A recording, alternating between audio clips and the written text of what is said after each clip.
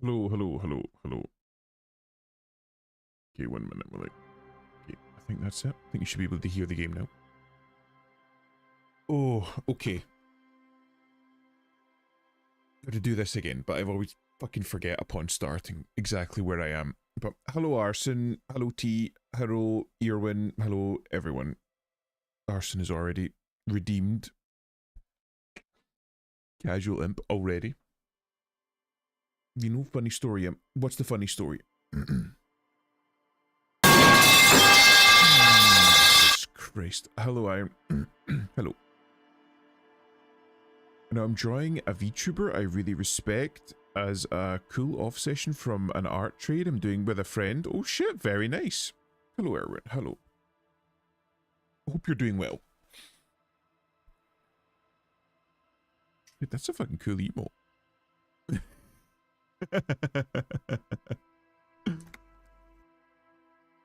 I'm hoping now that I've got more free time that I'll be able to actually finish this game.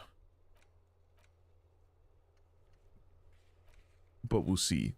Oh yeah, we cancelled that one because I did it. Where the fuck are we? Oh shit, yeah, that's right, I don't have a map. God damn, that ad makes me mad. What ad? Dude, I don't want to draw buff women, I want to draw short. I don't know, T. I think you might be in the same boat as Elusive, where he's exactly the same. He wants to draw like femboys and twinks and shit like that, but he has such a talent for drawing women. It's weird. I reinstalled Disco Elysium because you're playing it, thank you. But I'm not an old man. Jeez, these fucking Zoomers are getting uppity. I'm not that old. Only... Christ, how old am I? 30... 31? I think I'm 31. You're even retired? I'm not retired. I'm not retired. Smoker in the balcony. Okay, a working firearm. Make you think you can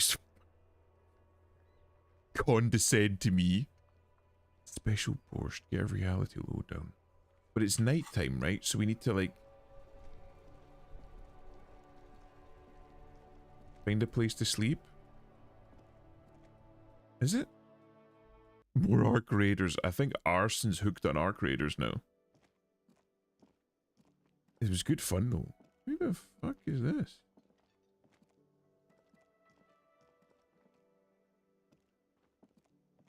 Oh wait, hold on. What do we think that we'll need to talk to Gart? Unsavory odor. Can I wash? Hold on. Let me go up to my room. I think I should still be able to get into my room, but let me see if I can wash. I think that's something that I can do. Yes, Arson more arc. I'm only 29. 29 is young, and then there's 29 years wasted. Turn that one soy jack meme. You gotta have hope. Oh. Damn, it's locked. You gotta have hope. You can make the most out of your life at any age. Don't start thinking, oh, well, I'm fucking 29, I'm 27, I'm 24, my life is basically over. It's not. You gotta have hope. Hopium. Can I help you? I need to push him to drink on Gator level. I don't think anyone can quite get me to the point that Gator does, because I don't know how he does it. Just what, like, even watching his stream, because I was watching his stream that he was having with Cookie and John there. And if you watch him stream, the way that he plays, even when he's playing with people, is he plays like he's solo. You know what I mean? Like, he just runs off and does his own thing, and John's like, Gator, what the fuck are you doing? We're like healing up, or like we're leveling up, and he's just fucked off halfway across the map. He doesn't consider that there's other people there. To live inside Gator's head must be fucking amazing. It was really fun playing with Arson. It was good fun. I hope I get twink death and twink resurrection. I don't I'm going to be honest, T. I don't think that's going to happen. Men, right. This might be controversial amongst the women, but it's true. Men age a lot better than women. Like, if you, as a man, are being a man and not trying to be like cutesy or a twink or something, if you do it right, a man can age and build gravitas. You know what I mean? It doesn't hold quite as well for women. I think you have certain women that do it very well, like Dame Judi Dench. I think that she is aged very gracefully, but men, generally speaking, get better with age. Imp is lol. I'm just like, you see that? Shoot it. You're a bad influence on people. Adam just like sees shit in the distance and he's like, wouldn't it be funny if I just fucking winged that Rocketeer and then just scurries away? Like a phoenix rising in the sky. I hope that works out for you, T, but I don't know if that's how I don't know if that's how it's gonna be. If you want to be a twink, you gotta make the most of it. Because you start hitting 25, 30, it's gonna start getting difficult. It's gonna start getting difficult. Get my bag and me trying to get lost. Yeah, then I'm gonna get stuck alone with 3 dudes chasing you around the map. I mean, it was fucking absolutely hilarious. Arson spawning in with nothing and us managing to get out with a little bit of loot. You aged well, like a fine wine, but for a start, easy on. You're fucking gonna give me a big ego. Only in the sense that it gets better the older. Yeah, like men, generally speaking, it gets better the older that you get. Generally speaking. You build gravitas. You get that. You get like, yeah, I don't know, like the deep voice, the salt and pepper hair, a little bit of like a fucking scruffy chin beard. Like you look a little bit more distinguished, a little bit more like worldly. It looks good on a man. Doesn't look quite as good on a woman. I'm not saying that older women can't look good, but you have to work a lot harder. It's newbie look. It might be, but still though. You did really, really well. You're a lot more focused than Gator is, we'll say that. You tend to keep your eyes on the prize, because that's the way that I think I, at the very least, tend to play Arc Raiders, is that I like to go in with an objective and I'll go for that objective, so I'm quite focused in what I'm doing. Gator just goes in looking for loot, and any shiny thing that he comes across, he'll chase after. Adam's just looking to spill blood, but at least he's quite focused in on that. Yeah, about that money I owe. Have you got it? How much do we owe you again? A lot. A lot. For the room, drinks, and broken window, 130 real. God damn it. I was wondering if we could come to some sort of arrangement. Does that arrangement include you paying me what we already agreed you owe me? I'll pay you back tomorrow, I'm an honest cop. I'm cold out. It's cold out. I'll freeze to death because I'm losing the stupid money game. Come on, man. After everything we've been through. Kim's about to say something. Let him. You know I what, understand your predicament as the manager. However, yeah, Justice I feel Glass. I must remind you that we are here to conduct an important investigation that also affects your business. You fucking tell him, Kim. Saw like a 4chan post on a YouTube video where a guy said he was like 27 starting to feel twink death, where he just starts balding and getting hair everywhere or something. It sounds absolutely horrifying. So if I do get twink death, I hope I start to look like an old cricket man like Zeus from Record of Ragnarok.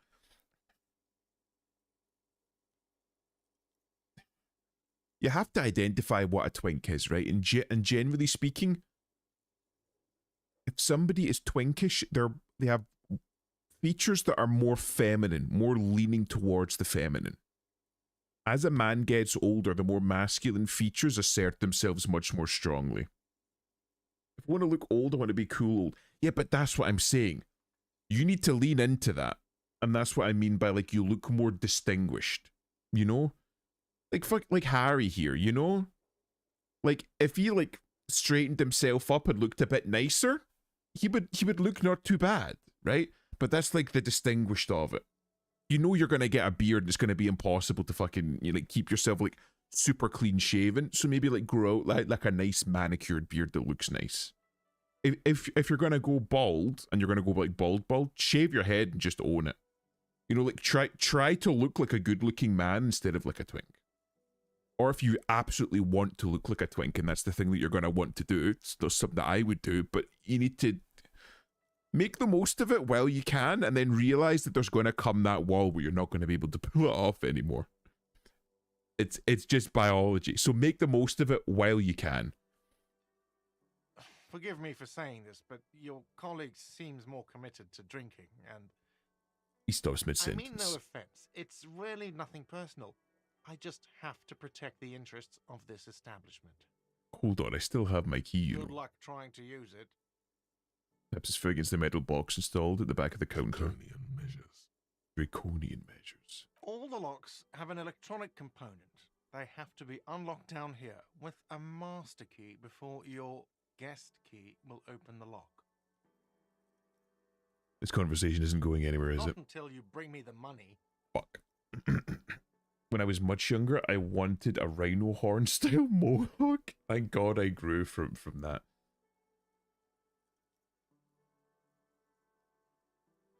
You tend to find that an awful lot of young people want to like have like wild and wacky like hairstyles or fashion ideas, and that they all very quickly kind of zone down into being like normal or like kind of more uniform, and you find out that like adults don't do that because they're boring or because they don't have soul or something like that. There's a reason for it. Okay.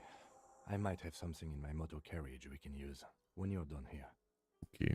Oh, Lieutenant, we're done here. God damn it. Goodbye. I'm not gonna get involved with Sylvie. Let's have a look.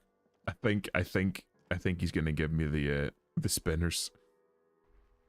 I told my mom I wanted it, and she told me to stand still while she was cutting my hair. Turned out I got a buzz. You know what? Your mum's a smart lady. Inside, you see a set of steering levers. Sometimes when your mum and dad tell you no, you're not getting that thing, there's a reason. There's a good reason. Here we could sell. Look in the back, in the suspect transport enclosure. Transport enclosure. Regular people just call it the cage. The cage. The cage at the back of the motor carriage looks rather uncomfortable. 4 shiny hubcaps are stacked against the seat.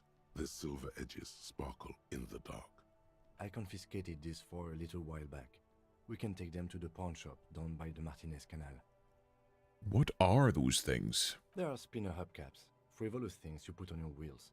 When the wheels come to a stop, the caps keep on spinning. There's no real use for them, it's just for vanity.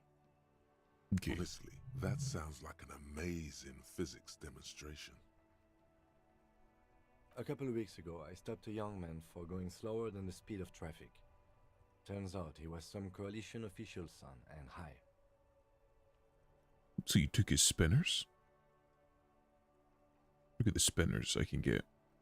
I get it. I would have confiscated them too. They're mesmerized. So you took his spinners? I took them and arrested him for driving under the influence. Isn't that corruption? I don't know. Is it? Is- I was going to take them into evidence, but they weren't necessary for conviction. He never asked for them back. It's fair enough. Did you want to put these spinners on your machine? No, that would be silly. I don't know why I kept them. It doesn't matter. I couldn't put them on this MC anyway. A cop with spinners. That would be outrageous. Yeah, outrageously cool. He flashes a smile, barely visible in the dark. I'm sorry you have to sell them because of me, yeah. As I said, they are useless anyway. I should have remembered I have these earlier. That's sad. Kim's such a fucking good guy. He fucking saved these for himself, and he's like, nah, my partner needs it. Yes, there's one 100 meters south of here.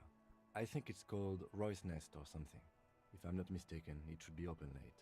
Fantastic. Items that can be pawned at Bird's Nest Roy's appear in your inventory under the Items tab.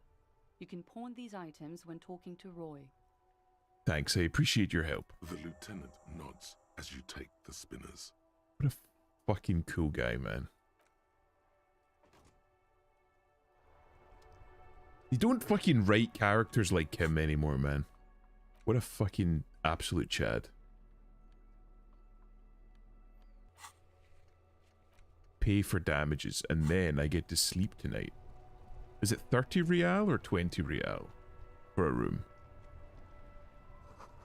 Ancient phone that doesn't pump water anymore. There's a tree in it. I can see that. There's a thing down here. What's the thing? Tire tracks leading to the roof. Do you want to see a clip I did for one of my friend's streams? I'd say it's worth your time. Sure, I'd be happy to look at anything. Anything interesting around here? Plastic wrapped macaroni stamp with humanitarian aid. Humanitarian aid and tuna fish not for resale. Speaker from the peoples of Samara. Food gift from the peoples of Messina.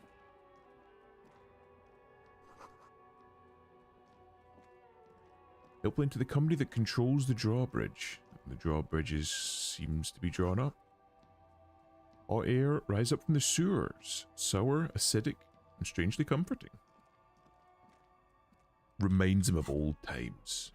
Maybe I should carry this bag, just in case I see any bottles.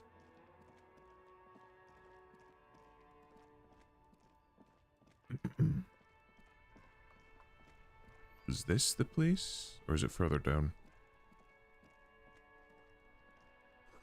Yeah, that's Roy's. Let's have a little look outside first. Waterlock out of order until Wednesday. What's this? A couple of indicator lights are missing from this control panel. Loose wires dangle from the now vacant holes. In the middle is a lever. Beneath it, a small metal plaque. Okay. This panel usually closes the waterlock, turning it into a bridge that lets you cross the canal. But there's a crashed salmon and butter sign in the way. Pulling the lever probably won't do anything. Okay, so we'll pull the lever then. Oh, wait. There's things here. I'll take a 3-hour nap. Bye. Thanks for stopping by, lots. Always appreciated. Ooh, plastic here. Fingerless gloves. Oh, that's right. This guy's a junkie. So I should probably have electrochemistry shit on. Esprit de Corps. Shivers. Electrochemistry. Then one disco mother. Inland Empire. Do that. Right, bam. Let's go inside. Roy. I need money. Bust of a woman. The plaque simply says day. And the dark film projector is wearing away. Some kind of machine, an antique cash register, perhaps. What's this? I finally, after 10,000 years, I've been awoken from my slumber, or rather, I finally got good internet. How's it going, Ace? How have you been? It's been a while. I saw you in a cookie server.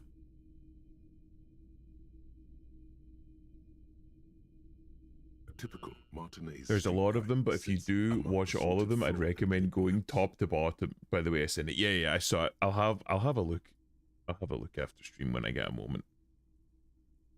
A typical Martinez streetlight sits amongst the assorted floor and table lamps. Let your gaze run over the The light streetlight. pole has been carefully cut, and the wiring has been redone and attached to a standard indoor plug. The light buzzes faintly, but persistently. This would make quite a statement in your living room. It would make a statement, but what would the statement be? Is that a streetlight? Yes, officer. As you see, it's in perfect working order. Interesting. His manner is casual, but his speech is careful, measured. He wants you to know that he has nothing to hide. Interesting. It has been. I moved to Texas, got a blue-collar job, and things have been going well. How have things been for you? Yeah, pretty good. I can't complain. I'm glad to hear that things have been going well for you, Ace. Where did you get this? It was brought to me to be altered. To be altered. We are not here to investigate the theft of city property. He leans in so the pawnbroker doesn't You hear him. have to admit it's rather clever, what he's done with it. He pauses, studying the light. How much for the streetlight? 700 real. Jeez. A bargain, I dare say. Are you out of your mind? There's one just like it on every corner. Even taking into account the risk of obtaining the light, that seems a bit steep. 700 sounds about right. I imagine it wasn't easy sawing off a street lamp. Even taking into account the risk, yeah, this is There's too much. also the matter of rewiring. But the most important transformation is the light's placement among ordinary indoor fixtures, which has adjusted its morphological field. The light became suitable for use inside the home just a few days ago. Only a few days ago, interesting. I'd really recommend watching the first clip. It had me laughing for so long. I will do, T. I will do. Don't you worry. Wow, What's this? a very large red t-shirt with an impressive print stands out from the other garb. Oh yeah? Oh yeah, the print depicts a muscled man striding toward you, a giant sword in each hand, encircled by burning embers. Behind him is a cluster of cabins engulfed in flames. Beneath him are the words, Hjelmdal burning. Hjelmdal. The antlers on the hood of the man's cloak and his piercing blue eyes are familiar. Are familiar. Metal as fuck, honestly real. Some Conan the Barbarian shit. What's the deal with the man in this t-shirt? It's the man from Hjelmdal. Hjelmdal. Walking away from his burning village. Yes. I'm guessing I'm supposed to know who this man from Hjelmdal is, but I lost my memory recently. I need help remembering basic facts about reality. Remind me who the man from Hjelmdal is again. The man from Hjelmdal is the hero of a series of popular books based on a fictional version of Kotla, mostly what is nowadays Arda NFD. Interesting. In fact, most people don't think that man from Hjelmdal ever really existed, but they are wrong. But they are wrong. Hjelmdal isn't a real place. Neither is the man a real man, of course. But both the man and Hjelmdal are an ontological necessity. But hey, it's not worth getting into an argument about. An ontological necessity. Wow, what? What do you mean the man from Hjelmdal is real? I mean, even if the man from Hjelmdal didn't exist before the adventure novels, the stories have made it so that he has. It's simple, really. So this is... I think he's basically talking about the idea that the collective consciousness makes things real even if it's not real. I suppose you could call it like manifesting. If you believe in something enough, or if something enters into the collective consciousness as having been real, then it becomes real. You sound skeptical. It's not that complicated. All that's required is a more robust understanding of cause and effect. Besides, I've been to Kotla, though not quite as far north as the Hjelmdal, and watched northern lights travel across the sky. Very unique, energetic tides there. So like a psyop? Kind of, but not really. Like, I think probably like a good idea, or like a good example of something like that is like, have you heard about them? Well, The Simpsons did it. Gave you an idea of Lisa Simpson it picks up a stone off the ground and says to Homer, "This stone keeps away tigers." And Homer's like, "Don't talk fucking shit. It doesn't keep away tigers." And Lisa looks around and says, "Well, do you see any tigers around here?" And he goes, "I would like to buy your anti-tiger stone." Because he believes that the stone keeps away tigers now, then it keeps away tigers. And if you look around, there's no tigers, so it's become real. And if you get enough people to believe that that stone keeps away tigers, then it keeps away tigers. It might not necessarily be the actual case. Like if you introduced a tiger into the equation, the tiger's obviously not going to fuck with... It doesn't care about the stone, it's just a stone, right? Unless maybe you threw it at her or something. But if you have enough people believe it, you can build up a society around that. You know what I mean? oh, I'm going to the shops, give me the anti-tiger stone so I don't get mauled by tigers on the way to the shops. And that's just something that is there. So if I brand myself a twink tuber, I'll become a real twink. Absolutely perfect, T. Absolutely amazing. If you brand yourself as a twink VTuber, get a model, and like market yourself as being that, you could be a 50, 60-year-old man, but because everyone in your following and everyone online believes you to be a twink forever, then you will be a twink forever, because you exist in their minds as a twink forever. That's basically it. That's how the orcs in Warhammer 40k work.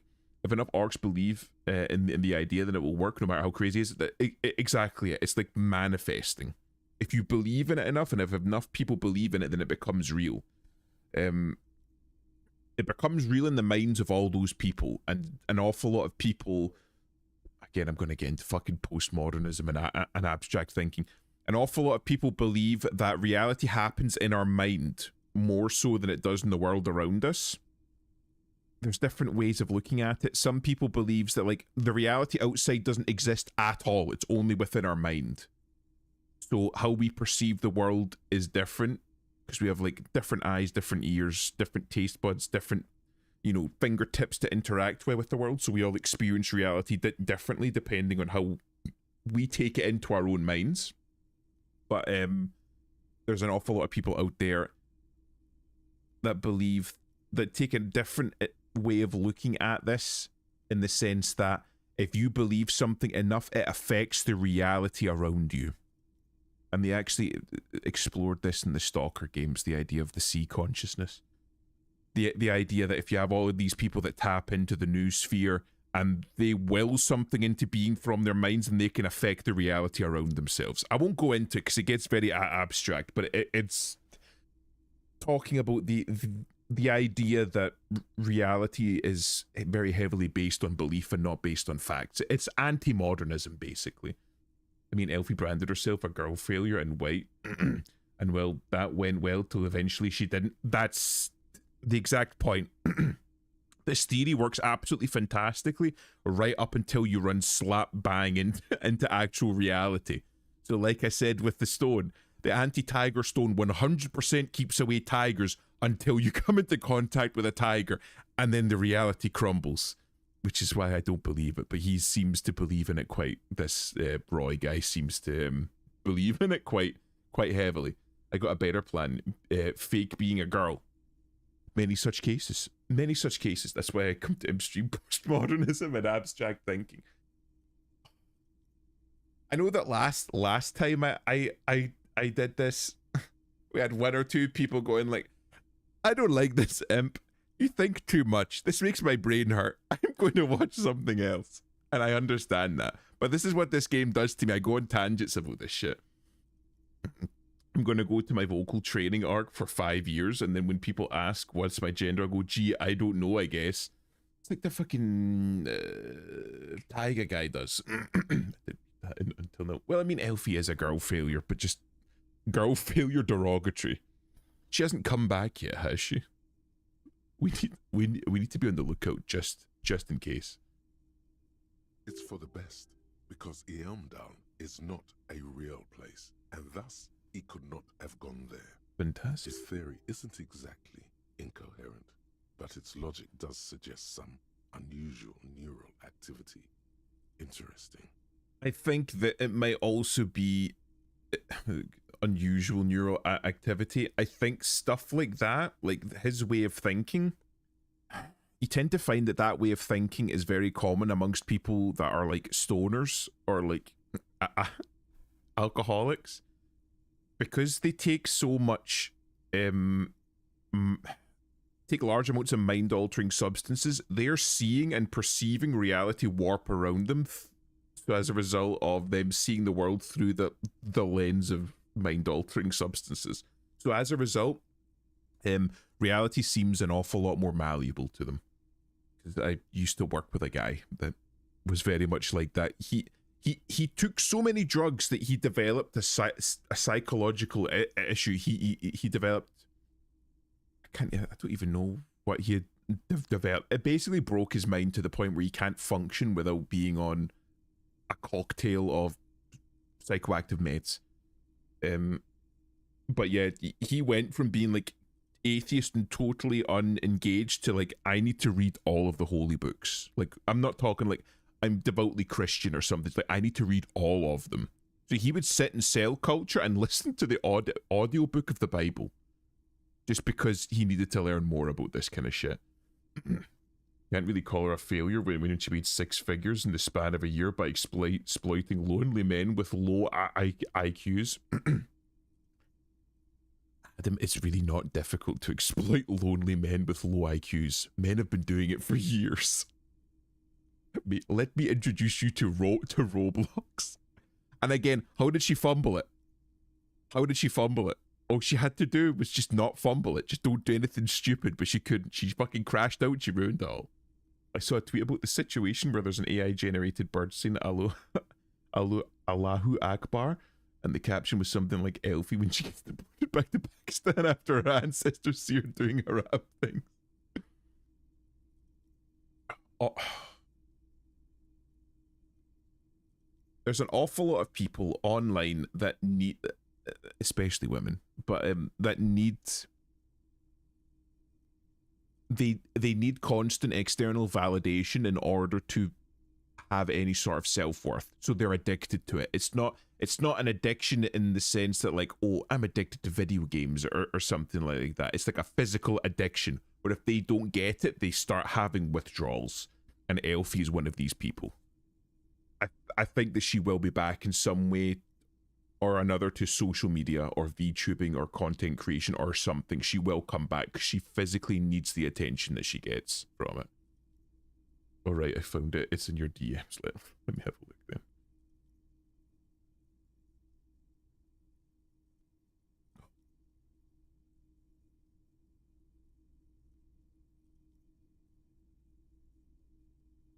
Oh, Jesus Christ.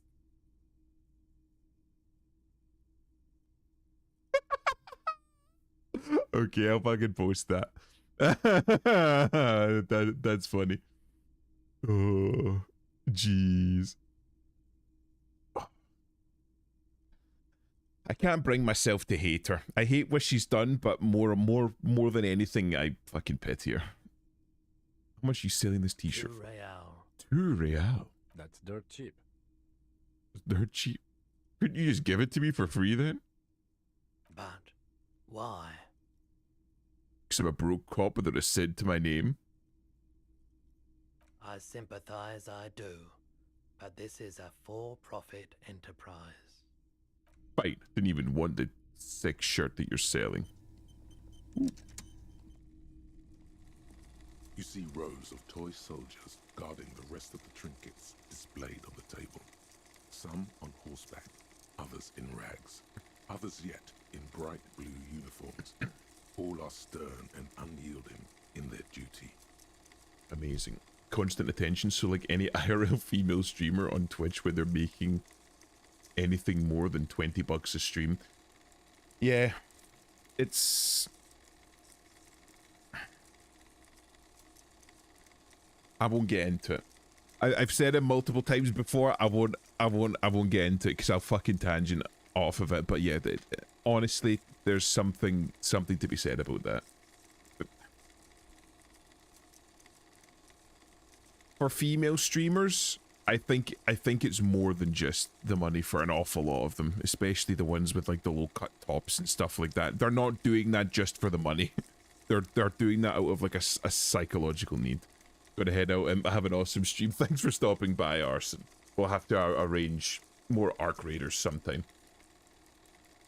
Expect the knights on horseback. Big men on big horses, clad in lamella armor and carrying flintlocks, the kind that would mow down a line of enemy soldiers in the blink of an eye.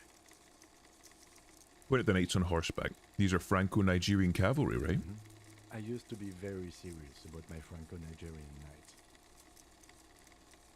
Yes, please, we'll need to arrange it. Inspect the blue They're uniforms. not all blue. These figurines also wear gold coats and caps, complemented by orange trousers. They are variously posed. wielding swords and rifles with bayonets. What are the blue figurines? Are these royalist soldiers? Which ones? Ah, those. Yes, they are.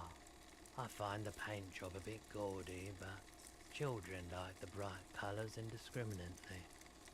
Inspect the figures and This rags. set of soldiers isn't meant to look impressive. A few have rifles, but most of them carry pistols. Some even shovels and tall sticks. Are these even soldiers? You're probably talking about the revolutionaries, yes? Yes, they are soldiers, revolutionary soldiers. I think their poverty has been exaggerated for effect. When you place them next to the royalists, it doesn't seem like they could possibly win. It's meant to give people hope even we can do it. The contrast is meant to be disheartening, as it ought to be. It's impossible to win against the cohorts of capital, as my friend Guard who's bitch admitted me. Oh. I wish it was more nuanced. As it stands, I cannot comment. I mean...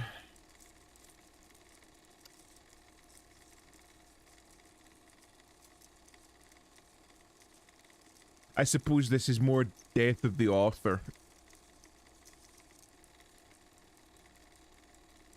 You know what I mean? Like, there are people that made the figures probably meant for it to be 1 or 2. But what do I see when I look at it? I think it's very clearly supposed to be disheartening, given that it was probably made during the pre-revolutionary era. I wish it was more nuanced. I can't possibly say. Say very much, to be honest, but there are many parents among my customers. Dress code rummager? Apparently I'm in the dress code for it. Dig up a truly cool figurine in the box under the table. Why? Hell yeah. What's this? A headless man riding a horse? A headless man wearing futuristic tracksuit trousers that say found. What is this? Oh, that's the Headless Phone Rider. Who? The Headless Phone Rider. It's an urban legend about a man who rides the streets of Revachol sporting a fawn tracksuit. As you see, he's missing his head. Yes, I can 50 see. cents. Bargain price. I'll throw in the tiny cap too. I think he's looking for it, or something. That part of the story has many interpretations. 50 He cents. lost his cap when he lost his head. Perhaps he's looking for the head.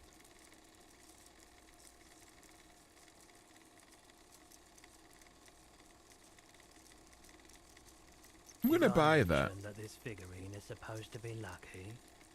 Always carry it with you. Step away from the table. What is that?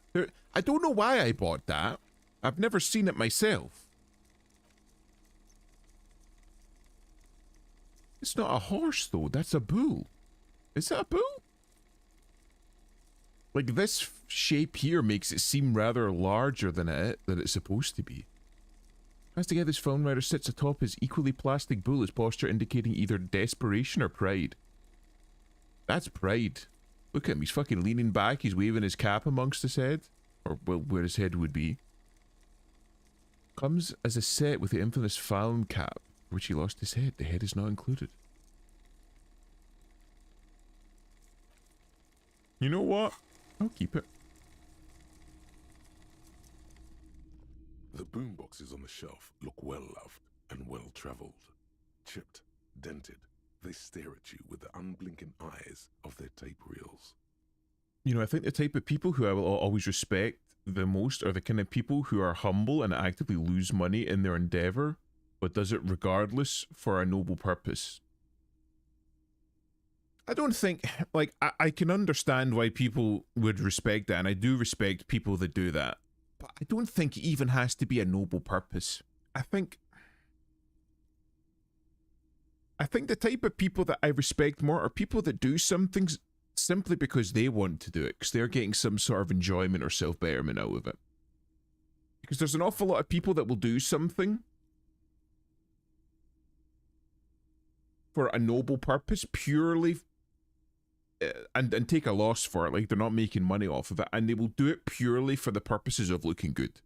So they're not getting anything like monetary out of it, but they're doing it to like ingratiate themselves or like clothe themselves in the trappings of, you know, goodness, you know? Like, take for example Mr. Beast. I think we can all look at Mr. Beast and say that he's done a fuck ton of really, really good shit for like charities and stuff, like giving away millions upon millions of dollars, curing the blind, building wells for the thirsty, feeding the hungry. He's done an awful lot of good stuff. But don't look me in the eye and tell me that he's not doing that for a reason. He's not doing it just out of the goodness of his heart. Mr. Beast is the fucking Antichrist. He may very well be. He may very well be. There's something not quite right about him. I will say that. No man that smiles like he does doesn't have some skeletons in his closet. It's a smile that doesn't reach the eyes. He has dead eyes, but a big smile. He's hiding a lot. He has to be. But the point that I'm saying is that all of the charitable shit that he does, there's something behind that. He's not just doing it for the sake of being charitable. You don't advertise like that unless you're doing it. I think I respect an awful lot of people that just do shit for the sake of doing shit. Like, who's that guy on, the guy that does woodworking on Twitch? He's like Hawaiian or an islander or something like that, or like he's Maori. And he does like streams on Twitch or something where he does woodworking, and he just sits and he does woodworking and he chats with his chat, and somebody subscribed to him and he's like, nah, I'm not doing this for money, I'm doing this because it's fun and I want to do woodworking. And the guy actively stopped stream to be like, how can I refund your subscription? I don't want to take your money. The guy stopped midstream to see if he could refund the subscription because he didn't want the money. I don't really want to say too much because it's the internet, but a person in my personal life had and has been actively very stingy when it came to their stuff, wanting to make easy money from art, in which it's just like AI generated videos with low effort content. There are an awful lot of people that will look at that and say like, oh right, well that's the grind, that's what you have to do. But doing something for its own sake, especially these days, is commendable. I think there's an awful lot of, like, I think that we need to encourage people to do that. Like, not everything has to be a money-making venture, not everything has to be for the purposes of, like, making yourself look good, not everything has to be virtue signaling or trying to give yourself an ego boost. Not everything has to be, I need to profit from it in some way, be it monetarily or, you know, societally or morally or, you know, through something like that.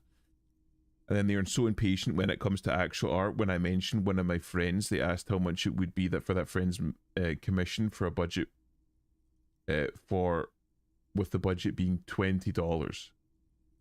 Impatient when it comes to actual art. And when I mentioned one of my friends, asked how much it would be, $20 isn't a lot for a commission. It's really not. I suppose that you've got like the quality and time and price. You can't have all three. You can't have a good price, a quick time, and good quality. You have to make a sacrifice for one of them. Stand on your tiptoes and see more. One especially catches your eye. Deep gold and amber plastic with a big old handle on top. A classic boombox that says Stereo 8 approved. Just make sure it works before you buy it. Shopkeep, this Stereo 8 approved machine here is the Harman Welsh W2, made in Vespa, designed in Seoul, plays all reel-to-reel formats, 2mm, 8mm, 12mm. It's even got a little radio in there. It'll set you back 12 real. Oh, shit. What I really want to know is, could this device come in handy in my police work? I don't know. If police work means playing tapes, sure. You can use it for that. Or any other time you'd need to play a tape. Are you sure this is all in working order? Absolutely. I've tested each one myself with recordings of speech, found sounds and music from a variety of genres. Even though I don't really like music. You don't like music? That's odd. Why doesn't he like music? Don't like music? What do you like then? The stuff I record myself. Silverware shaking in drawers as motor cars race by. Nocturnal animals climbing on the roof. Airship rotors. That kind of thing. He likes like fucking background noise then? It gets ridiculously annoying how often they tell me about their YouTube or try to tell me about random software. They tell me about knowing damn well they will forget about it in a week. By the way, the friend I'm talking about does 3D, so the price would be a lot higher. Yeah. Their YouTuber tell me about a random software. They tell me about knowing damn well they'll forget about it in a week. It sounds like they might just be ADHD or something. Like if they're like either that or they're like trying to self-promote and like fucking brag to you. I know a few people like that. Where like the only time they'll like communicate with you or talk to you is if they're showing off something that they're doing. You know what I mean? Like they'll come into your DMs to show off like something that they've done on YouTube or something, or like a project that they're doing or something that they're taking part in, and they'll show you a bunch of stuff, and then the second they've shown you it and you've given them a reaction, they disappear and they're gone. So I think I kind of understand. It's like, I want to show you this thing. Okay, you've seen the thing. Okay, I don't want to talk to you anymore. Goodbye. And they just go. Maybe you should ditch music as well. Get into these more experimental sounds he's describing. Suppose it depends on what you mean by music.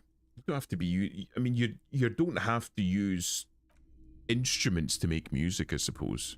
It's not often that I see officers from the RCM in my pawn shop. Man at the counter turns to you slowly. What can I do for you? Sorry, I feel like I'm interrupting you. Shake your head. It's shameful how insufficient the police presence is in these parts. Now that the RCM is here, tell me, have you had any trouble lately?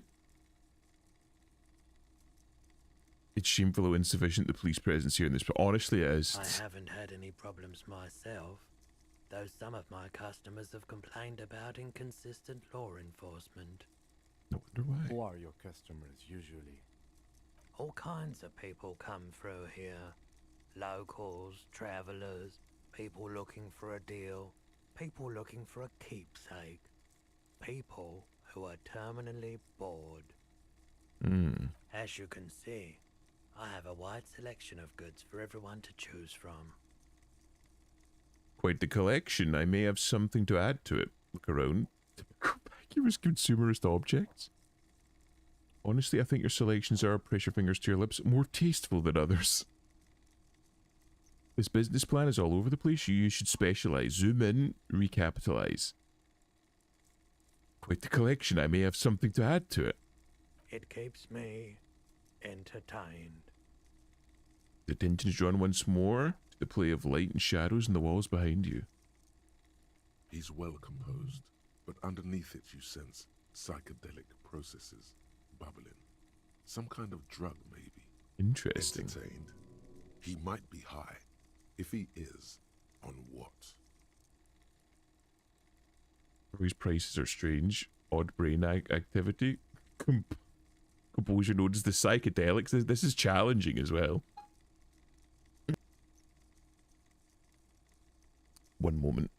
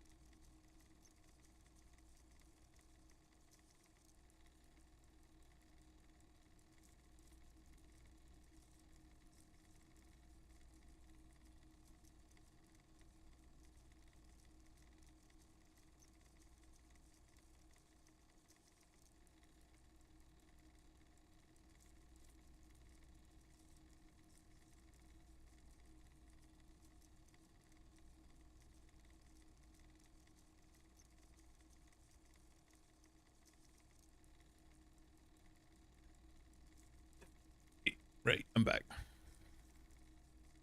Is Roy high? And if yes, what is he on?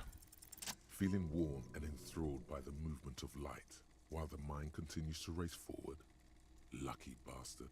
He's probably on Pyrrolidon. It's tough to come by on the street. Pyrrolidon, what is A that? drug developed by the military to treat and prevent radiation sickness. It has psychedelic side effects, and it makes your eyes turn yellow. Makes your eyes turn yellow. Is it just me or is it really warm in here? Look around. Sir, could you take off your sunglasses? I'd like to check your eyes. Get straight to the point. So where does a man get Pyrrolidon these days? Just me or is it really warm in here? I try to keep the shop at a comfortable temperature.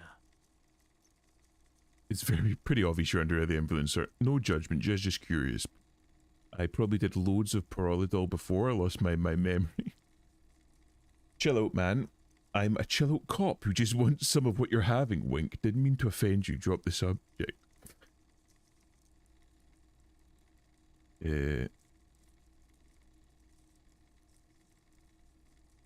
No, honestly, he's like... I think you saw of it, you would probably like vibe a little bit with the fact that I've lost my memory. No judgment. Just curious. I probably did loads of Pyrrolidon before I lost my memory. I've had to take it.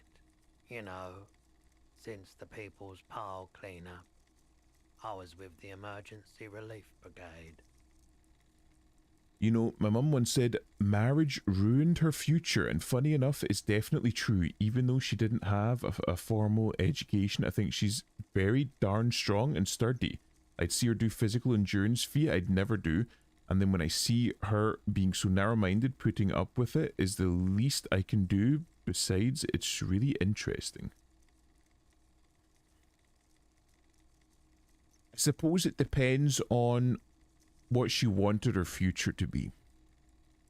Its marriage is pretty safe for women. When it comes to marriage, for a woman, it's a very safe bet. Much less so for men. But if your mother was wanting to go on and do something more, if she had ambitions, then that might be stifling for her.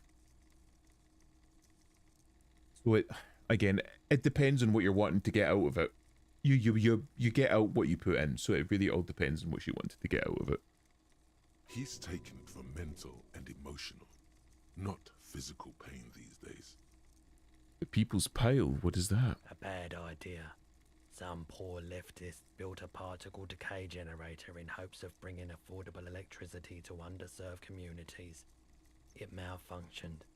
Radioactive waste everywhere. Probably some of it in you too. Jesus fucking Christ, they tried to build a nuclear reactor? The People's Pile was a Type U particle decay generator that failed immediately after entering service, releasing radioactive waste into River Esperance. What is a particle decay A generator? primitive nuclear reactor, also called a pile. Why is it called the People's Pile? Construction began during the Commune of Revachol. The people continued work on it after the Commune fell. They wanted a cheap source of energy for Revachol West. Needless to say, things didn't work out. I'm going to say this, it initially looked very promising from her side. Yeah, but like, promising financially? Because for a woman, if you enter into a marriage, generally speaking, it's quite a safe bet, because if you have like a husband, then you know that at the very least it's very, very likely the husband is going to take care of all of your worries financially. You're going to survive. You'll have a home, the bills are more likely to be paid.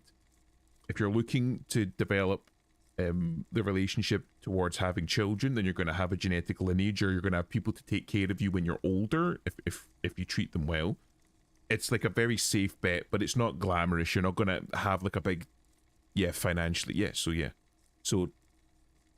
you're not going to have to worry about the financial aspect of things, and you'll be able to build a family. But that's it if that's what you're wanting to do.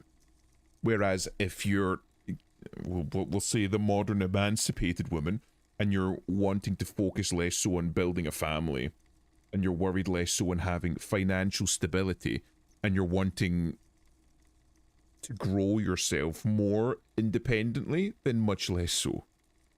Because if you operate as a single individual by yourself, then you can go on, get educated, go and find jobs requiring more effort, longer hours, making more money, and then you can maybe build something up from there. Dude, I knew it was that bad when my mum thinks my dad is gay. Jesus fucking Christ. I mean, he can't be that gay if he had you. Why did it fail? An emergency valve defect resulted in steam pressure blowing the turbine, taking the fuel containment vessel up in the explosion.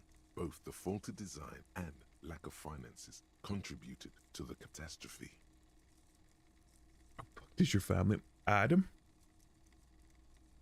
This boy is worried about twink death, and he's in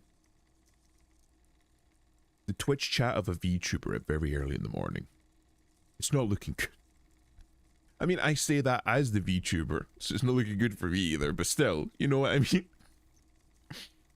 You can't be throwing stones in glass houses here.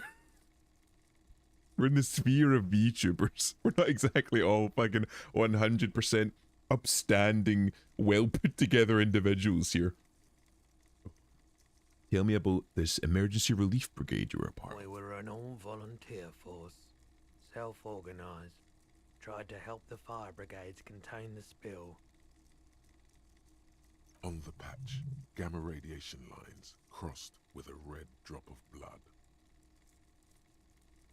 The white triangle in his hard to see. I lived by the river since I was a small boy. The Esperance didn't have the art to let it all go to shit without trying to do something to help out. That's fair. It's pretty obvious they didn't love each other, period, ever. Probably not, but for most of it, definitely, if not more. I mean, you're not alone. I think for the longest time, it was the standard. You know, especially depending on the culture that you come from, arranged marriages, two people that don't necessarily love each other, they get together for the purposes of money or business or, you know, titles, familial ties and shit like that. So it's common, sadly, but if at the very least they can maintain civility. And I mean, you're fucking getting old enough. You're getting up there anyway. So you can, like, go to university, get a job and move out soon anyway. So it's sad, but it's just a fact of life. And you're not the only one. At this point, you need to start thinking about picking yourself up and making your own way in life if it's something that's bothering you. You don't have to put up with it now. Nah, well, my mum came from the countryside and apparently her relatives were pushing her to get married already. That's very common. Especially in a lot of, like, East Asian cultures. Very much a case of, right, so you're 18, so when are you getting married? When are you having kids? When are you settling down? When are you building yourself a dynasty? You know? Not uncommon. There wasn't much the volunteer force could do, however. We wasted years in the river mud. Years getting sick. Due to the spiraling light and stops. Must have been tough, radioactive cleanup. There's a reason why everyone's tried to forget any of it ever happened. And why no one has tried to repair or replace the pile. So much disappointment. And early deaths. Cancer mostly. And we knew all that was coming even as we were cleaning up as best we could. I'm going to be honest, given how fucking bad it sounds, you would be lucky to die of cancer. No one's. Everyone's. A bunch of poor people built themselves a primitive nuclear reactor, hoping for the best. What do you think is going to happen? But they did it anyway. You have to wonder why. Why did you end up running a pawn shop? The cleanup happened 15 years ago. I was young then. Later, my second aunt died. Left me this shack and all the assorted junk in it. So I came to Martinez. People told me don't go there. It's a shithole. I said, people, we just had a nuclear pile meltdown. I'm gonna get as far away from Forburg as I can. Still in the same city, but... Yeah. That makes sense, I suppose. I like the theory more than the story. Outward movement, not vortices. Yeah, you gotta get in on those vortices, my man. To share your pyroholodon. There's something I'd like to sell. You might be able to aid our investigation. By the way, you don't happen to have any guns like the ones carried by cops. Yeah, you know, maybe it does. Someone else came here earlier today asking the same question. I promptly sold her the gun you pawned a couple days back. Her? Or so somebody bought my gun? Oh no, I would die. This is a pawn shop, and it did feel as if you've met before. Oh God. Why didn't you let on when I first walked in? The lieutenant shifts from one foot to another. Alert. Wait, I sold you my gun? You were adamant about getting rid of it, officer. Said you were undeserving of a service weapon of the Revachol Citizens Militia. And he fucking bought it? And I don't like keeping guns around the shop for long. Off the charts photon emissions. The unhealthy kind. It was giving off light?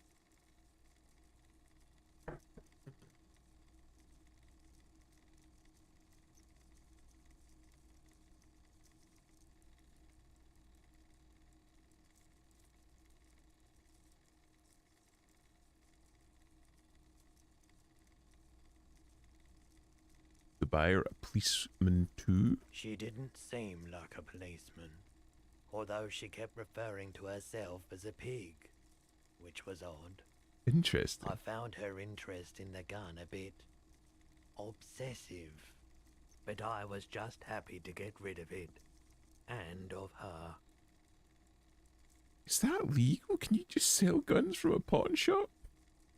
I really don't mind sharing this information nowadays or at all, since I don't exactly feel ashamed of it. Never been at all. Never been at all, because I just assumed people have it worse due to the pressure of them going to boarding schools or extra classes. Generally speaking, online, it's a good idea not to share information about yourself. Not just because people say, oh, like, don't trauma dump, don't bring your issues in here. I don't really fucking care about that.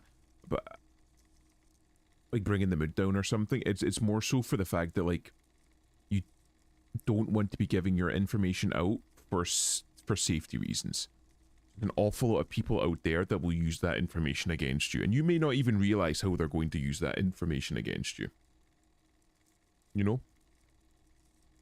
So it doesn't matter to me what you share, but you need to be careful just in general about sharing personal information, because there will be some skits out there that will be taking notes and will use that against you. But people out there always have it worse, but that doesn't mean you can't acknowledge and feel bad about the fact that you're in a bad spot. You know, just because you're just because your dog died doesn't mean that you can't feel bad about your dog having died because somebody's mother died. You know what I mean? So you're still allowed to feel bad. You're still allowed to feel sad about it, but don't let that become who you are. Don't become the sad guy, 'cause you'll isolate yourself from people. You'll alienate yourself in general, and it'll just get worse. You can't let the bad times keep you down forever. You just need to take it on the chin and keep going. They sell guns to and from pawn shops here all the time. Yeah, but this is supposed to be like France, is it not? Like very French. Just sling Miranda, anything you can say will be used against you. Basic knowledge, very true, Egon. Hello there. I'm gonna watch the price though, because from what I see, a lot of pawn shops overcharge. Maybe you're paying for the convenience of not having to go to a fucking gun shop. Oh no, guys, he came from a broken family. Now we'll harass her. Nah, I think I said worse things online, like much worse. I think it's more. I was speaking to another friend of mine. I won't name names. But I was speaking to another friend of mine like last year. It was a while ago now, and he was saying about how all the people that he meets online always seem to be bad people. They always seem to be trying to manipulate him. They always seem to be trying to like get one over on him. And I said to him, do you think it could be because of the type of stuff that you're putting out in the world? He's like, oh, what do you mean? Well, if I look through your social media, if I look through your streams, all you're doing is putting down about how much of a victim you are. It's all negative. This is bad, that is bad, the other is bad, this person sucks, that person sucks. And what you're doing is that you think that you're just venting and you don't care who knows about it because, oh, well, they can't dox me with it. They can't, you know, like find out where I live or harass me for it. I'm still anonymous. Like, yeah, but you're putting out into the world that you're a victim and that you're vulnerable and that you're a target. You say, oh, I never thought about that. Like that aspect of it before. And that this is what I mean with you need to be very, very careful about what information you put out into the world because there will be somebody out there that will take the information that you're putting out into the world and use it. And it might not be for a good use. I also care about my convenience and that's why I buy all my pharmaceuticals not from a pharmacy but from the dirty guy behind the local shop. He provides a good service to the local community. No, I realised maybe if I tried to keep calm when I was gaming, I wouldn't have such a bad gamer. The gamer moments are part of being a gamer, right? Don't let anybody tell you different. That's tradition. The gamer moment is tradition. We all have the bridge moment. That's traditional gamer culture right there. Truth be told, she was terrifying. Right, so let me get this right.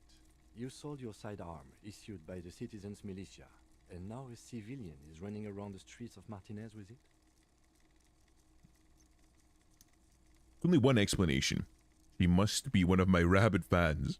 Maybe she's a vigilante, wants to prove she can do our job better than we can. I don't like it either. What if she intends to commit a crime and blame it on the citizens' militia? Could be. Maybe she's a vigilante. It's possible in these parts of town. We ought to find her and discourage her from taking justice into her own. Given the fact that he was talking earlier about how people were complaining that there aren't enough police going around. Nowadays, I just play PvE games like a chud. I'm going to be honest. PvP games have been ruined for me because you get, well, the two big ones. The first one is cheaters. Cheaters ruin it. Yeah, and we've had that recently in Arc Raiders. There's been a massive uptick of cheaters in Arc Raiders, and it's been noticed by like big creators, and it's been noticed by like myself and Adam and some of the other people that we play with. There's been a lot of cheaters. That's the first one. The second one is the meta gamers. The people that come in and they've like min-maxed the game down to its like barest. Like, they've stripped away all fun from the game, and it's just the numbers, and it's just like a stats game. If you use this loadout and this weapon and this ammo, and you play in this playstyle, you'll maximize efficiency. And it strips all the fun out of it, because now it just becomes like a numbers game. And it makes the game so unfun. Because it means now you have to play the way that they want to play. And I'm going to say it, Twitch streamers and YouTubers have ruined video gaming as a result of that, because fucking all of them. You'll have hundreds upon hundreds of Twitch streamers and YouTubers that the second a PvP game comes out, they're in there stripping it apart. Line of code by line of code, data mining.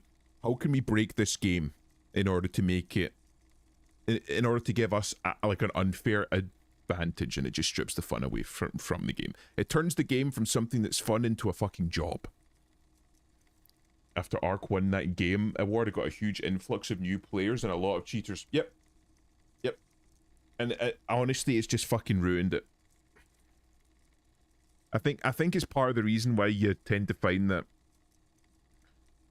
it's not just with video games, but like small niche video games and small niche communities tend to be an awful lot better because they don't have these influx of fucking idiots. Smaller communities that are kind of like gate kept and like more carefully curated and moderated tend to be a lot better. Tend to be more fun because you don't get these types in it. Any idea where I can find this buyer? My apologies, officer, but I have no idea where she was coming from or where she went. A Interesting. needle in a haystack. There is nothing you can do about it right now. You'll just have to hope Everard wasn't lying, and the Union can track her down in time. Have people from Everard Clare's union ever come here to track that gun? Maybe. Shady looking guys came in here yesterday, looking like they'd just taken off their Wild Pines overalls.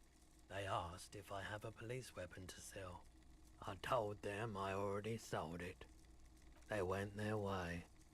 It was a trip, but you know, all sorts of people come here, asking for all sorts of things. Wait, then it might be true. Everard's claims. Well, he's at least got people on the lookout for it, but Maybe Claire really is tracking down your gun. who knows if he'll find it.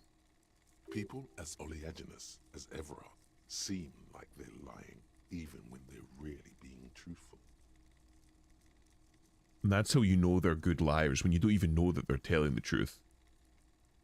At least now I know how I lost my sidearm. Let's talk about something Of else. course. I don't want drugs. Something I like to sell, you might be able to aid our investigation. I doubt it, but I can try and answer any questions you may have. Know anything about the recent hanging? I do my best to keep my distance from all manner of butchery. Bad for business, bad for everyone. He doesn't know anything.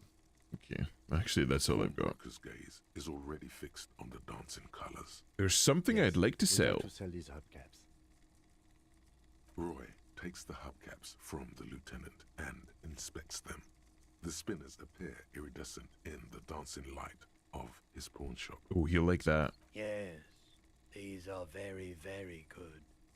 Did you defraud some foreign prince for them? Jump-a-mesque banger? No matter. I'll give you 200 real. Surely we can No one up was the price. defrauded or jumped, I assure you. As the pawnbroker opens the register and counts the cash. Come on, you gotta haggle. We can get more. Of course. I meant no offense. 200 real for you, officer. Isn't that fucking 99% of the point of a pawn shop that you can haggle? Come again. I would ask for 300 at least. Thank you. Here's the 130 real you need for your bill. Do not waste it. The rest goes in his The pocket, rest that's is for fair. him, to compensate for the pain of being separated from his radiant spinners. Him's a Anything fucking else you're saint. thinking of selling? I'll check my pockets. Access your pawn Anything menu. else you're thinking of selling? Suppose I could sell postcards, right? I don't think I need postcards for anything.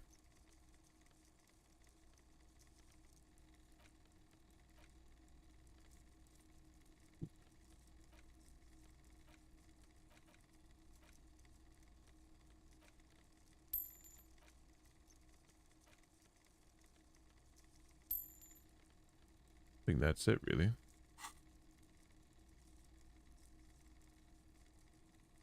Sell my clothes? No, I'm going to keep them. Don't have anything to sell at Another the moment. time, perhaps. Okay. I can now pay my bill. 150 real. I am a rich man. Fantastically wealthy.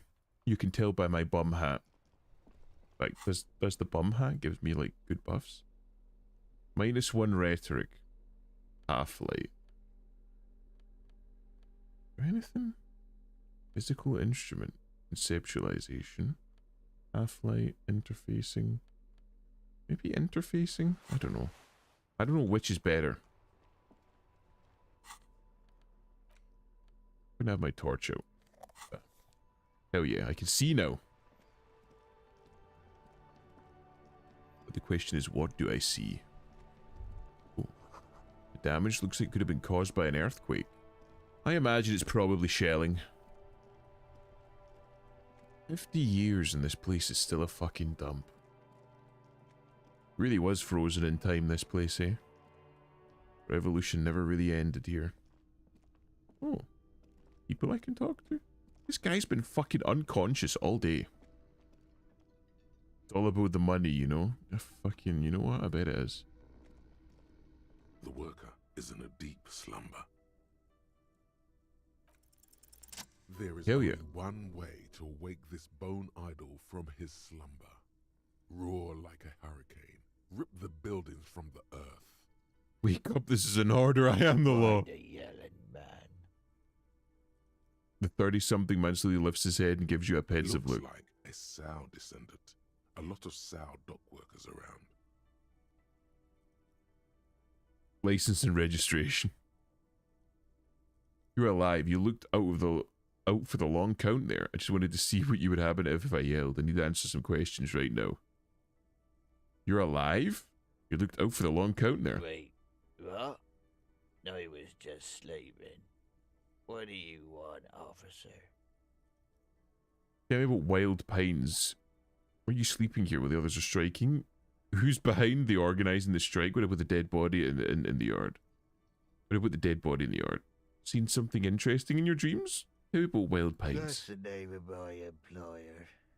I work in logistics. How's it going, Cheetan? How's that going? How's it going?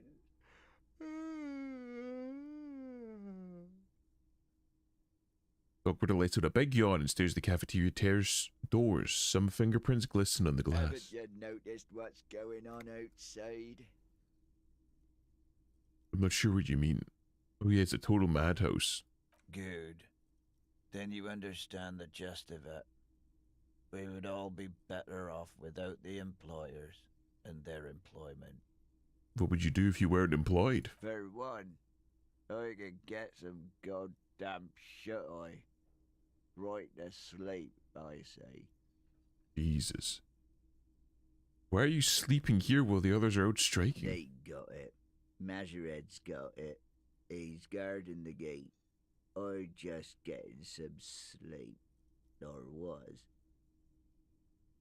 Did you pillage some useful stuff before quitting? What do you mean pillage some useful stuff? I found some bits and pieces in here. We just sold Kim's hubcaps, which I still feel bad about. But we could pay for the damage to our room now. Who's behind organising the strike? We are. The workers. The union. We know what we need. What's right for us. You mean there's no leader? Okay. I guess there's also Everard. He's in charge of the union. He's smart. Knows how to negotiate. He's got our back. You hope. What about the dead body in the yard? Yeah. What about it? You seem cool with it. Do you have any of those hanging? Do you have many of those hanging from trees here? I'm just trying to find out what you know about You it. know, people die here every day. Someone's found in a ditch. Another one falls in a manhole. A third one gets eaten by stray dogs. Okay, that last one's a bit If concerning. someone has decided to die on top of a tree, then how is it my concern? Someone has to look into it. Like, I'm that someone. Tell me what you know. I can tell you this. Trouble's ahead. What You trouble? heard what I said. Draw your own conclusions. That's all I know, and I prefer to keep it this way. Interesting. The lieutenant gives you a little nod, then makes a note in his blue notebook. See something interesting in your dream? Thank God, no. Was it fathomless dark into which we ought to be deferred like corpses into a mausoleum? Was it pure nothing, your conscience no larger than a single grain of malt? I'm going with that The one. worker stares at you, his eyes dry from sleep. A web of wrinkles covers his tanned forehead. I don't know what you're talking about, Oh. kind sir. But when I'm out, then I'm really out. No malt grains or whatever. No poetry stuff. Just quality time. I fucking envy this man just being able to exist like that. Just be like, when I'm sleeping, I sleep and that's it. Yours pointed at the bottle and the spilled rum. Indeed. Help yourself to some. Wait. No. Oh, it's empty. Sorry about that, pal. All right, I'll let you The sleep. dock worker doesn't answer. His head is already back down on the table, in sweet sleep. Fuck. I envy a man that can just sleep like that. Do I have a level? No. I'm getting close though. Real. How you doing here? Can I help you? So, about that money I owe. Yes. Have you got it? I have your money. Well, Your 130 real, slam the bills down on the counter. I hope you choke on it. Here, sorry for the trouble. I'm just gonna apologize. great. Thank you, officer. That's all I wanted. Payment for services rendered. If you continue to stay here, I just ask that you please pay your nightly bill in advance starting tomorrow. Okay. The electronic lock to your room has been disabled till 9 p.m. tomorrow. Fantastic. Please pay for each night in advance starting tomorrow. 20 real per night. So I'm set. As long as I don't spend any money, I'm set for tomorrow as well. I'll take a room here too. Of course. Always happy to have officers from the RCM as guests. Anything else I can do for you? I'm not fucking with Sylvie. Fuck that. Fuck that. Hey, so we've been monitoring you internally, and now we know your Copo type. Wait, there are couple Yes. types? Guess what's yours? Was this because I said sorry? Because I fucked up the room upstairs? Sorry? Yes, sorry cop. Oh, The fuck cop off. who's sorriest. Let's make it official then, shall we? Why am I sorry, cop? Just because I said sorry because I did something fucking bad that I shouldn't have done? Oh shit, yeah, I'm still doing shit. I'm still doing things. Hobo cop. Meet the cop. Can't be stopped. Nobody will get that either. I don't care. Okay, but what are the other copper types? You know, Apocalypse, Superstellar, the Advanced Interesting Cop, Liquid Shadow Cop. Liquid But Shadow you're cop? too sorry to say those things. So, here we go. Would the other copper types be jealous? What? Jealous of the sorry cop? I think they'll be fine. Don't worry. They'll be super, super fine. It'll be totally okay. You can dual Copo type from sorry to anything. Well, what does that do? You know, actually, I'm not sorry. I changed my mind. Fucking they should be sorry. Yes, yes. Impotent rage and lamentation. Let's wrap it up.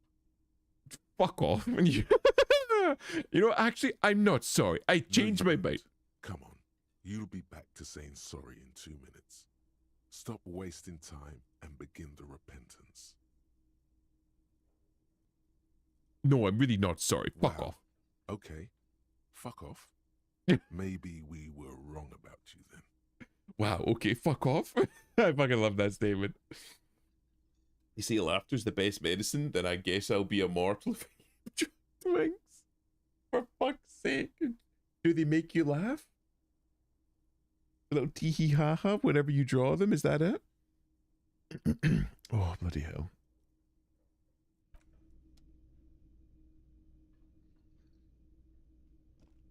Why did I zoom in so much? Anything in here? The dishes are drying. The smell of chemicals and pine trees. What's that? Aroma, spices, alcohol, and tomato hangs in the air. Don't mind if I do. You see a heavy steel door with a prominent dimple lock.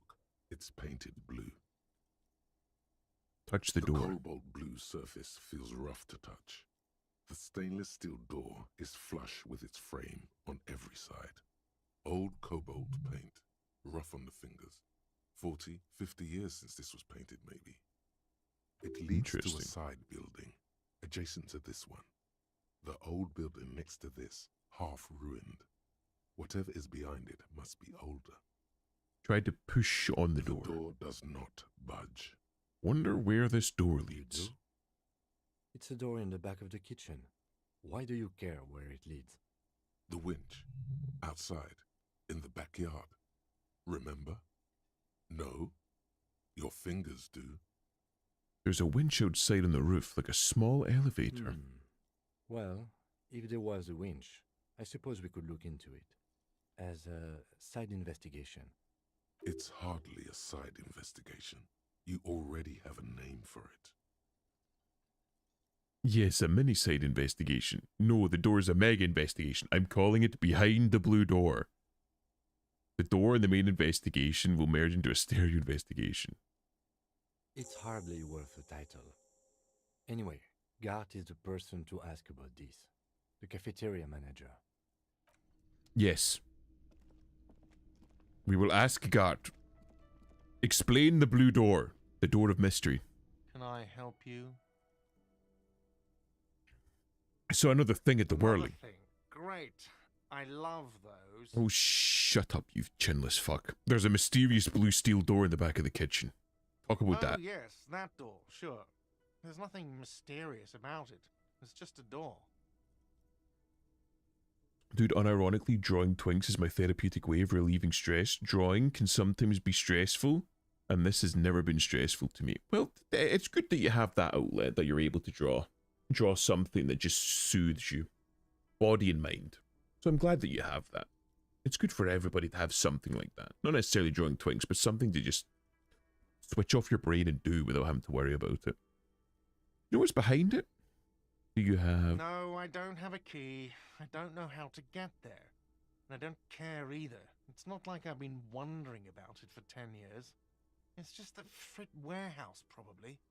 Or some boring storage space with a bunch of old junk and dust. Junk and dust. Runs his fingers across the counter to check for He's dirt. attempting to maintain an air of indifference. It's absolutely not convincing. I think you'd like to know what's back there. Fine, okay, a little. But my job doesn't leave me time for wondering about one locked door in one of the cafeterias I manage. He really likes to remind us that he manages many cafeterias. So I haven't opened it. I have cleaned the whole place 100 times over, though, after the animals. And I haven't found a key, so good luck with that. Interesting. Yes? Kim, hand me my crowbar. I'm going to open a door. You see a heavy steel door with the door does. Damn it. I mean, I can't fucking crowbar this shit. Fucking suck. I hate it here.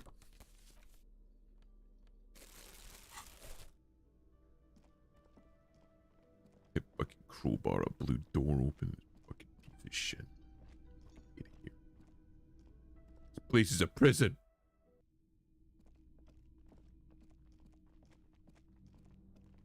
Hooray! This is the door to the room you redecorated. Good night, Lieutenant. Just a moment. We should talk about our progress on the investigation. Let's go out to the balcony. Hell yeah. We're gonna do a bit of vibe detecting. The air outside is brisk. The lieutenant is silent for a moment. He listens to the traffic hum. Then, Now then, we should talk about the investigation. But I also feel you're a bit hazy on the RCM. Our role here, our rights, our jurisdiction, basically.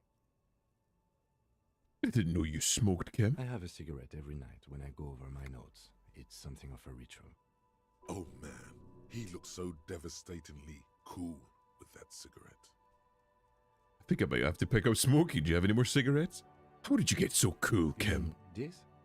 This isn't cool. It's an unnecessary trial of will and unhealthy. He flicks the ash. Yet, were he to quit, he would lose the cool factor.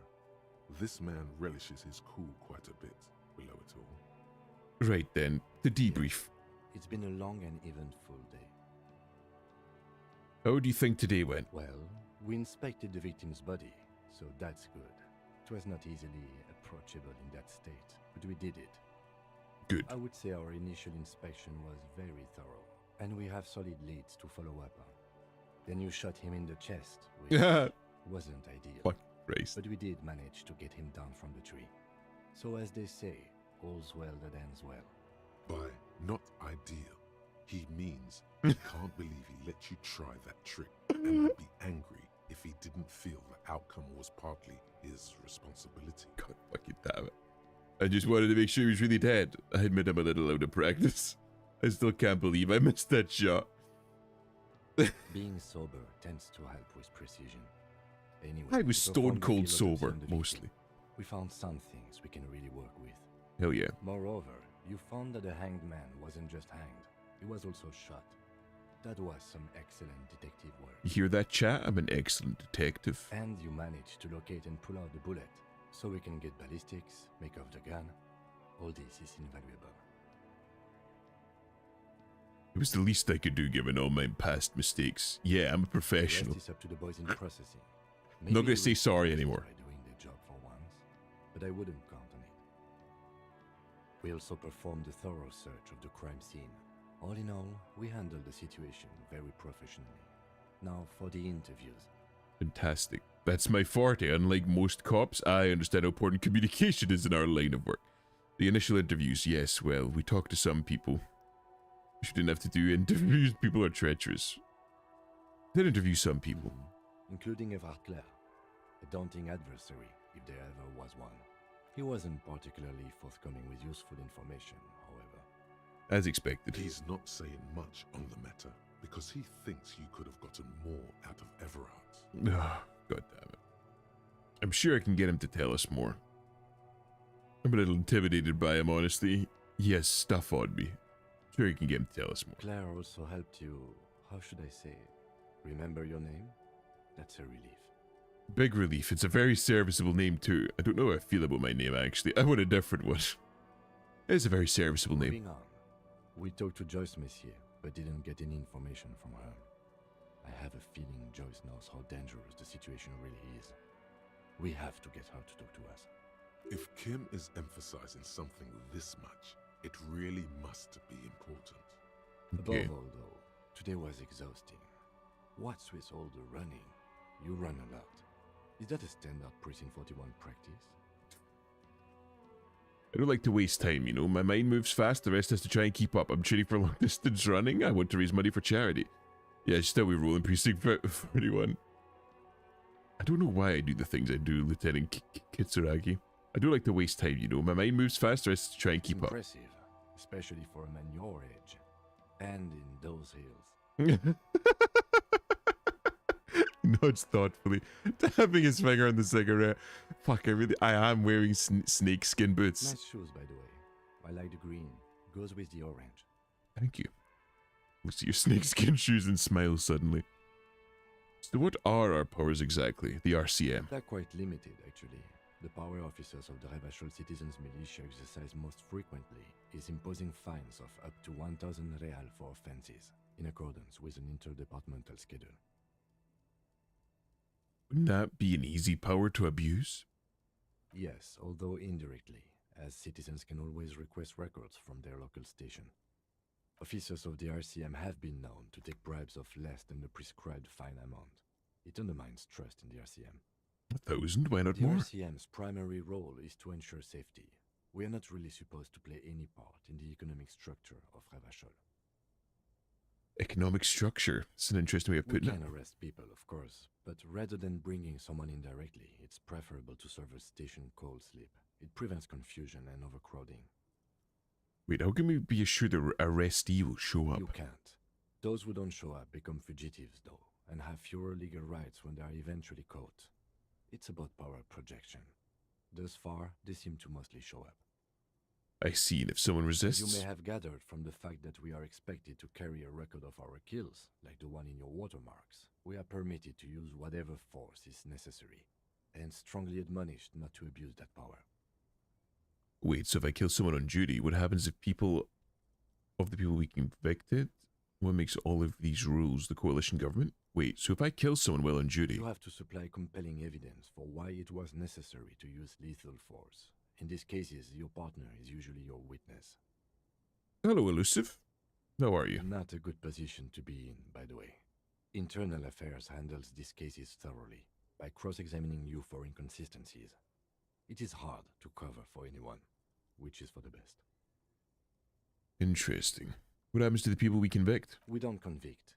We arrest and send them to coalition government courts in Couron and La Delta. The prosecution works Couron. off our testimonies and records, which is why it's paramount to keep them. Okay. And who makes all these rules? The coalition government? Yes, the international community's mission in Ravachol, and the moral intern more broadly. Moral intern, more broadly. Okay. I'm okay. Just made food. Something with protein in it, I RCM hope. was formed by the coalition government to restore order in the international zone after the revolution. So we did. Now we attempt to maintain that order. No more, no less. His gaze, absently fixed on a window below that, just went dark. Or perhaps it is better to say we were allowed to form. It's a point of contention whether the citizens of Ravachol or the coalition government founded the RCM. Chicken and cabbage. Why do you eat like a fucking 14th century peasant, Elusive? I mean, at least it's got protein. I can't complain too much. Pineapple? I thought you were going to say kiwi. But pineapple's pretty good. I don't know what my favorite fruit would be. Maybe like an orange? Or... peaches are nice. I do like a peach. Something like that. Mine used to be guava, but oranges are overthrowing the long-standing king. I like guava-flavored stuff, but I've never tried just like a guava on its own. Let's see what's the citizens of Ravachol. They're allowed to form as a point of contention with the citizens of Ravachol, the coalition RCM, founded the RCM. Let's say it was the citizens of Be Ravachol. sentimental if you like. Either way, the moral intern leases us the right to keep the peace in this city, and they will take it away if we misuse it. But damn it. Or if they think you do. Yeah. I love cabbage. What's wrong with that? Kiwis would be my favorite, but they make my lips bleed, so it took them down a little. Elusive starting to learn. Elusive starting to learn that kiwis are bad for him. But still, yeah. I mean, pineapples also have an enzyme in them that digests the inside of your mouth while you're eating them. Elusive, what is it with you and eating fruits that hurt you? Maybe when I was a lot more fit, guavas were so good. Could be. The moral intern, what is it? Moralist International are the world's largest political organization. You know who they are. They have been running this place after the revolution failed. If I didn't know, how would you describe them? They're a union of center-left and center-right parties across the Real Belt. Our coalition government is just one of its many projects. They also run the ICP, EPIS, most intergovernmental organizations in the world. Sounds like the UN or the European Union. What do they believe What in? do they believe in? They are Dolorians. They believe they continue the humanist project set forth by Her Innocence Dolores Day 4 centuries ago. Others say they are just technocrats. European Union. It's the European Union. Oh. I also love spicy food. I have multiple different types of crushed pepper, amongst other things. Elusive, I think you just like food that bites back. I think you just like pain. I think you just might be a bit of a masochist. Others say they continue the humanist project set forth by Dolores Day. Guava has like 4.2 grams of protein per serving. That's fucking not bad. T, we need to get you to, like Elusive, we need both of you to go to the gym and get jacked.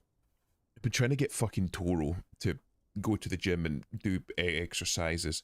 All he wants to do is hip thrusts. We need to get, like, we need to get you healthy. All of you, like, fucking jacked and healthy. What is their symbol? Interesting question. It's a blue forget-me-not.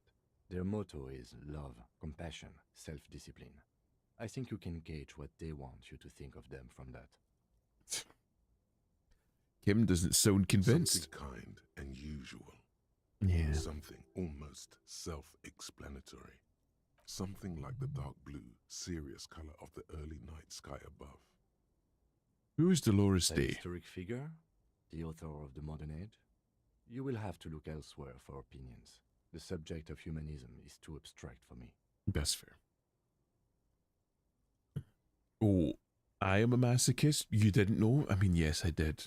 Especially given the types of media you consume. Plus, you could eat everything except the top and the bottom, including the seeds. But I do that. Not recommended, but I do that. I mean, at least you're not wasting it, anything. There, now we know why Toro likes to do specifically hip thrusts. I like ripe guava seeds are the most edible fruit seeds in my opinion. I know that apple seeds contain cyanide, so you really shouldn't eat too many of them, but I don't know about guava seeds. What do you think of The them? moral intern are a fact. I try not to have opinions on facts until they change. And it doesn't look like that's about to happen. I have an opinion of the moral Do intern. you? Things are bad out there, point to the city. I thought the We- whip might have given it away a little. Fun fact, kiwi skins are edible. Was there edible if you need fiber? But yeah. We knew that you were a masochist. We knew that you were a masochist, Elusive. You're just a little bit more open with it, whereas Gator is a masochist, but he denies it. So he won't admit he's a masochist, but he's 100% a masochist. Things are bad out there, point to the city. We need them here, giving us the right to police Revachol. I don't think that's relevant, given the fact that look at the state of the city. It's not doing well, so they're here and things are still shit. Wait, I just searched it up and no guava seeds are entirely edible and not bad for you. They actually give fiber. Oh, right. So Mum was lying to me after all. You know what? Fair enough then. Why not? They've done an awful job here. Have you seen this place? This isn't humanism. We are stooges of the world's biggest bourgeois organization protecting bourgeois rights. Mutter silently, immigrants, liberal fucking men turning into women. Second thought, I do have an opinion, forget about it. You've done an awful job here. Have you seen this place? This isn't humanism. We are in what is called the twilight of international law. The laws we claim to enforce come from the MI. Without them, we are simply vigilantes. So as a result, we don't have power. They have power, and we operate as a tool for them. In which case, we're just tools. There is no international law. There is the moral intern's law. Yes, well, I like to be honest. I don't think you're capable of being dishonest, and I think that is to your credit. Maybe we should make our own law. Spoken like a revolutionary, not a cop. But Doesn't have to be a hypothetically aside, revolutionary. Martinez, we already are vigilantes. At least the union thinks so. I expect our job here to prove quite challenging. Say nothing, just look out into the The night. dying lights of the city shimmer below. Slowly, like luminous clouds, they pass on his lenses. The lieutenant looks at his slim cigarette, contemplating the next drag. Contemplating the next drag is an interesting piece of prose. An aerostatic passes overhead, the whiskers of its floodlights on the ground below. Kitsuragi's glasses light up as he looks to the sky. Two glowing circles. But I mainly like the fruits due to the flavour or texture. For John, no, I don't like pineapple slowly because it allegedly makes gum sweeter. I wasn't going to say anything. They really don't like us here. The union, the teenagers too. It's different inland. In Jamrock and the GRIH. Why are they like this? It's our fault for leaving this place to the dogs, to the union, to the company, not daring to come here more often. This place has fallen between the cracks, the jurisdictions of our two precincts. And in Janrock and the GRIH? We run this city. West of the river is RCM land. He looks at the dark silhouette of the equestrian monument cutting into the night sky. It's incredibly hard. Human beings are... But we are in control, and it's worth it. The organization works. Our systems work. If they didn't, the city would disintegrate. And it looks like it's disintegrating already. I love guavas because they're easy to eat, but oranges, I eat those slices like a fat fuck. As long as you're enjoying them. I don't like oranges. Why don't you like oranges, though? Felt the need to clarify just in case you were lurking. Not exactly oranges, tangerines. To me, they're interchangeable. There's slight differences, but for all intents and purposes, like, effectively, they're the same. Just a slight difference in size. Hope our investigation will help improve the situation here. At least do some good. Me too. But I wouldn't count on any drastic changes in our lifetimes. Certainly not. He is very tired, but the dark circles under his eyes make him look younger, not older. Best. Yeah, it's getting very cold now. Let's go. Puts out the stub of his cigarette and looks to the door.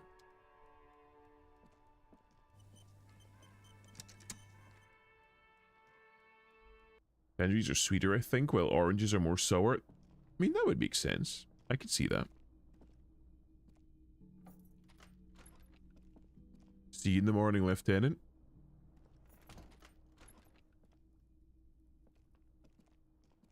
Goodbye. Yeah, it's right next door. Can I fucking break into his room? Apparently not. Right. Was it electrochemistry that we needed? Hold on. Let me just double click that. Half-light. Half-light. Tools. I think that's us. A mirror hangs on the bathroom wall. In it, your face, adorned with the expression.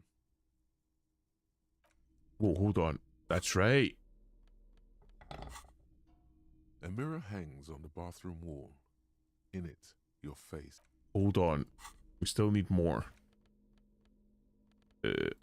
Interfacing. I think that's all we've got. Let me see what we've got. Hangs on the bathroom wall. Come on. In it, your face. Use your chain cutters to fix the faucet, stop the steam from fogging up the mirror.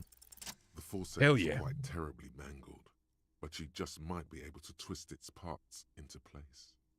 I can't really taste much because I hurt my tongue. Did you burn your tongue? Is that what you did, or did you bite it? You handle the chain cutters deftly, applying just enough pressure. The faucet regains a recognizable shape. The steam stops. Told you that you needed those chain cutters. Everything is connected. Everything has a purpose. Of course it is. The video. The mirror begins to clear slowly without you having to wipe it. Right. Heard about the band. Oh. It belongs in the new, the third The decade new. of the current century. I burned my Enough tongue. time How did I know? Passed from the failure of the revolution, that, for a fleeting moment, free market economy seemed like the ultimate, uncontested way of life for our species. Things were good. It was smooth sailing. People made gold and champagne-tinted interiors and facades to suit the times, calling this the new style. But more importantly, disco happened. Disco happened. Forget about ostentatious orchestrations. For Revachol, your city, that meant only one thing. Guillaume Lamillion. Guillaume Le Million. If it doesn't rhyme, you're not pronouncing it right. Yes, I'm pronouncing it right there. Out of the dazzling swirl of disco music, in an open-air boîte de nuit. Oh, somewhere there's so in much Revachol flowery West, prose here. Guillaume's blonde Boîte de babe nuit. appeared on the screen. He sang some bullshit. Then it made the expression. He sang some bullshit and then he made the expression. That's coming from your own head. So you idolize this man enough to have his expression plastered on his face, but you referred to his song as bullshit. So I adopted it. Why? Everyone loved it. Maybe you thought some of the stardust would rub off on you. Oh, Maybe it did. Either way, it's all gone now.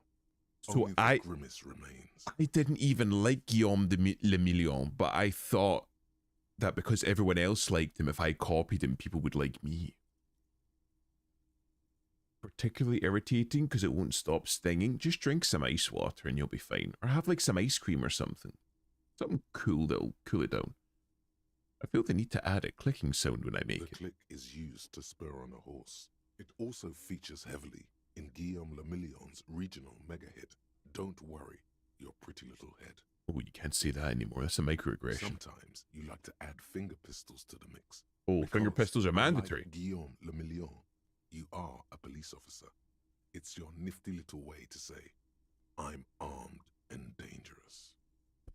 I love how we're just, like, looking in the mirror, we're learning more about ourselves as things go. Like, this is the kind of guy we are. How long ago was the new... There is a vast ocean of time between right now and the expression, looking good on you, or anyone. 2 decades, if the calendar is to be trusted. Humanity has run aground in that time. It's a different world now. The expression is a relic. 20 years. You know, I feel old. I don't have either. Elusive, I'm going to be honest. Giving your, like... How should I put it? Giving your, like, femboyish, twinkish disposition, I'm surprised that you don't eat ice. And either you understand that statement or you don't. Because I know you like crunchy things as well, which adds to it. I don't know why you don't have, like, a bag of ice in your freezer at all times. I can't eat ice cream because you're lactose intolerant, but the ice cubes crunch on an ice cube. Anything else? Like who I am? Why did I become a cop? Why did I drink myself into oblivion? You have some understanding of the near history of disco, plus the trivia you've picked up along the way. Episodic memory, however, remains in the dark. It may never return. You should prepare yourself for that. Interesting. Does this have anything to do with ostentatious orchestrations? Not really. OO must have just stirred your mind. They're more like a disco rock band anyway. Interesting. A disco rock band. It doesn't have to be. You can swoon over Guillaume and the champagne cork smile whenever you want to. Maybe some of the stardust will return. Attempt to stop the expression from happening. Still not Damn. happening. It won't come off that easy. Wanted to come off easy anyway.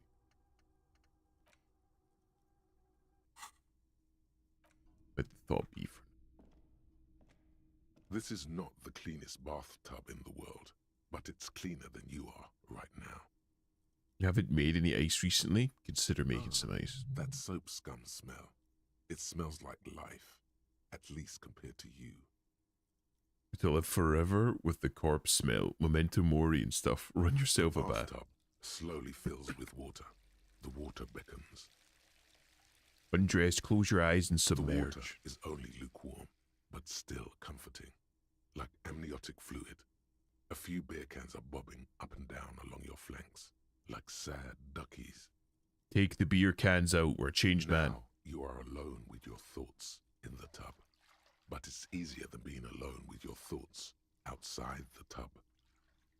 Linger in the bathtub a Your little. fingers grow pale and are covered with tiny whirls as the water cools. Nice.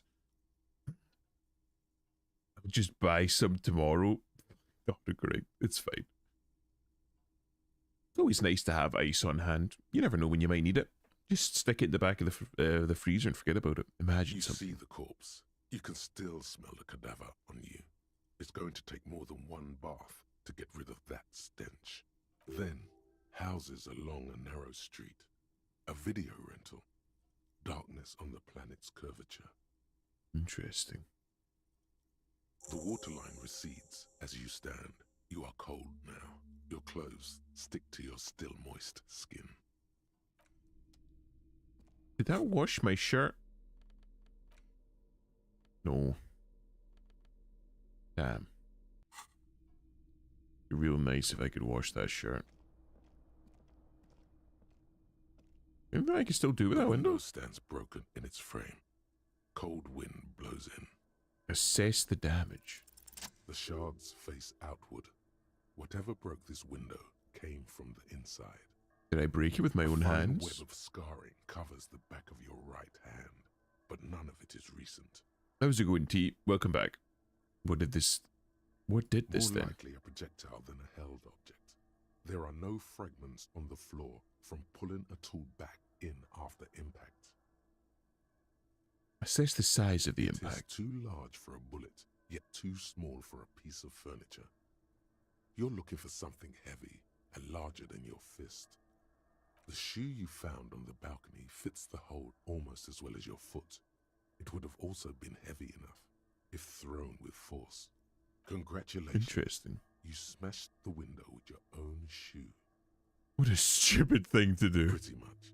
But hey, at least you found your shoe. Not True. that it will keep you warm at night. God fucking damn it. It is pretty cold. Oh, hold on. I believe if I leave my room right now, I can go back and talk to Margaret Thatcher on her boat. And she'll give me, like, information, like, on what the fuck this world is, right? I think. Maybe.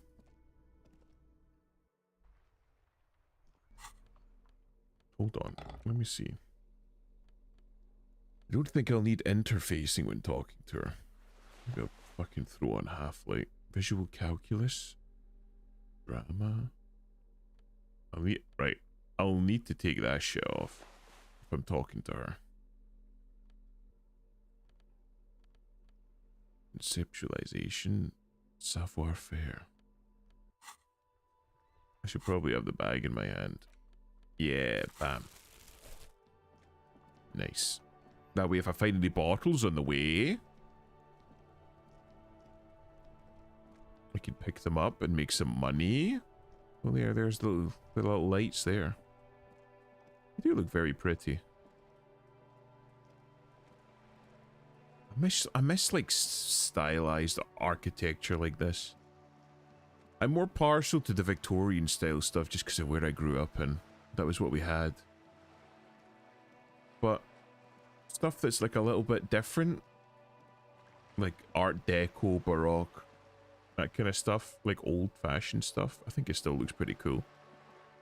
I don't like an awful lot of like modernist, brutalist architecture where everything's just like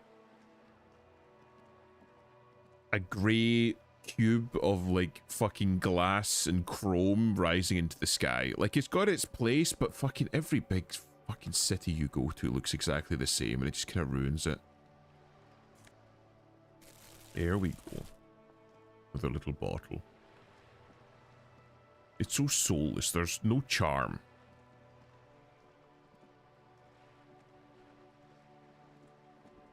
Want something different. Okay, bam. Back. Good. What can I help you with at this late hour? Answer me a question. Of course. That's what I'm here for. You seem smart. I need someone to give me a lowdown on this reality we're in. Reality. Yes, reality is your side case. An experimental side case. This is a hot take, but that sort of aesthetic I'd been going for that's the sort of aesthetic I'd be going for if I became a VTuber. Like the kind of like modernist chrome, like think of like iPhone or like, you know, like Apple style aesthetic where everything's just minimalist and it's straight lines and smooth curves. It's just, think of like an iPhone. It's just like a brick with rounded edges and the brick is made of chrome and glass. That's like the style that you're going for. Yeah, that one. If you like that, that's fair enough. But I prefer more of like a Victorian style because I think it has a little bit more character. Is it like, if you go to pretty much any large city in the world, like regardless of it being like Paris or London or New York or Milan or wherever, right? Tokyo. You go to anywhere, all of these big cities, they all look the fucking same. They don't have an awful lot of the character in them that made them interesting. Like if you go back to like the 1900s, say 1920s, you go to any of these countries, you would know that you were in the countries just based on the architecture. You can't do that anymore. and just kind of like a bit, nice and clean. Maybe like not too minimalist. If you like them, then it's perfectly fine. I'm not saying that you're wrong for liking them. Like aesthetics are it's something to taste, right? It's not something that somebody can tell you that you're wrong for liking. It's like art. Like, you might like a piece of art, you might not like a piece of art, but nobody can come and tell you that you're wrong for liking it or not liking it, or music or something. It's the taste. But I like the idea that if you go to a different country or a different city, regardless of where that country is, it would be kind of nice to kind of like absorb the local culture and like absorb the architecture. It makes the world a little bit more interesting. It adds a little bit more like fantasy to the world. There was one of the things that I liked about Tokyo, is that they did keep a little bit of that like old style culture, like Japanese cultural architecture. Because you could be walking through like Tokyo and it's like narrow streets and like glass and chrome skyscrapers, and then you'd come to like a little local shrine and it was like a little square of like grass that had been left exactly as it had been for like the last 200-300 years, and I like that. I will tell you that you're wrong to like it just to argue. You know what, Egon? That's perfectly fair, actually. That's what the internet's like. That's how the internet works. I want to argue with you, so I'm going to argue with you. Whatever you like, I am going to be against it. My VTuber lore could be like, could be some like LARPer from the future who wanted to go back to medieval times, but then realized time travel. He time traveled to like the worst century ever. I can't even say that it's not, 'cause it's fucking 26 years in and it's not going too well. Experimental side case. It's related to a medical episode. No time to explain, just give me the lowdown. Action. It was not a good time. I'm conducting a personal investigation into the world I find myself in. How truly curious. A sort of philosopher detective. She's already trying to fucking get one over on me. She's flattering me. I hope my inquiry into the nature of reality will ultimately converge with our murder investigation. They are two halves of the same case. A deep synthesis. I'll assist you however I can then. Go ahead. Ask. Thank you, Margaret All right, Thatcher. We're in. I know these all look good, but begin with the first, okay? Okay. Where are We're we? in Martinez, baby. Baby. A casual term of endearment popular among the 50-plus crowd. God fucking It's damn a it. disco Stop. holdover. Pay it no heed. Disco holdover? I'm a disco holdover myself. Aren't we all? She refers to your corresponding ages. Hmm. And what is Martinez? Martinez is a district of Revachol. A very small district tucked away near the industrial harbour, north of the 881 and Jamrock. Jamrock. I'd like to know more about Jamrock, to be honest with you. I felt torn at work today.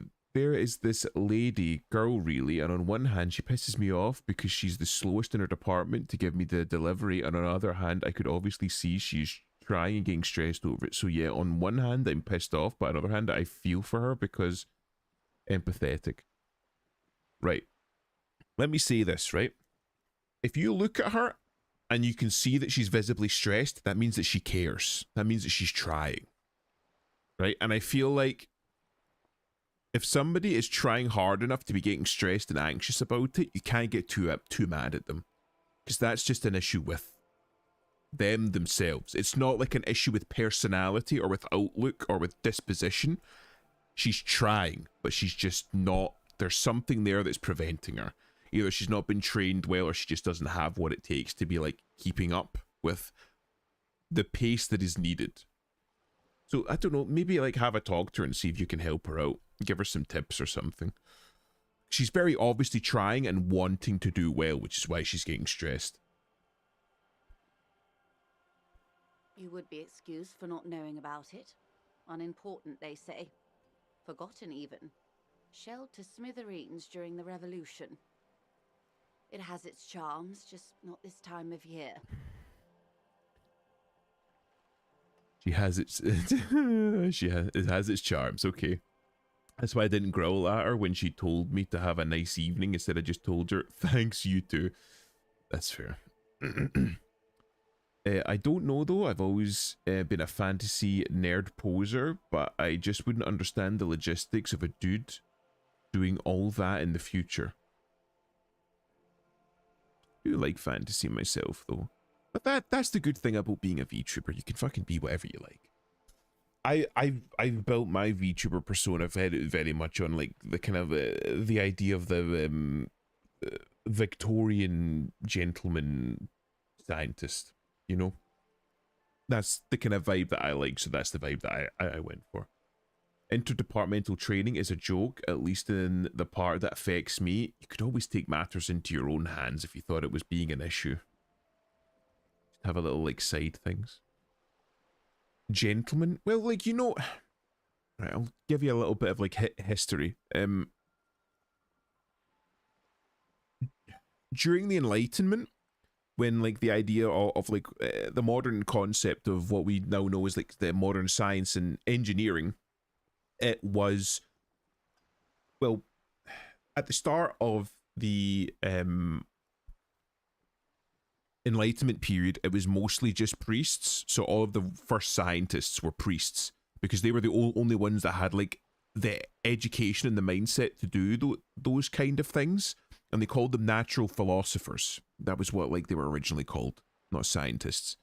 But then as science became the hip new thing, an awful lot of noblemen and an awful lot of the kind of middle class and kind of merchant types that had a lot of money would have their children educated in science and in engineering, and then they would then proceed to go on to carry out their own experiments, but they would do it at home. So they would use their own personal wealth to conduct experiments and investigations and gather data, furthering the idea of natural philosophy, which then became science. So the gentleman scientist is the idea of this like noble person, or this like a literal noble person or nobleman or noblewoman. Well, not a noblewoman because they weren't educated back then, but a nobleman or like a merchant or somebody that was wealthy using their own personal wealth in order to like further the cause of science and engineering and scientific discovery. That's where you find that an awful lot of early scientists, they weren't really like doctors or like, they weren't scientists in the way that we would normally think of scientists. They were just people with money and means and passion, and they just went out and did things. Not like I can shoot her in any way, as she's in a different department, and I tried last time. She said it cannot physically be done like that. If there's nothing that you can do, then I would say maybe have a word with like a higher up. Say like she's struggling, maybe she needs more training. But maybe have like a word with her, but that could maybe be like seen as a complaint, which obviously you don't want to throw the poor girl under the bus. But maybe it would be worth having a word with her and say like, maybe you should like ask for more training. Higher ups are a fucking joke at my workplace. Higher ups are a joke at most workplaces.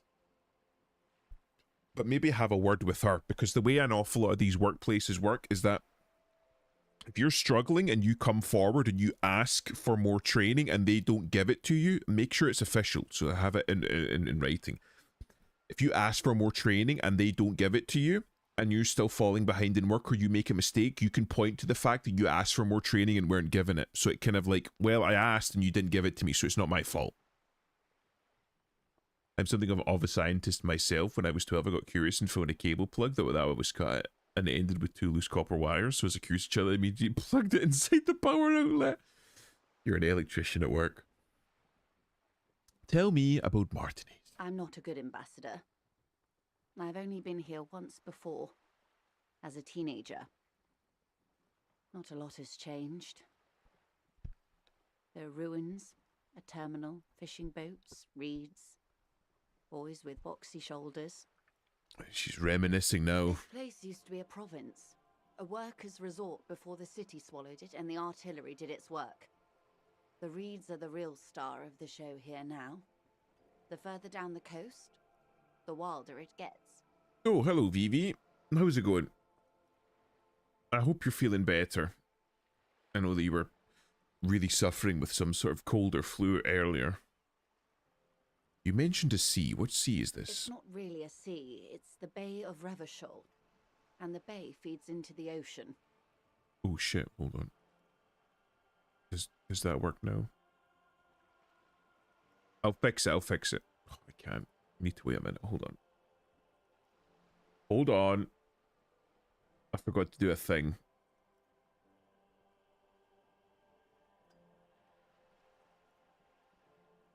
Is that working? There we go. I did it.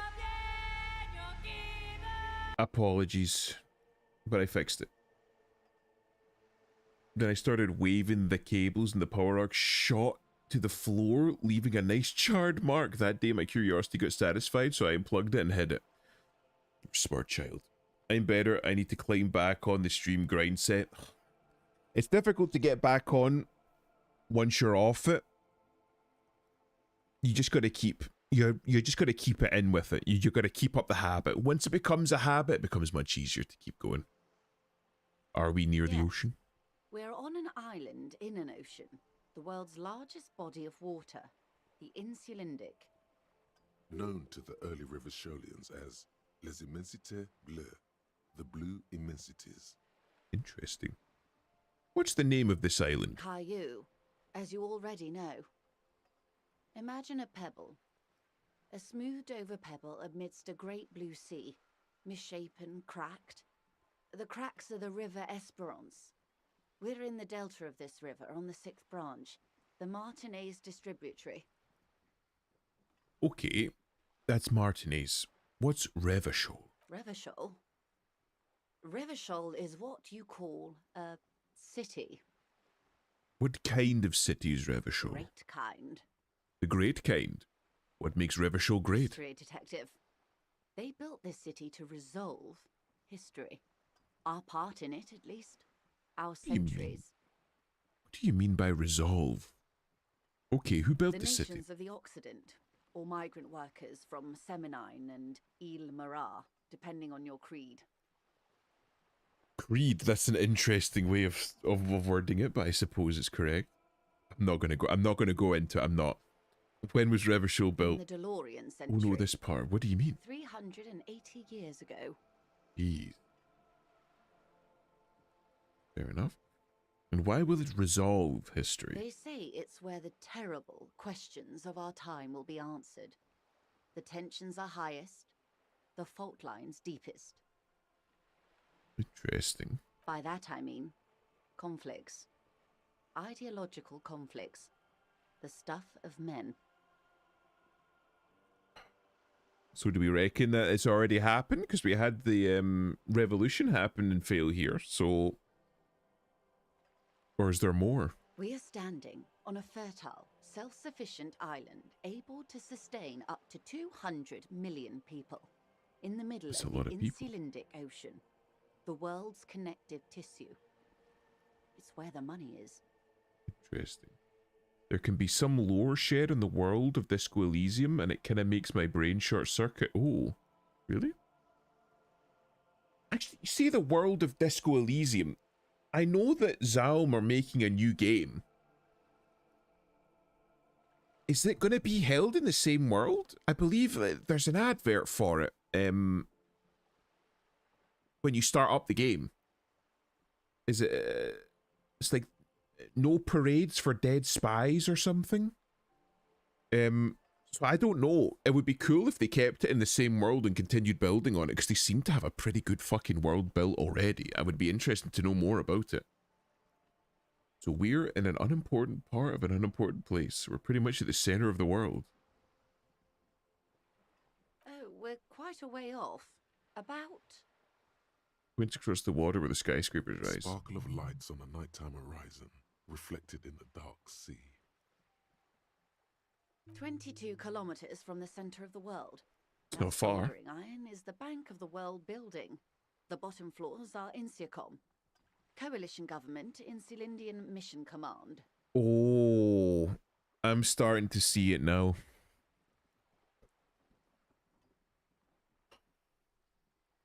It seems like the moral intern or whatever it's called getting involved in this place wasn't so much a reaction to something happening as an opportunistic operation. It seems like the royal family that owned this island were able to maintain themselves independently owing to the fact that it was a self-sufficient, fertile island capable of sustaining up to 200 million people. So it was self-sufficient. It didn't need the moral intern. It didn't need to buy into kind of global commerce, and then so therefore it didn't have to treat with the moral intern that seemed to control the rest of the world. But then the revolution happened and they saw an opportunity to come in and take over a very economically and strategically important area and just took over it. And they've set up their headquarters here now. Look to the sea. She lowers her hand. The water, the light. It's as though you're seeing it for the first time. There is no recognition, only the immensity of the sea and the cold radiating from it. Where are we? I don't know any of this. Say nothing. Observe the large body of water swelling and cold. Where are we? We are where we are. I have no truer answer to give, unfortunately. Watch you close as you scan the horizon. Do I have more? I feel like I should probably get rid of this. Yeah. Jamais vu. Revachol Special Administration Regions, Lakayu, the Insular Indian Ocean Coalition Government, Insular Indian Mission Command, name after name, none of them familiar. They seem real. Something is wrong. You feel like a kid looking at a sticker in the fridge. Trouvant, the Apricot Company. The World Games 34. You can almost see your hands reaching out for them, scratching at the corner, seeing if they peel loose. This seems like the most important of all thoughts, the one you truly must complete. I guess I'll complete it then. Watch you closely. This is one thought you need to complete. Where are you? Was there something else you wanted to know? I remember something about a lowdown. What times are these? These are unimportant times, Detective. You and I were Finger born to her after lips. the dust had settled. 1,000th of a second too late. Are they unimportant times?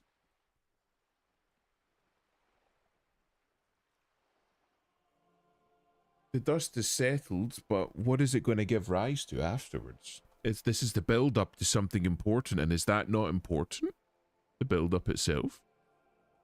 Too late for what? For the big time. There's a flash of teeth. What's the big time? Revolution. Ha. And what is this revolution I keep hearing It's about? quite easy. Every 100 years or so, our species gets together to decide what's next, who gets shot in the head, and who gets the mineral rights. It's a real kerfuffle. A kerfuffle's an interesting way of saying war. Would you say it was a bunch of apes duking it out? Who got shot in the head? Who got the mineral rights? When was this kerfuffle? It's a bunch of apes duking it Why, out. of course. We're talking Duke Out Central. Full swing intraspecies warfare. And the apes were the evil. No, I would say the apes were neutral.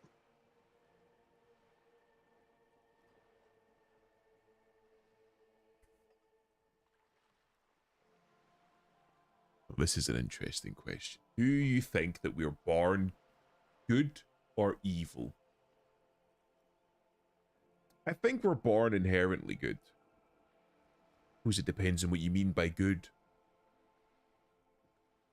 There are very few people that exist in the world that act out doing good things or bad things, thinking that they're doing something specifically for bad.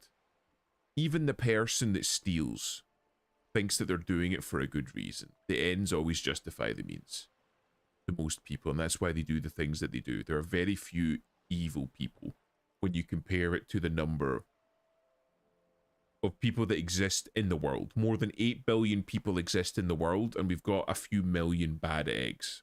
There are people that are truly bad. It's like nothing. I think that we're all inherently good. They're good apes. I don't know about that.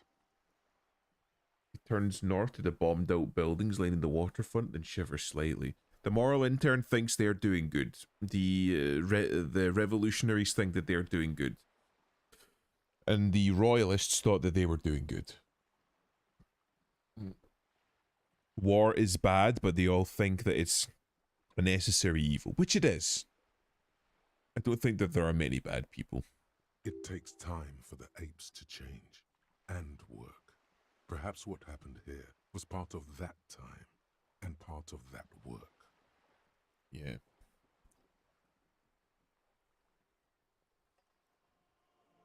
Growth requires an awful lot of time, work, and it causes an awful lot of pain, but generally speaking, something good comes out of the end of it. It's like Sundowner, you know? It's like, war simply in our nature. Conflict, you know? I'll bring it up again, but like, I was listening to a lecture or a podcast or something. I can't remember who was speaking exactly, but they were talking about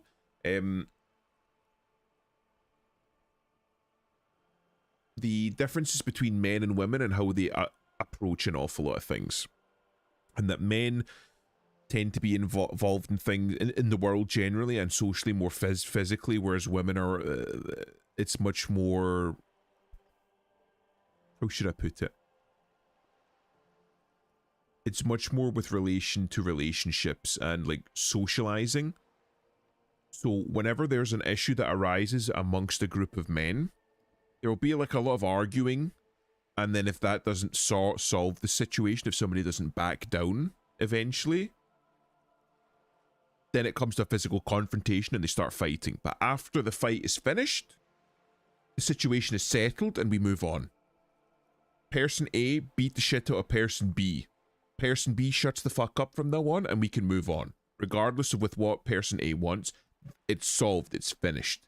Whereas with women, generally speaking, they don't get into a physical confrontation, which is why you get the idea of the mean girl, right? It's somebody with an awful lot of like social power within the group.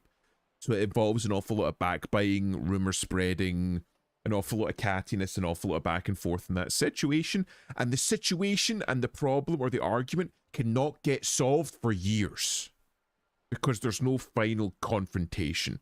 So in that sense, sometimes war is better. Because after the war, regardless of who wins or loses, regardless of if you think that it's good or bad, it's solved. It's over. The conflict has found a resolution and we can move forward now. You know what I mean? Vlad was impaling people to teach other people's a lesson. Don't you support education? Well, that's like one way of looking at it, you know? Vlad wasn't doing it just for the purpose because he thought impaling people was fun. He viewed it as a necessary means of preventing war with the Ottomans. If we intimidate the people on the other side of this fence made out of human corpses, then we don't have to go into a war that might see tens of thousands, hundreds of thousands of people dying. We kill a few hundred to save a few thousand, you know? You're saying I need to get unreasonably violent. I'm saying that you need to have the capacity for violence and know when to use it. Like, if you've ever watched it, Ender's Game had a fantastic example of this, right? If you're in a situation with somebody and you know that if this situation carries on as it is, it's going to come to violence, if you know with absolute certainty that the situation is going to come to violence or will not be resolved through rhetoric, striking the person first and striking hard. One solid strike right at the beginning solves it. That's it. There's no further fighting. There's no further conflict. The situation is over. You've struck first. It's not necessarily the most honorable thing to do, but it's something that can prevent an awful lot of bloodshed or violence later on down the line. And that's something that an awful lot of great men and women throughout society and an awful lot of people that have solved an awful lot of problems realize. When people say violence is never the answer, they're very naive. violence can be the answer. It should never be your first answer, and it should never be your first port of call, but when it comes to using violence, you need to be prepared and willing to use it to solve the problem. Error 204, instructions unclear, no end plan to stop punching. Just keep punching until the problem goes away. But you know what I mean. So you're saying I should make Google Docs and people who make me feel uncomfortable? No, I'm saying the exact opposite. You shouldn't.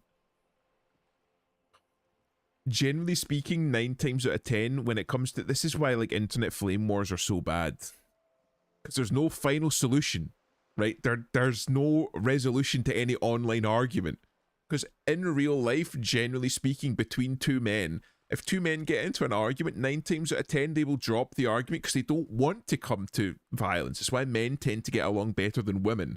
Because they know that if they don't behave each other and they don't cooperate and they don't come to some sort of understanding, then it will come to violence, and the violence will sort out the issue. Which is why men tend to cooperate more, because you don't want to get to that point. Online, there's no threat of violence. So the altercation, the argument goes on indefinitely. You know what I mean? So you get Google Docs, you get rumor spreading, you get people making fake AI videos and pictures. All for the purposes of trying to win an argument which has no final resolution. Which is why you've got shit like swatting and doxing going on. When you get to that point, now you're getting violence involved. And the violence is the way that you end the altercation. It's the way you end the argument, you end the discussion. Somebody needs to get violence involved to bring some finality to it. It's why internet culture is so fucking toxic at times. I like your way of thinking. It's not glamorous, and it's not necessarily the right way of thinking, but you have to be pragmatic about it. Sometimes violence is needed. I'm not saying that you should resort to violence. I'm not saying that violence should be your first port of call, but there are going to be situations in your life that are very likely going to require you to make use of violence, and when that time comes, you need to be prepared to. You know what I mean? There's an awful lot of situations that can be made an awful lot better if the people involved just had the capacity for violence in order to stop it. Like, say for example, right? You had that,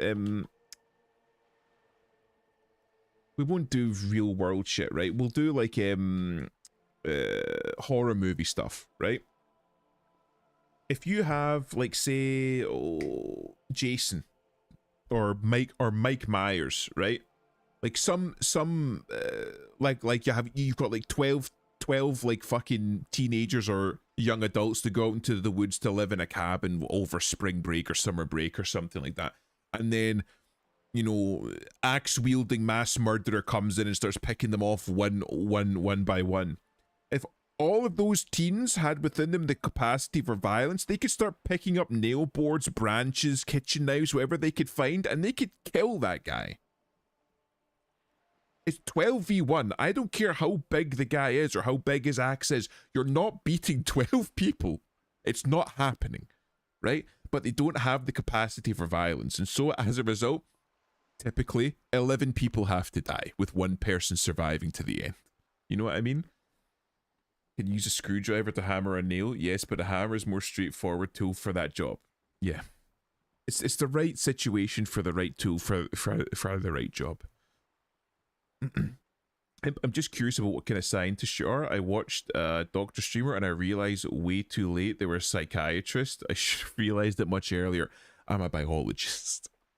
I study biology, but I have read in my university years, which I feel most people go through this period where they have like this, I don't know what you would call, like a true like awakening when it comes to sentience, like realizing there's an awful lot of information out there. I should probably read some of it. So I'd only studied science and like kind of like hard sciences throughout my life, and I thought, why don't I learn a little bit about metaphysics and philosophy and stuff like that? So I learned a little bit about politics and philosophy. Biology is a wide field. My training is in human physiology, anatomy, kind of like life sciences related to human anatomy and the medical aspect of human biology. But my job, or my ex-job now, I quite recently, was related to microbiology. Pee-pee-poo-poo. I'm sorry, okay? I'm trying to be particular. Who got shot in the heads? It was the Those revolutionaries. would be the communists. Yep. Generally speaking, 40 million people got shot in the head during the World Jesus. Revolution. But the communists, they all got shot in the head. They all would have gotten shot in the head anyway. It's just a question of whether the communists would have been shooting the communists in the head, or whether it was going to be other people shooting them in the head. Oh, and the anarchists too. It's basically They the shot same. them well. So well, one forgets they even existed. I appreciate your response. It's why very often I try to be careful when I speak, not because I'm worried about getting caught out, but because when I'm conveying an idea, I want to make sure that I'm being very precise with that idea, which is why very often if I'm talking like this, you'll hear me go quiet for like 2 or 3 seconds. It's because I'm trying to articulate the points that I'm trying to make in as concise a way as possible, but as in an accurate a way as possible. And 40 million bullets at least, yeah. She likes the totality of it. I mean, I do too, to be... You could say they got totally shot in the head. Indeed. They piled them in mass graves in Ozon. And, well, that's the last anyone heard of those people. Did the communists and anarchists shoot back? Of course they did. Did they ever? Before they got shot themselves, they shot 2 million people. Truly a kerfuffle. Yes. The Insulindian deluge, they call it. Je suis le déluge. So very French.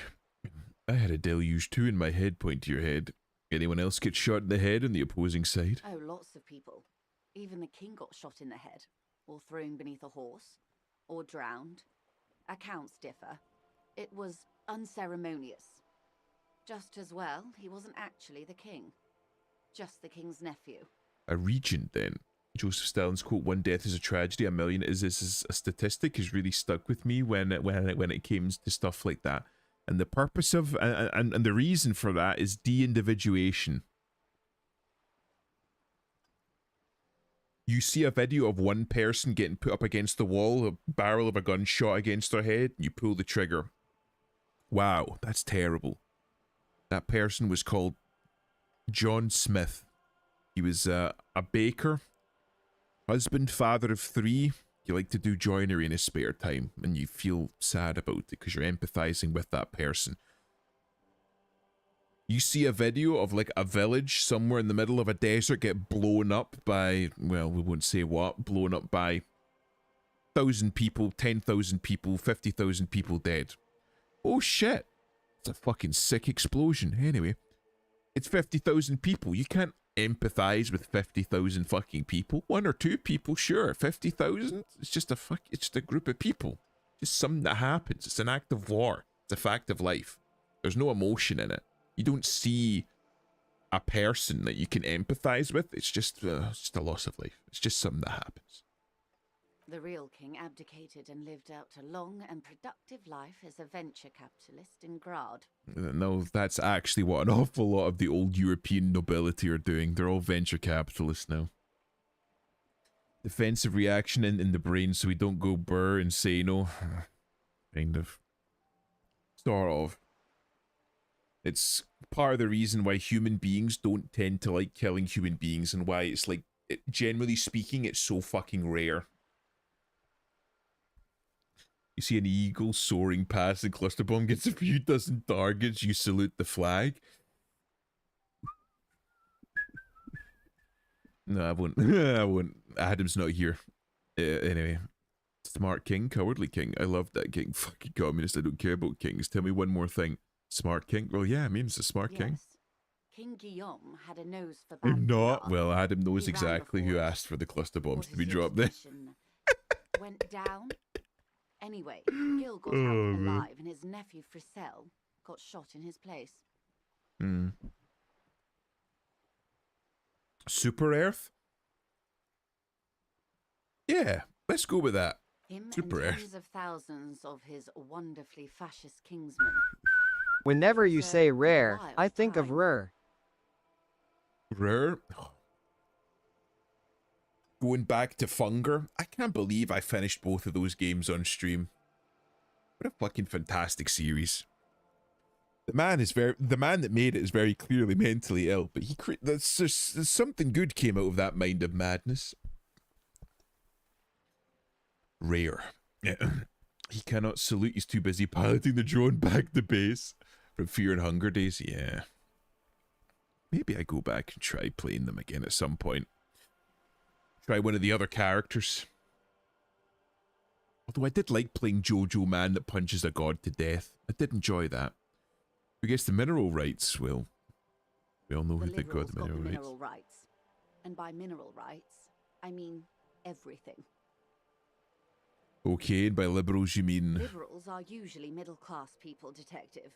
Or the remaining gentry. The beneficiaries of the pre-revolutionary arrangement. The people at the bottom of the pyramid declare war. The people at the top of the pyramid, both of them kill each other, just leaving the people in the middle. Some were rich enough to stay with the constitution, with monarchy. Big mistake. Others bet on the revolution. They were called the ultras or ultra-liberals. They fared well. Others bet on the revolution. That failed. Ultra-liberals. They bet on the revolution. It's a bit too on the nose. They didn't win so much as survive. That's all you We can were the do, last really. ones standing when the war ended. Yep, see? Exactly what I said. Everyone else got shot in the head, remember? The people at the top, the people at the bottom killed each other, just leaving the people in the middle. We. She's one of them. Of course. Yep. If everyone got shot, who was there to surrender The to? foreign intervention. The Don't like that. coalition. Those people really took the mineral rights. Right. This is one of the things that I don't like is foreign intervention. I don't care, generally speaking, if the foreign intervention is seen as moral. That's why I didn't like the Iraq war and whatnot. Or like most foreign intervention in general, generally speaking, right? Even if a country is ruled by a tyrant and the tyrant is killing their own people, it's up to the people themselves of that country to get up off their arses and overthrow that tyrant. Because every single, right, we'll take first world countries. Every single first world country went through this situation where you would have teething problems and the political climate shifts and you have tyrants and the tyrants are overthrown and new tyrants come in. And this is how you make history. This is how you build a culture. This is how you build a people, right? It's the foundation, or we could say the roots of the tree that comes, or of the roots of the tree that comes of this are watered in blood, right? So you sometimes, especially on less developed countries, like say, for example, in Africa or the Middle East or just in Asia in general, you need to just fuck off and let them do it. You know what I mean? The Iraq war was to remove an enemy of Israel. Of course it was, but it was under the guise of what? That's why I said we shouldn't have got it. So, oh, Saddam Hussein was an evil tyrant. Gaddafi was an evil tyrant. Oh, well, if he's an evil tyrant, maybe the people of the country should kill him. Why are we getting involved? You know? The country that I lived in, like, I fucking live in Scotland. Fucking hundreds upon hundreds of years, thousands of years, depending on when you want to start. Wars, civil wars, insurrections, clan warfare, genocide, killing, all of it. Went through all of it. The blood had been spilt on Scottish soil, and now we have a first world country as a result of it. By getting involved, you're robbing people of the ability to self-determine, and you're robbing people of the ability to learn. Think of it like a child, right? You need to let a child get on the bike, take the training wheels off, fall over, skin their knee, get up, dust themselves off, and get back on the bike and try again. If you're not skinning your knee, if you're not bloodying your nose, if you're not going through the school of hard knocks to get to that point, then you won't grow. If you keep getting involved in fighting wars for other countries, if you keep getting involved and like installing governments that you think are better, they'll never develop like a nationhood. They'll never develop a culture. They'll never be able to learn from the mistakes of the past to build on something. You're removing a foundation from that country and from that people. You know what I mean? Sometimes you just need to let these people do it themselves. I'm not advocating and saying that these tyrants, again, will use Saddam Hussein or Gaddafi or Maduro more recently. I'm not saying that they're good people. I'm saying that it's up to the people of that country to come in and deal with the problem themselves, right? Much in the same way that if a kid falls off their bike, you need to let them get back up, dust themselves off, and get back on that bike. You need to let these people learn the lesson themselves. Why were they all praised by their own people and only hated by people outside? Even if they weren't praised by their own people, right? Because obviously you have these people saying, oh, he was gassing people, he was lifting people off the streets, he was executing them, right? Even if all of that shit was happening for the sake of argument, it's the people of Iraq. It's their job to get rid of him. You know what I mean? If Maduro really was like an evil guy, or Gaddafi or whoever, if they really were evil people, it's up to the people of that country to realize this guy's a fucking dickhead and a dictator. We need to remove him. I mean, personally, I don't want to spew off my personal views, so no comment. That's perfectly fine. Yeah, we execute people and lift them off the streets. Fucking, like, literally America, the first world country, the superpower, went through 2 revolutions within the span of, like, what, like the first 100 years, 200 years? I'm not exactly fully brushed up on American history. They had the revolution against the British, and then almost immediately after, with respect to the history of the entire nation, a revolution between the North and the South. Or a civil war, rather, I should say. Right? The American history is built on killing people that helped build America, right? It's Americans killing Americans, for the lack of a better word, for the sake of a rhetorical flourish. But the Americans were allowed to just fucking get on with it, you know? Let them kill each other and let the political climate lay where it is. Let people determine themselves. We have been in constant war for 250 years. We are built for it. All countries are. It's the same for the fucking UK. Sometimes you need to just let people deal with their own problems and learn from it. Sometimes you need to let people spill their own blood, because something better will be built from it. It's not up to first world countries or any country to go into somebody else's country and say, this is how you should have it. You should have this government. You should organize yourselves this way. Like, no. Let them fucking do their own shit. I don't go into somebody else's house and be like, yeah, the way that you've lined out your house, the way that you've like organized your house and your furniture, it's all wrong. I'll do it for you. I know better. It's like, fuck off. It's my house. I'll fucking do it however I want to do it. If I want the crazy dictator in power, then the crazy dictator will stay in power. It's my country. I get to decide that. Don't think anybody should be coming in and telling them what to do. Least of all fucking first world countries. Modern technology is a big factor in this. It's true.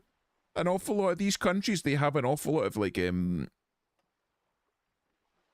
say mod cons, for the lack of a better word, that we'll say again, I'll stick to that Scotland didn't have when they were building their nation. They're building their nationhood and whatnot, you know? Like, again, like, if you look at the way that, like, Britain is laid out now, if Britain wasn't, like, a first world country, you have places like America saying it's run by a tyrant. Why? Because, well, it's run by, like, a king, and he's got his, like, executive council, and they're, like, limitations on free speech and blah, blah, blah. We need to overthrow the government. Why? Well, North Sea oil as well, but... You know, it's like, you could make the argument, but, oh, well, we're a first world country, so we're part of the cool guys team then. You have a license for that TV, mate. Exactly. That's exactly what I'm saying. If we weren't a first world country, and if we weren't pally with the US, then they would fucking do something about it. They would come, oh no, we need to install some freedom in that country. It's fucking crazy when they make you pay for your propaganda box over there. Less and less people are fucking paying for it. Whenever the TV license guy comes to the door, they just tell him to fuck off. Doesn't Trump want to take Greenland or something? Yeah. I don't know why. He claims it's to secure Antarctica, but I'm not entirely convinced by that. We are gonna get Greenland. I don't know.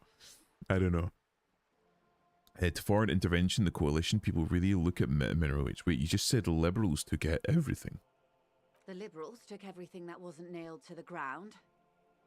The coalition took the ground. Stops a rubber booted the foot. laws and the people. Who are the coalition? The coalition of nations. Grad, Mesk, Vesper, Messina, Oranje, and Sur-le-Clay, the armed center of the world. They landed here and ended the revolution. It was the moralist thing to do. So so the coalition is literally just Europe. It's literally what it is. The Moralist. moralists believe in keeping everything exactly the way it is. They believe in Status mineral quo. rights and not shooting people in the head. They believe in keeping everything in a state of stasis for the sake of not upsetting the apple cart. At least not in the same manner and volume as the others do. They are the long-standing provisional rulers of Revachol now, the coalition government. We must expand the empire. We're gonna have somewhere to build to build the prison camps. He's gonna turn Greenland into a prison colony. You know what, Adam? Maybe Trump just wants like another like naval base or like an airstrip one closer to Agartha. They're gonna use Greenland as a staging area for their expeditions into Antarctica to find Agartha. It's where they're gonna store all their monster energy. This is their zone of control. They embolden the RCM with crumbs of the same law they took. Technically speaking, you are a moralist. In name, but am I in spirit? We literally have an airbase in Greenland called Fuel. Yeah, but I'm talking about like an airbase. I'm talking about like a staging ground. I'm talking about something huge, which is gonna just put a big fucking concrete wall around the entirety of Greenland. The color of moralism is blue. The official motto of Moral Intern, or Moralist International, is a blue forget-me-not, a piece of grey sky. Unofficial. For a moment, there was hope. For a moment, there was hope. Not just technically, practically, for a moment, there was hope. Always picking the option that doesn't commit to anything, then hell yes, I am. And also not. All I know is my gut says maybe.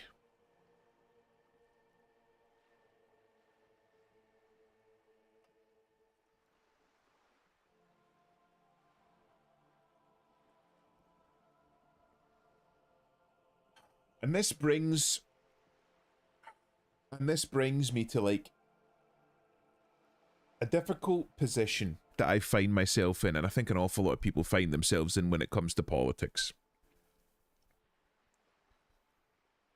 People always put it forward as a binary. I don't think that's how the human condition works in this situation. Because you've got the right wing, which are like, well, it depends on what flavor of right wing, but you've got like, you know, the royalists or the fascists or the anarcho-fascists or whatever, and they're pushing for one thing. And then the far left, you've got the communists and the anarchists and shit like that. And both of them are advocating for rather extreme things. And then you've got the moralists in this situation, which are the people in the middle, which are like, things are shit, but at least we're not going to advocate for killing anyone. So they just advocate for keeping things shit. And I think you find people like me and people like an awful lot of people find themselves not identifying with any of the three fully. Some might identify with one a little bit more than the other, but they don't really identify with any of the three. And they tend to find themselves going towards the moralist, because at least the moralist isn't advocating for shooting people. So where do you put yourself? Have you heard of the Trump phone scandal? Which one? We're gonna open a portal in that bitch. Give it statehood. There's so fucking many. When I played through this the first time years ago, I identified a little bit more with the moralists, but having lived in the fucking current world that we live in, I'm thinking maybe we do need change. And maybe that change needs to come at the cost of some blood being spilt. I don't know whose blood, and I don't know what it would give way to. Because if you're going to spill blood, you need to have a plan for it afterwards, and that's the situation with an awful lot of these revolutions and why they go wrong. It's built emotionally and not practically. They know that blood has to be spilt and things need to change, so they go and they spill blood, and then after things happen, they're like, right, now what? Nobody's really got an answer. I don't identify strictly with the far right, and I don't identify strictly with the far left.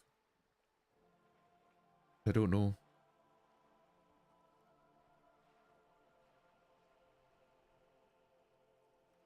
I don't think I'm a moralist. Of course. Not easy to be moderate about head shooting in your line of work. Rooty tooty, pointy shooty. Rooty tooty pointy That's the shooty. way of history. People need to be shot. When was this kerfuffle? Turn of the century revolution? Don't answer it. It's a trick question. The revolution began in '02 on the Isla of Grad, though by the end, nearly the whole world had gotten involved. Who started It it? wasn't a who, but a what. A pandemic of Zarat, a particularly virulent prion disease, which the Ooh, authorities in Grad proved unable to contain. I can understand Then why. Mazov came along and overthrew the government. Jesus. Don't fuck with prions. When Mazov came along and overthrew the government. What did this Zarath do? It made people overthrow their governments. Wow, really? Of course not. It was a highly infectious microorganism that destroyed brain tissue. The actual causes of the revolution were material. The pandemic only provided the spark. Basically, Trump made Trump phone in which it said something like America made for like $500, then it changed to America Pride or something, and none of the phones were actually shipped out. Oh, he made a Trump phone, right? Okay, just merchandise shit. I would be surprised. It was a funny time in history. They discovered transistors and rock music, but they didn't know anything about prions. Nobody did. Because transistors and rock music were much more marketable. It tends to be the way science moves nowadays. It's why things like computers and processing powers have advanced so much, but certain other areas of science were like space exploration. We have all of this computing power and we're able to do so fucking much with the computing power, but it's all commercial. It's like, how can we make money off of it? Which is why nobody, except really for Elon Musk, is like pushing for other things like space exploration, right? Because there's no money in space exploration at the moment, but there is money in building the iPhone 69 F327 or whatever the fuck it is, with an even bigger memory and even higher processing power. And it's why everybody's now wanting to get into AI, because you can make money off of AI. And then the pure audacity to put a Spanish voice option for his tech support. Like, all right, bro. He was putting the Mexicans to work before he shipped them back over the wall. Where did it spread from there? From Revachol and Grad? Not far. The world managed to cauterize itself. Mazov's government was overthrown in '08, and the coalition crushed the Revachol commune 2 years later. It was the end. Jesus. 6 years. All it took? Why? You and I, officer. Our lives in the zone of control. What is the zone of control? A city-state divided into free market zones under the everlasting interregnum of the Coalition of Nations. And you, of course, the citizens' militia. The zone of control is the third incarnation of Revachol, after the failure of the suzerain and the commune. Did the commune ever really come to be? What happened in the rest of the world? Modernity.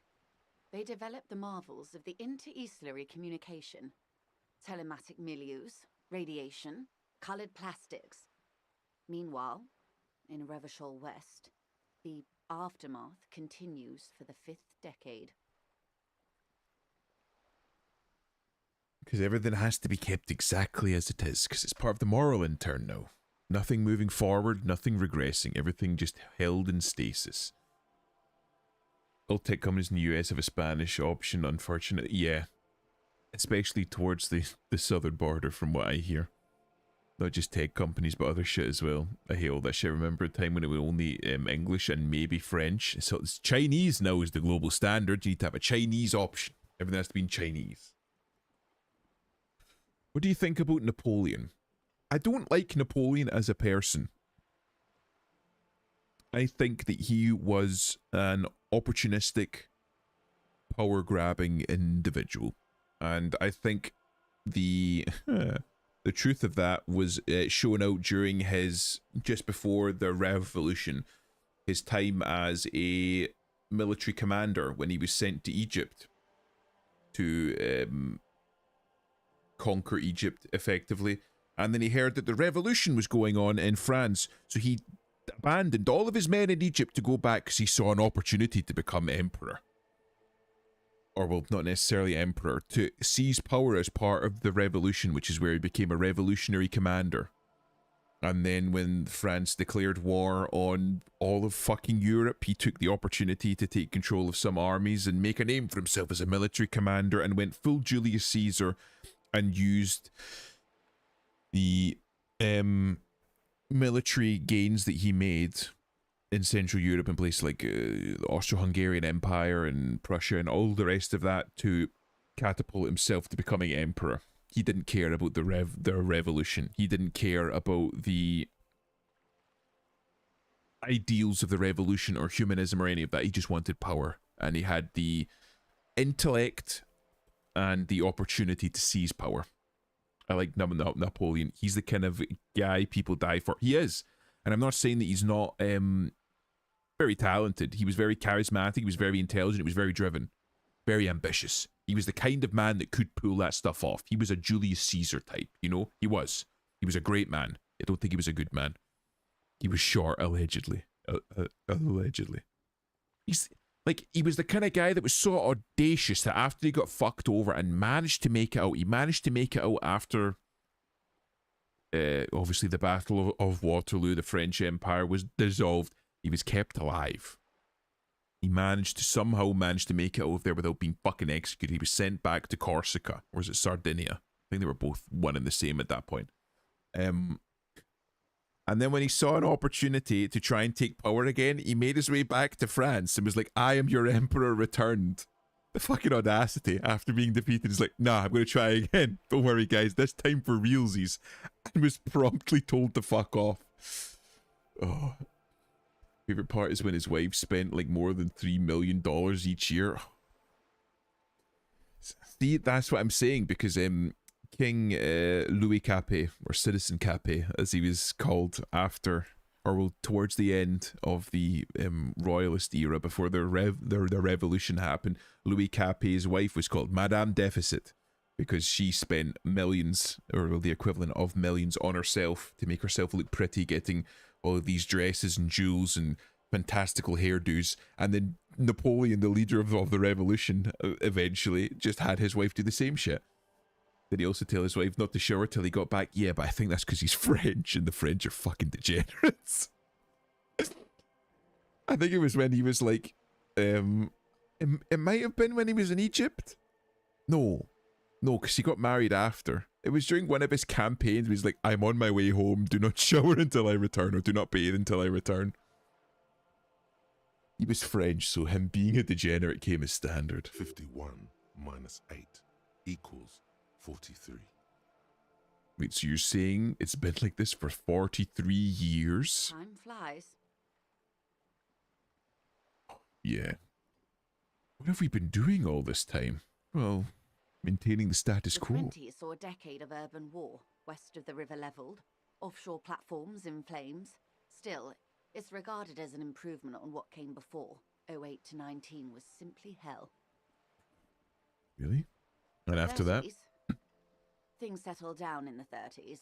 Revachol East transformed itself into the world's largest tax haven. Hooray, with like the Monaco. international community's blessing.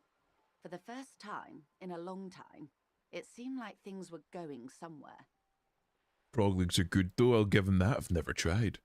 The thing about Napoleon is that he takes hot showers, eats fast, has digestive issues just like me. He's also got 3 hours of sleep just like me. He's literally me for real, for real. Well, you never know, T. Maybe you have the makings of a great leader, a great ruler. Can't relate. Flesh bag problems. All Can't that relate. untaxed income must have fueled the new. That can only mean one thing. Then that's when they discovered Yes. disco. And quantitative easing. It was a market mirage, unfortunately. The 40s dispelled it. An Isola-wide hangover, you might say. So, here we are. She curtsies from Belle. Welcome to reality, baby.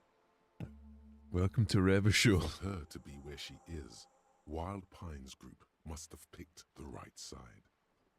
Which side was Wild Pines Group on? They picked the winning side. That's why they're here, and others are not. They chose wisely. Perhaps it wouldn't have turned out that way had I been in charge. I might have bet on the king and led the Pines to doom. You would have sided with the king? I would have sided with the cannons. If you'd seen the calibers of the things, you might have too. Perhaps it's better I was born when I was. They seemed like the winning side at the time, until you looked at the man who was running the show. Unfortunately, I don't have Napoleon syndrome because I'm mildly tall and I don't think I have a big enough of an ego. Not saying I don't. Give it time, T. You're still young.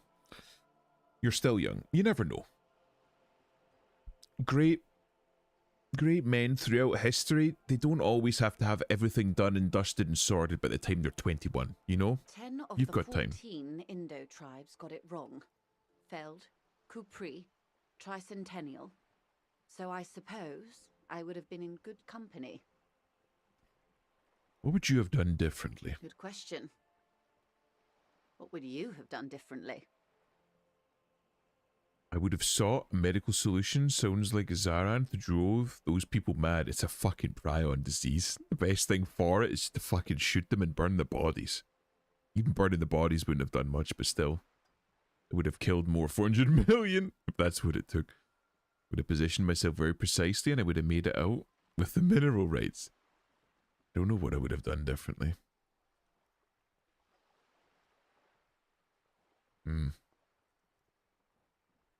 It wasn't Zaranth. That wasn't what caused it.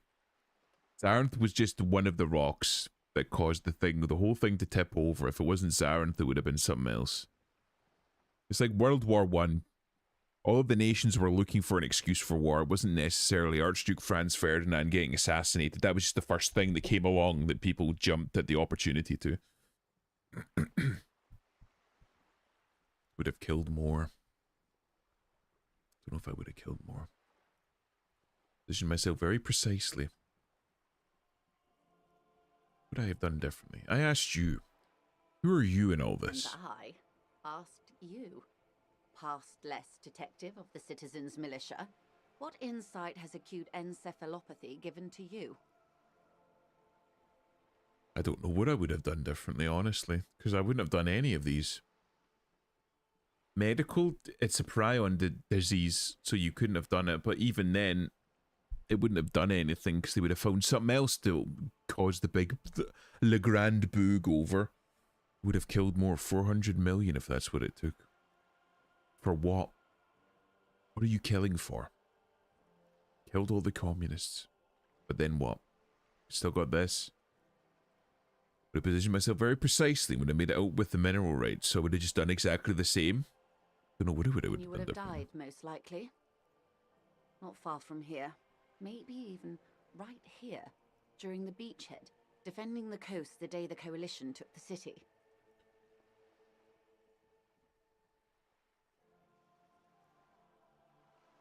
With hindsight, that's for the best. Maybe we don't weep for the dead in this situation. They didn't live to see Revachol turned into fucking this. Probably. No, almost certainly. The commune would have forced you. Such was the fate of the undecided. It was like communism. That's enough about the times. They are what they are. Who knows?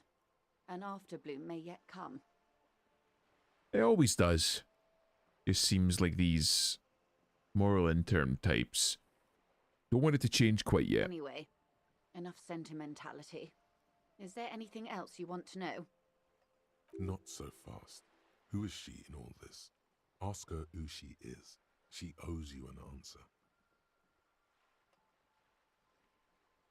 I want to know what you are. What are you? I am the vilest of the vile. A traitor. A devourer of nations and infants. Sounds like Margaret Thatcher, alright. If I'm ever unfit or mildly unhealthy, I'd want a body like Napoleon. He's kind of got that cute fat look. T, do you have a crush on Napoleon?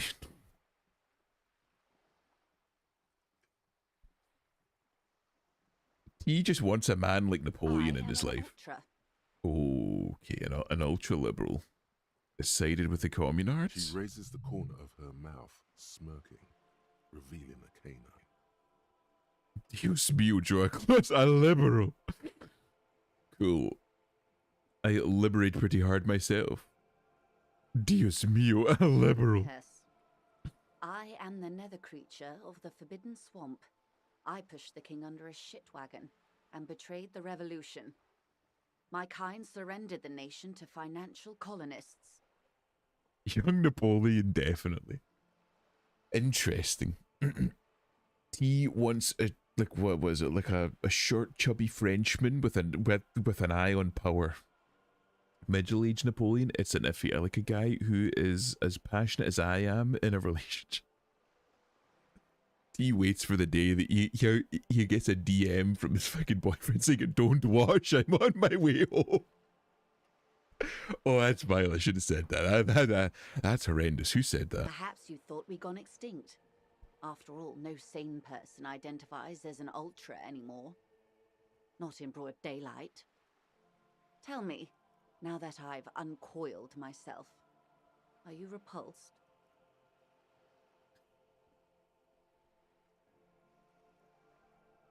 I can't hate people for doing that.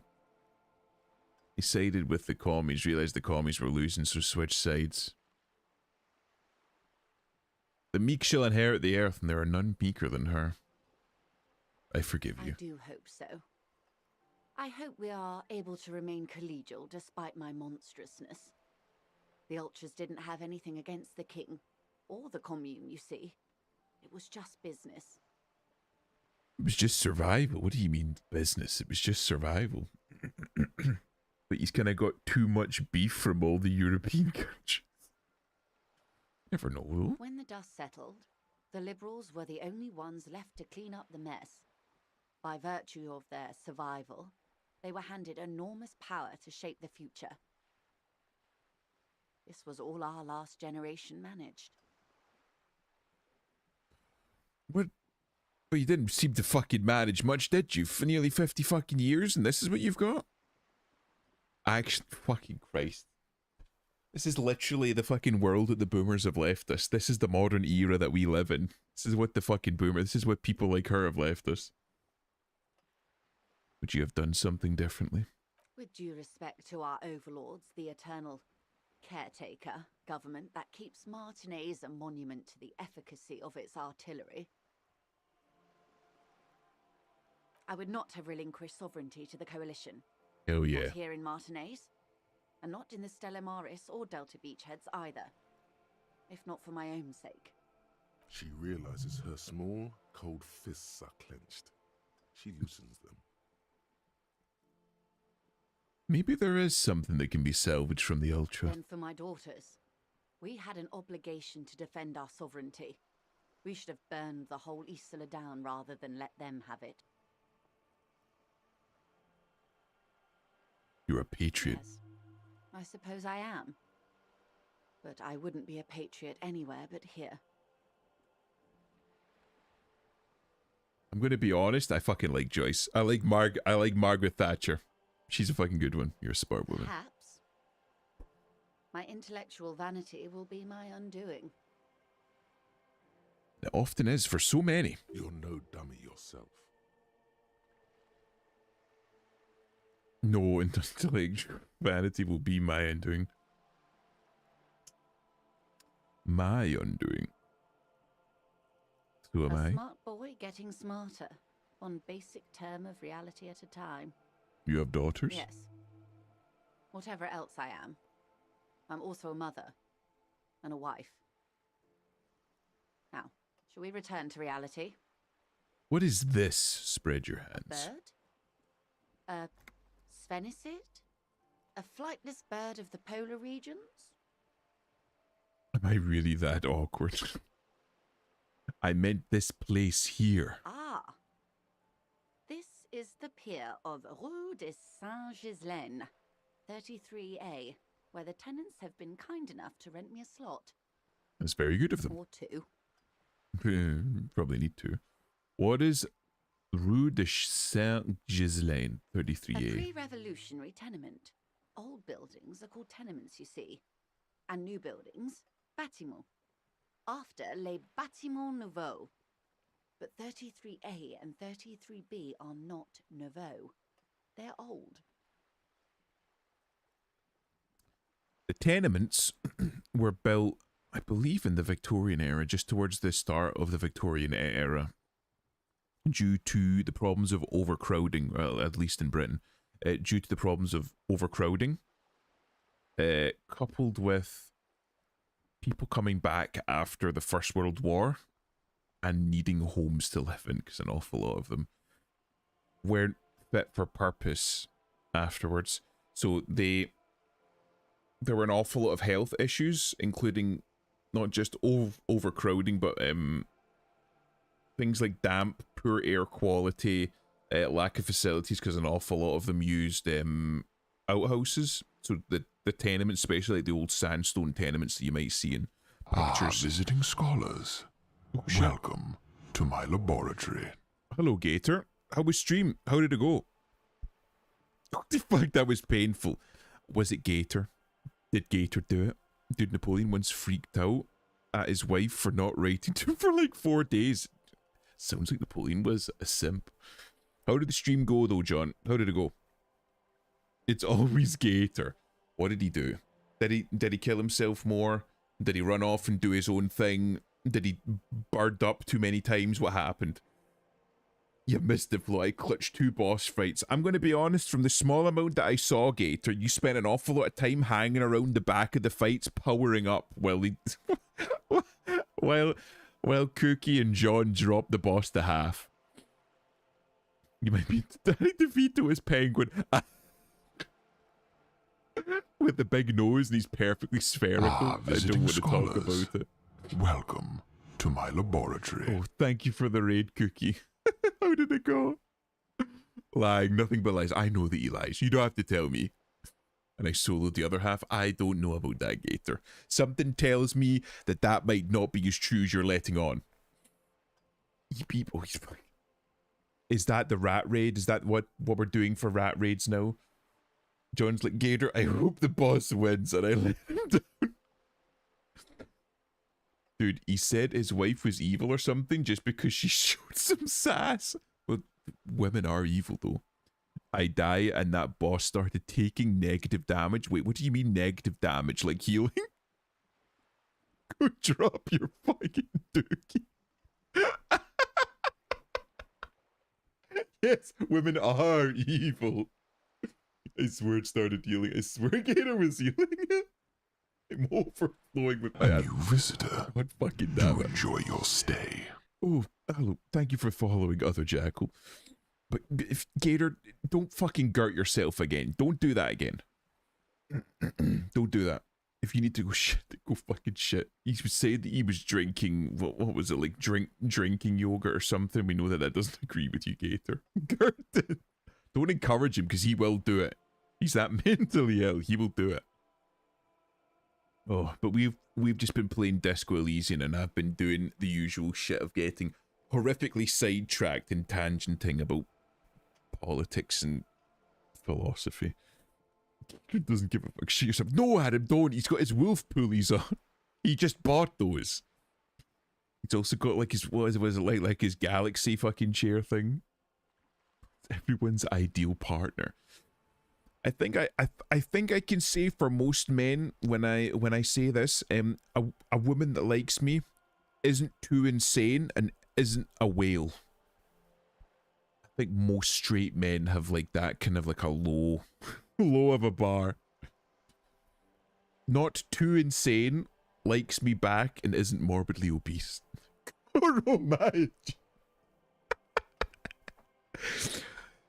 Setting your sights low there, okay. Oh, fucking hell. No, Gator as well. Oh. This one used to be 8 to 10 stories tall. A real high-rise by the standards of the last century. It's pretty high. Built to mirror the skyscrapers across the bay in the Delta. That was before the war, of course. Alive optional, yes.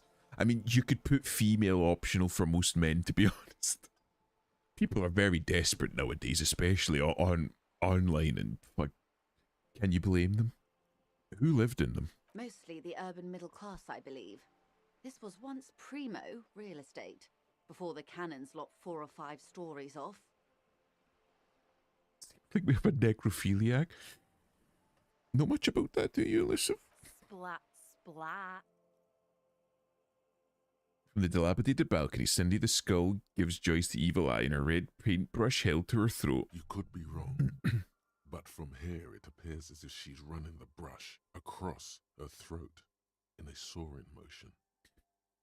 People like this always shit themselves when real violence comes along. She's the fucking edgelord. Wonderful. Wonderful. Amazing. I don't know just as much as anyone else. I think you might know a little bit more, but we'll leave that at that. I'd say Imp's ideal woman is one that can match his morality. Adam is one who matches his depth of thinking, and Cookie wants women that can be emotionally open with. We've got visiting psychiatrist and resident love doctor John Doe here. Okay, this is really bad, but oh, we're about to hear it. What is that? Point to Cindy the Skull. Girl in the old lady rags. Yes. Looks like a sullen and rebellious member of a teen infraculture. Infraculture. Yes. You and I belong to the supraculture. We're common, the herd. The music on the radio, the food in the chain restaurant, those are all too popular for the girl in the old lady rags. She has to be an edgelord. Have I guessed right, Imp? I don't think I look into relationships that deeply. Like, when it comes to situations of morality, I mean, what do you even mean by morality? I feel like if I was going to get into a relationship with somebody, I would have to have like similar values to them, or at least like close to similar. But I'm not about changing somebody. I'm very adamant on that now, based on my own experiences, that you can't change people. They have to want to change themselves. So I wouldn't want to change someone to like have my worldview. And I don't think anyone's going to have my worldview or exactly my moral system or ethical system. And I'm not really interested in looking for somebody like that. I'm perfectly happy to accept somebody as they are with respect to their values, as long as they're not too like outlandishly wildish, and as long as they're willing to accept my values as they are, if that makes sense. Well, I've read quite a bit. Oh, I know. Segai Kaku from Toho is often interpreted as a necrophiliac, and she was my favourite character for fucking years, bro. You found a kindred spirit, Elusive. Occasionally, there is something unexpected. She'll always be my top 1 hag forever. I'm happy that you found that. And this, my question was my ideal partner.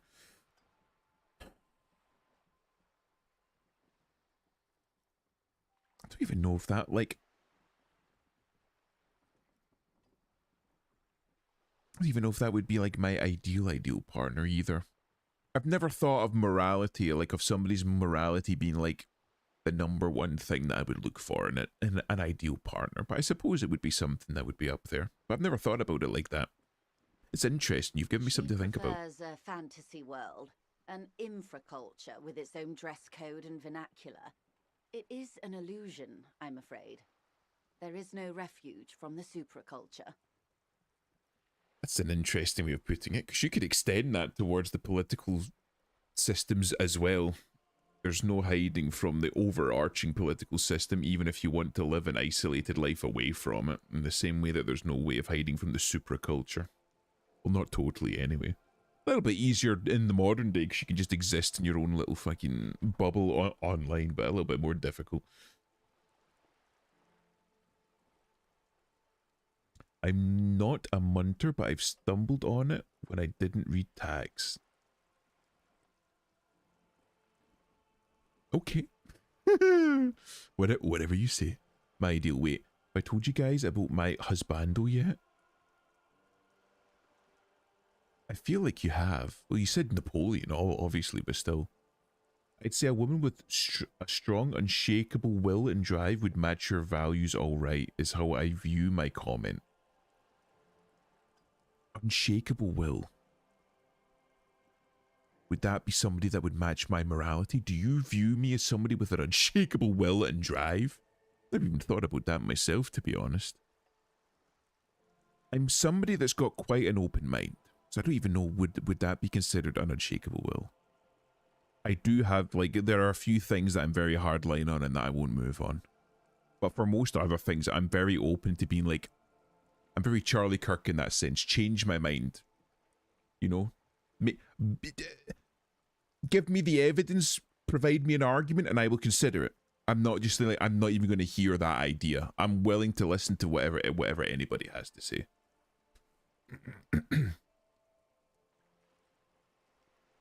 Should be, it's Dennis from Library of Ruina. He's 34 and 4'9". Jesus fucking Christ. He loves gnomes, honestly, yeah. Hold on, let me see if I can find this. We need a picture. Let me have a look. I'm 100% sure you've shown him to me before. This is the one, okay. The man with, is that a label rifle? I'm fucking autistic. I fucking see a character and the first thing I'm trying to do is identify what kind of long rifle it is. Excuse me. Bam, bam. Let me have a look. Why is it not showing up?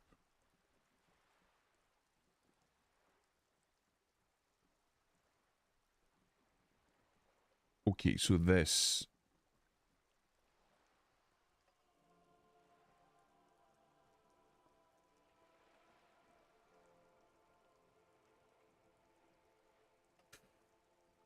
There we go. Oh, it's been fucking saved in somewhere weird. So that's T's husbando right there. That one right there, officer. I'm a full feet taller than him. It's the fact that Dennis is so obscure that there's less than 30 fan art of him. I see. You're like, well, you're like Cindy the Skull. You don't like the infraculture, or you don't like the supraculture of husbandos. You have to be on the edge. Yeah, you have to be an outsider when it comes to this shit. I'd see you as someone who sticks to his values and for the most part knows what he wants, despite being open-minded. Just because you're open-minded doesn't mean you will compromise the things that you do believe in wholeheartedly. I suppose that, yeah, no, that does sound like me. That does make sense. They're like, I'm pretty like easy-ozy on most things, but there are like one or two things that I will not compromise on. I've never thought about it like that. I've never considered myself like super strong-willed or whatever. Literally, Gator. Oh, he's cute, yeah. He looks like the one you posted from my design thing. Yeah, yeah. Keep it handsome. Shut up, Gator. Where's like, shut up, Gator. Okay, now explain the same thing but to a child. I understand everything. Make it more complicated somehow. I can't. That's how simple it is. One may dye their hair green and wear their grandma's coat, all they want. Capital has the ability to subsume all critiques into itself. Even those who would critique capital end up reinforcing it instead. This idea, capital has the ability to subsume all critiques into itself. Even those who would critique capital end up reinforcing it instead. Two words for you that perfectly explain this idea. Hassan Piker. The man is about as far left communist as you can get without painting yourself head to toe in red and screaming at the top of your lungs in the middle of a busy city street, we need to kill the bourgeoisie whilst waving a gun about your head. I'm gonna kill you. No, but like, that's perfectly it. Right? The guy advocates against a system of capital and capitalism and the current system that we live in, and yet he still makes ludicrous amounts of money operating within it, and wears designer clothing that speaks out against capital that costs tens of thousands of pounds. In his effort to push against capital, he's buying into it and benefiting from it. This is like Hassan Piker is the avatar of this idea. Capital is the ability to subsume all critiques into itself. Even those who would critique capital end up reinforcing it instead. It's Hassan Piker. That's literally it. I believe there's another story about Elvis Presley. Exactly the same. Elvis Presley was making a shit ton of money off merchandise because he was fucking Elvis Presley. He was the king of rock and roll, right? He was the guy that when it came to like pop culture and music. But there was a small group of people that really hated Elvis Presley. They were part of the infraculture. Oh, I don't like that Elvis Presley person, right?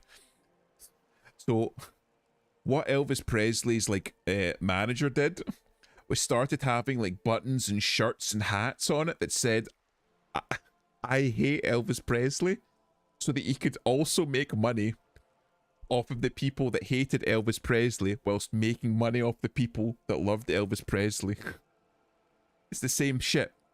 While the capitalist system are making money off of the people that operate within the capitalist system also makes money off of the people that hate the capitalist system. Elvis worked for the CIA. Fucking what big popular individual doesn't work for the CIA in one way or another, right? If you have power or influence, you work for the CIA. You've been approached by somebody in the CIA or somebody associated with the CIA because you're useful. My type is literally just clean-shaven men who generally has no wrinkles besides the ones right below their eyes. If that's the case, then it's okay. So you're wanting like men on the verge of twink death. You want somebody that's edging twink death. You want a twink that's edging twink death. Like a little bit older. He's not Gator. Gator's just a gnome. Yes, Gator is a gnome. Black culture spy. All right. What next? Suddenly, you're not so sure you're part of the superculture. I think I may be part of an infraculture. And what would that be? Disco. Long past now. I can see that, yes. I dabble in those dark arts myself, not so long ago. I assure you, it was a thoroughly supracultural phenomenon. All permeating. Downright mandatory.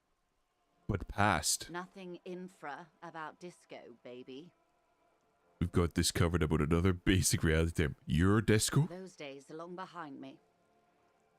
And even in the early 30s, I would say I was more of a new girl. Disco was a minor, but still enjoyable facet of the whole thing for me. The new? What do you think, Adam? I'm guessing you're an Cookie's ideal woman. Would you say the ideal woman is one that can match your depth of thought? Honestly, I think Adam kind of likes a bit of a psycho bitch. I think he likes the crazy. Just based on my read of him. The new. A cultural era. It's exciting and for the name him. of the decade it ravished. The 30s. It came out of post-revolutionary Revachol. It was ultra-liberal. Cookie's ideal woman is woman. Woman and not fat. I'm gonna be honest. I think Cookie just like woman, not fat. That's it. Oh, must be from Blue Archive. T knows Cookie so well.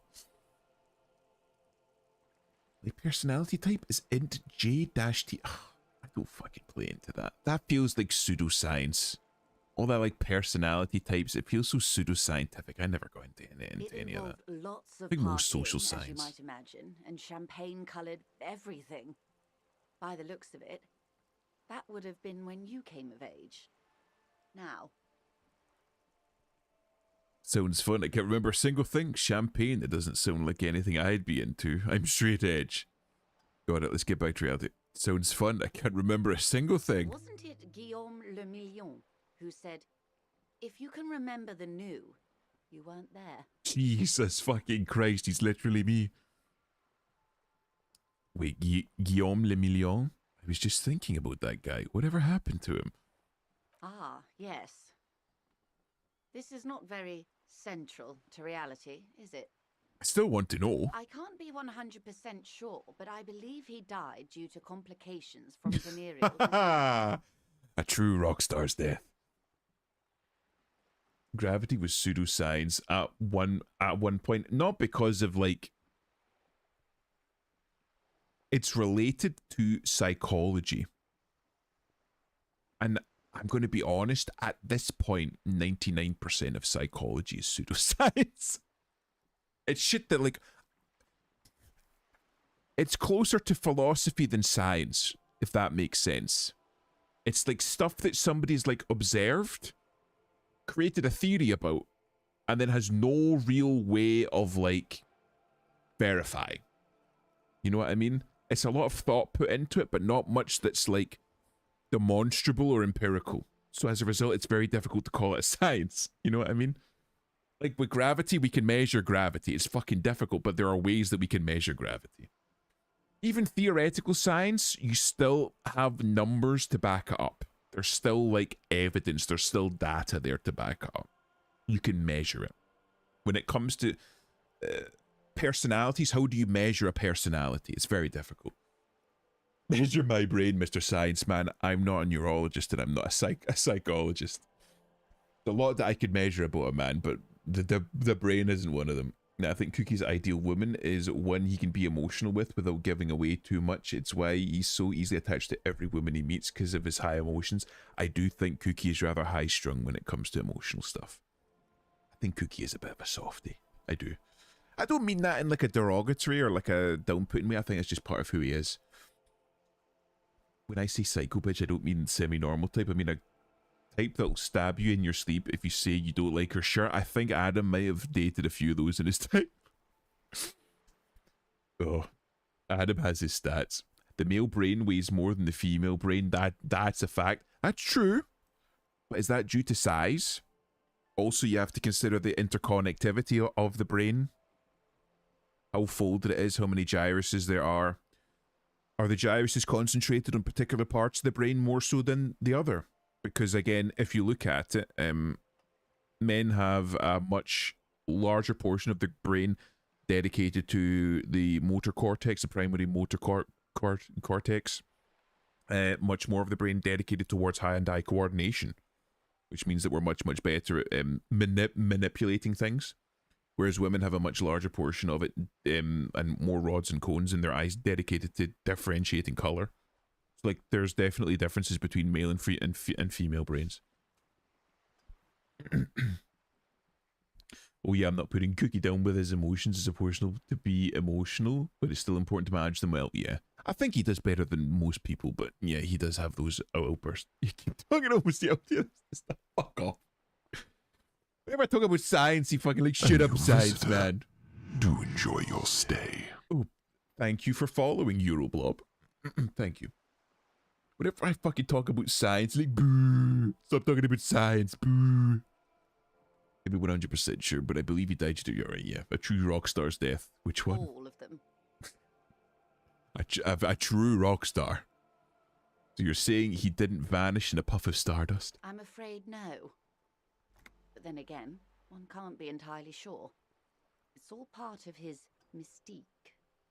Ask someone else and you may get a more champagne-coloured take. I think there's something to be said about a champagne-coloured take on the champagne-coloured era. Anyway, what other basic facets of reality should we discuss? What is reach for something fundamental? Conceptualization. Spirit decor. What is think of something close to you? We could try. 6 kilometers southwest in the valley. Let's get a big think. Fucking hell.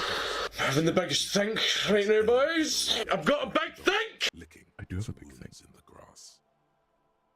6 kilometers southwest in the Valley of Dogs, Junior Officer Chad Tilbrook takes aim at a rabid black dog licking its wounds in the To grass. his left, his partner, Emma Mullins, whispers, "You heard what happened to Tequila Sunset in Martinez?" Oh my god. Yes, he lost his mind, Tilbrook answers, fingers on the trigger. Don't worry, Emil. He pulls it out slowly. Slowly now. He'll find it again. We always do. What am I? You? You're an officer of the RCM. The Revachol Citizens Militia. I want to reread that. 6 kilometers southwest, in the Valley of Dogs, Junior Officer Chad Tilbrook takes aim at a rabid black dog, licking its wounds in the grass. To his left, his partner, Emile Mullins, whispers, "You heard what happens to Tequila Sunset in Martinez?" "Yes. He lost his mind," Tilbrook answers, finger on the trigger. "Don't worry, Emile. He pulls on it slowly. Slowly now. He'll find it again. We always do."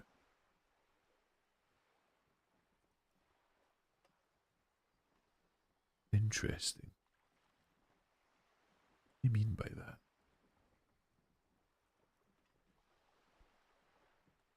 Part of a book? Alright.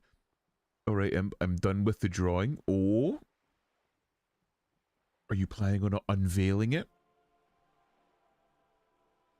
Let me have a look. Oh shit, you did. Okay, that's very cute. It's very Pika-me. You know Pika-me? I know. Do you want me to show it on stream? I'm happy to show it on stream. I know it's probably bad manners, but Pika-me used to be, or Henya used to be Pika-me. Yes, I did on DMs. Nice stress relieving technique for sure. It's very good. Do you want me to show it on stream? Because it is very good. I think the contour of the, like the neck and the clavicle is very well done. Good anatomy. Sure, man. Hell yeah. You know what I mean when I say it looks very much like Pika-me, like Henya's old model, where you've got like a little antenna on top. I like it. It's good. It's because I'm doing fan art, by the way. Oh, so is this of a VTuber that you follow? Somebody that you like? It's very good. I like the eyes as well. It's very clear to tell that they're like a robot. I like it. It's good. What do you think the antenna means? That they're remote controlled? Lyro VT. Well, there you go. There you go. A recommendation if you want to follow somebody else. Still not sure about this one. Heard what happened to Tequila Sunset.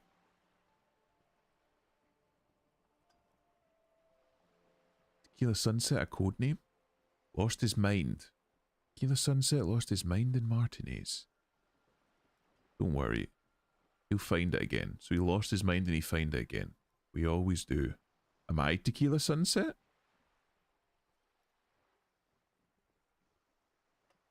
Emile Mullins.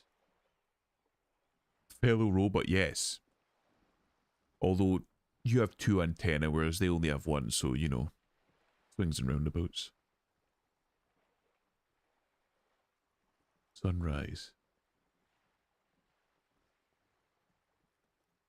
I need to think about that. Fuck, I'm fucking actually internalizing shit. Sisamundo. Good. What is the Revachol Citizens Militia? Nothing more nor less than the de facto law enforcement body of post-revolutionary Revachol, Detective. You said de facto. Yes, that means not de jure. The RCM acts in what is poetically called the twilight of international law, both at the behest of the coalition government and to its chagrin.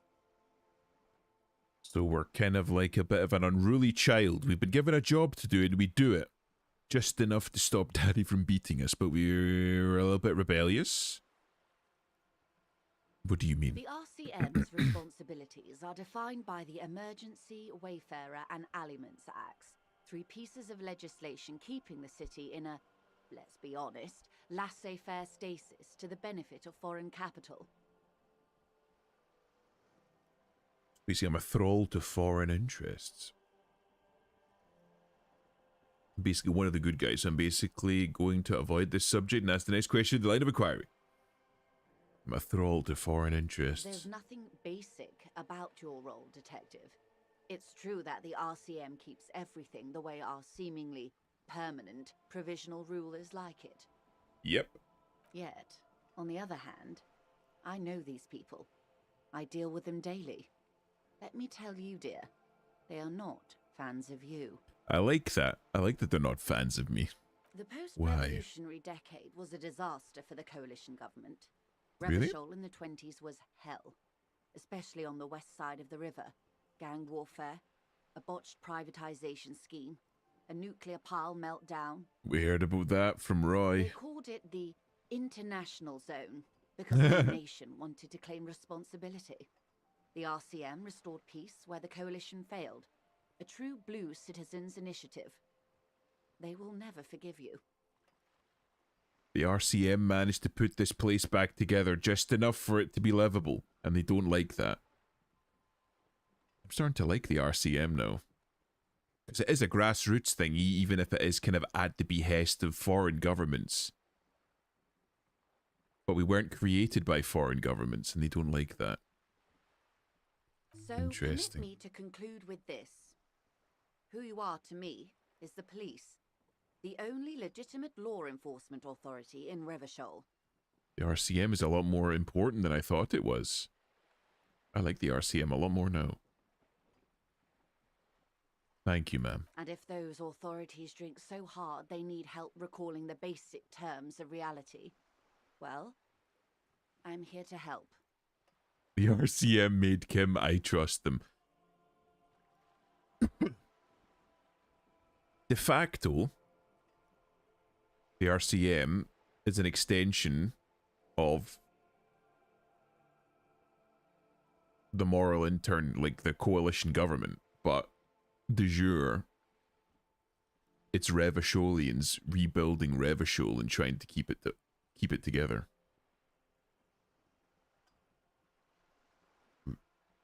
Reach for something fundamental. I could try. A strange coldness comes over you as you look at the world. The waves sway the sloop slowly. That's all. The doubt is fully formed in your head. The alien feeling persists. You just can't word the question yet. You have to complete the jamais vu thought first. Okay. That's all for Glad now. to have been of assistance. The little that I know. Thank you. I fucking like Joyce. I like Joyce an awful lot more than I like fucking Everard. He seems a lot more human. Maybe I'll have a look at that winch. I'm still thinking about that blue door. Have a little peek. A little peek in the back garden. Is there something blue? Oh, fucking put that out. Suggestion. Interesting.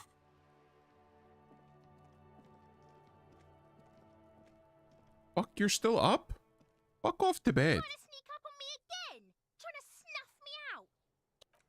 This fucking bitch. Fucking rip the jaw clean off her. Oh, what's down here? Okay. By the way, when I was playing this game last, I think my copy is super bugged. I had a fucked up camera issue, as well as no moral gain, and Harry kept giving up after every interaction. Oh yeah, right. Well, that sounds bugged. That sounds really bugged. Did you try reinstall it? Unless, did you make a custom character? Because I think it is possible to like to fuck up your character if you don't build it right.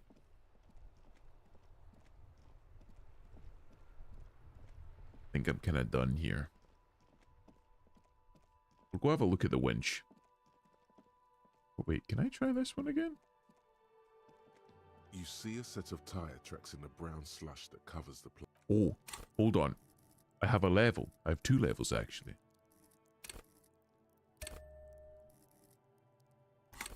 Visual calculus. You see a set of tire tracks in the brown slush Come on. that covers... No. Are you These shitting tracks me? are not interesting at all. I've even got the visual calculus glasses on. Got the I really don't want to have to put a second level into that. This is a fucking matter of principle. This is a matter of fucking principle. I'm doing it. Fuck off. I'm doing it. A set of tire tracks in a brown slush. The tire tracks were left here by an unknown event that took place. I'm not fucking Gator. I'm not Gator. I'm not doing it.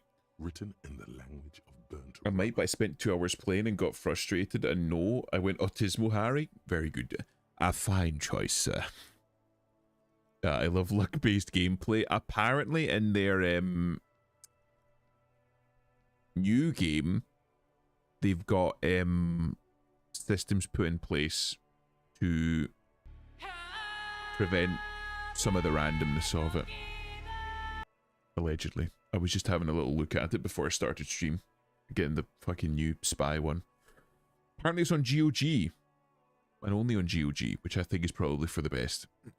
Given their situation. It's the Arabian cookie. Don't you fucking give me that look, Gator. Some of that rubber stuck to the tiles right in front of the whirling in rags. This is point A. The driver started there. Stop being a bundle of stick. Cookie. Come on now. I think John got pretty close there. I'm just saying. I'm not fully agreeing with it. I think he got fairly close though. I think he did. I don't think he hit the nail on the head entirely, but I think he got pretty close. You think you have to give the man his due. And then accelerated straight into the fence. Left a hole big enough for the Franco-Nigerian cavalry. Fucking Gart. The cafeteria manager. Gart still lives on in my head. What happened next? The driver proceeded to back out of the yard, barely stopping before hitting the adjacent building. Baggots. Don't fucking call us baggots. Just saying. I'm not saying that it's like bad that you're emotional, right? That you want like an emotional relationship. I think that's nice. That's very good. But you know, we have to make allowances for it. Before heading south. Must have been in the It's just the type of person you are, and that's fine. Is this significant somehow? Maybe. Probably. I think I got it. Let's have a look. I will follow the tracks. Drive through here? Was it through here? I'm still looking for fucking tire tracks. Where the fuck did it go? Here?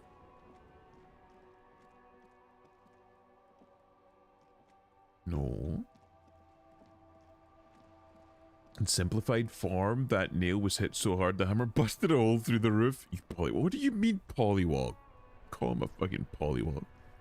Look, the emotions are flowing already.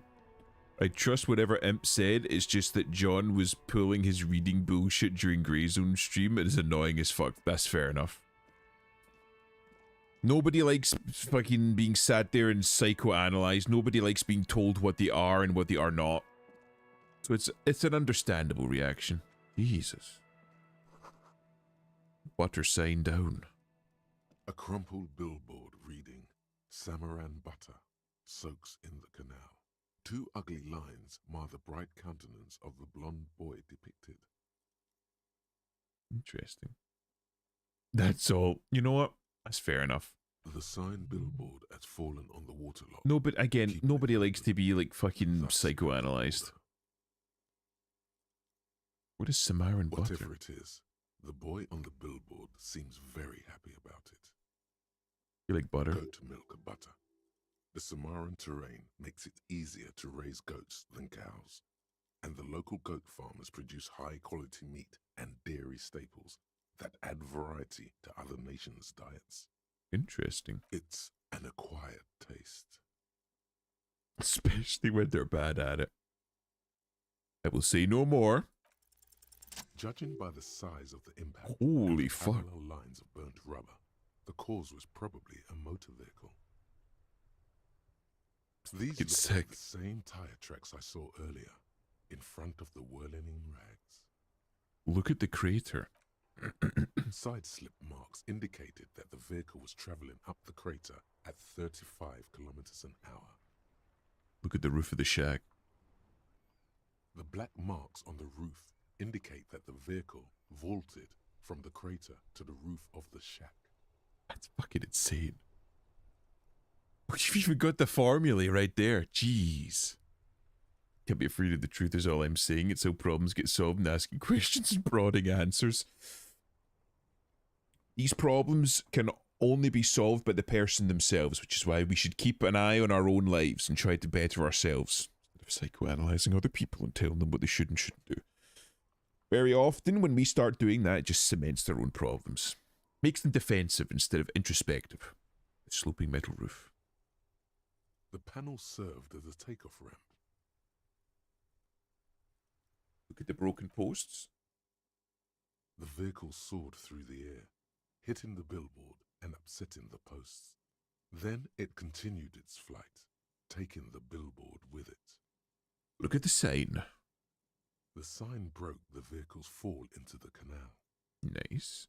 The salmon and butter billboard still looks freshly painted, suggesting it took the plunge recently. How recently? Within the past 72 hours. Roughly when I first came here, at the opposite bank. Still speeding, the vehicle made a loop and vanished into the fog along the coast. What was the model of this phantom vehicle? There are two good candidates, the Caprice 40 and the Linear G22. The Capri 40? It's about the right size, and the tire marks look like they came from the skinny tires frequently found on that motor carriage. Interesting. I never told anyone. Oh, Christ, it's getting late here. What they should do. I'm just saying things how I see it. Do your own perception of yourself and what you will. That's actually fair. That's very fair. You're just giving your opinion. Let's fucking go, men who want to be drawn. Is cute shot a starting price $0? That'll be me in the future because I just love drawing them. I think you found a customer, T in Gator. Being drawn as a shot. He likes being drawn as a lolly. The Caprice 40 is a very popular model with bank clerks, topping pie delivery drivers, secondary school teachers, cops, strippers dressed as cops, undressed strippers. Jesus Christ. And the Linnea G22. Very sturdy but light motor carriage. More likely than most to survive that jump. The Linear G22 is not a particularly popular model due to its peculiar proportions, which the manufacturer's design team probably thought about for too long. What now? You'd have to follow the tracks to be sure. Blink and leave. I need to get across this somehow. I don't think I'm getting across it anytime soon. Ooh. Hello? Everything's coming up, Millhouse. Oh yeah, lollies too, yeah. I think Cookie tends to get drawn as a shot a lot as a result of, well, his condition. But I think he prefers lollies. He really seemed to appreciate Elusive's lolly Cookie.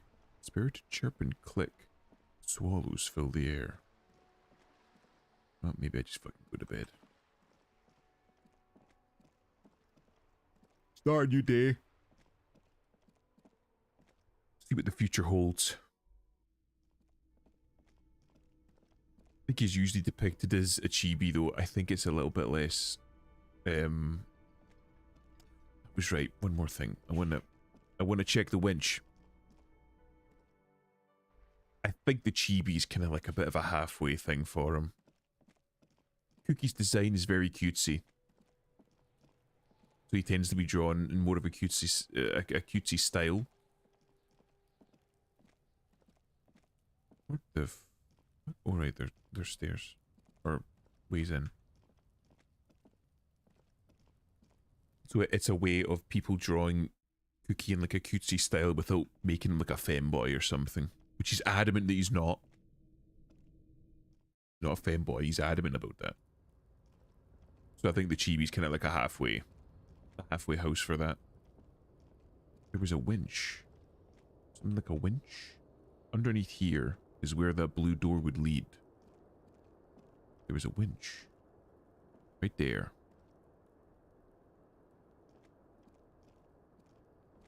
Now what? I don't know.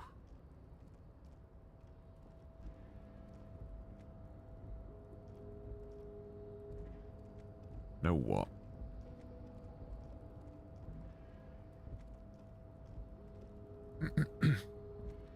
He was supposed to be a shot at his model. Mama just draws really tall men. Ah, so he always was supposed to be a shota. He's only partial Bishonen. Well, if you want to draw another skinny boy, feel free to draw Cookie. He seems more close to your type of favored character, T. Sure, Cookie wouldn't mind.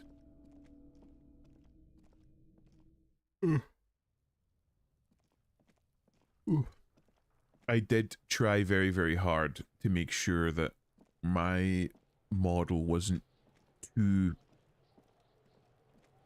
fair effeminate when I was getting my character designed.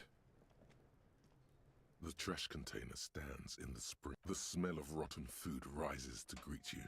Which is very difficult. Cartons, dirty rags, and it's an awful lot of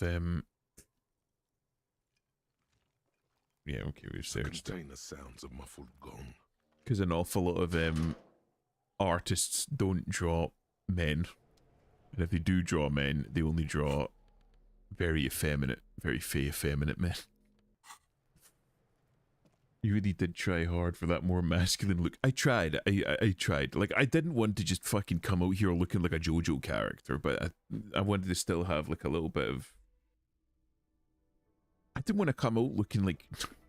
Because generally speaking, if you have like a character that's hyper masculine, like, oh right, he's gay then. It's like, it's not what I wanted, but at the same time, I didn't want them fucking come out looking like a femboy. But no, I don't like characters who are that submissive. I can't believe he just called Cookie submissive. It would have turned out like me either. Like, you're closer towards the femboy side of things, and that's kind of like not the style that I was looking for. If you wanted to have that style in, that's perfectly fine, but that's not the style that I was looking for. Thank you. The bed is Sweet cold oblivion. and not particularly inviting, but it's yours. The sheets look awful. The option to go to sleep becomes available every night after 9 p.m. Roland, I will sleep. I will eat. The sheets feel at once coarse and clammy against your skin. The bed sags beneath your weight as you stretch out and finally close your eyes. I've been trying to go more towards the twink side, so would that mean that you're masculinizing yourself a little bit more? Like away from femboy and towards twink? I don't know how people can draw anime styles. It's so difficult for me for some reason. You just need to draw more anime. Like if you want, you don't need to draw anime styles, but if you want to draw anime styles, you could just try drawing more and more anime. Just like just draw from reference. Try and get the muscle memory. Oh yeah, guys, how do you do commissions? I don't know. I don't do commissions. You could always set up like, I don't know, like a PayPal or a Ko-Fi or something, and just do it like most people do over social media, over like Twitter or something. Say that you're opening up commissions, people can just DM you. I want to do comms, but people don't. But I don't want people to know my actual name. Well, you could set up like a Ko-Fi or something, or VGen is what I use for my voice acting commissions. But you would need a referral code to actually set that up. Ko-Fi or VGen doesn't show names yet. Ko-Fi is probably the best because VGen, everybody on VGen has to have a referral code in order to be able to actually do business on it. I got a VGen artist code from a person I know, but like, well, then VGen's really good. Just advertise yourself on Twitter or X or whatever.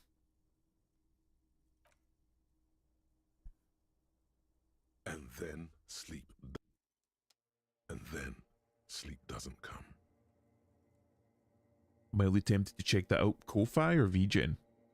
I know it's supposed to be coffee. You're supposed to be buying a coffee for someone, but I always just call it Ko-Fi. Both. It's worth having a look into. VGen is a little iffy. Oh, really? I just don't know how to do the transactional side.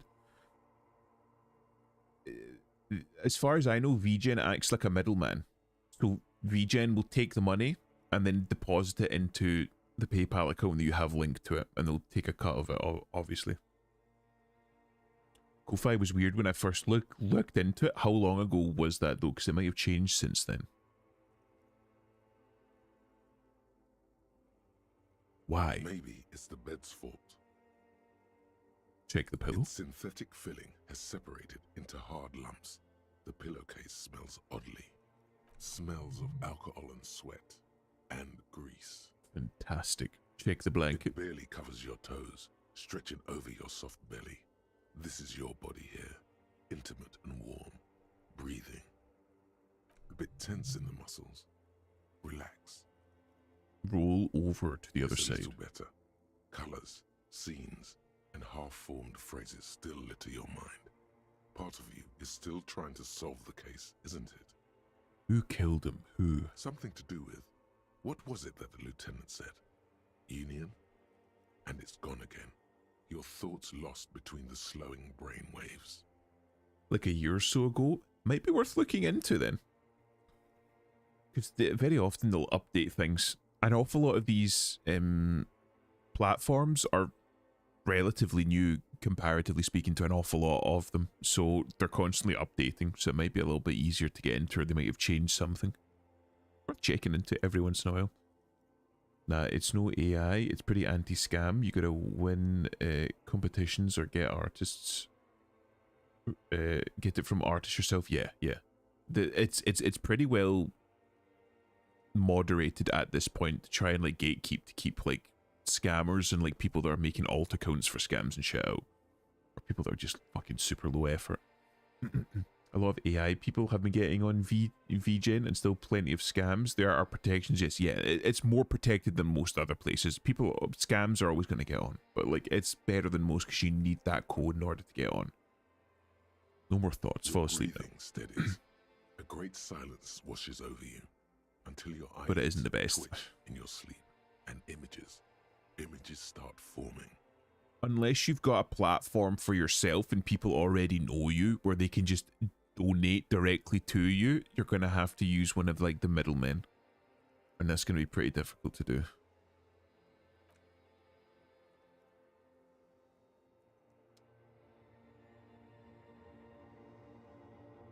Oh shit, we're in the dream realm now.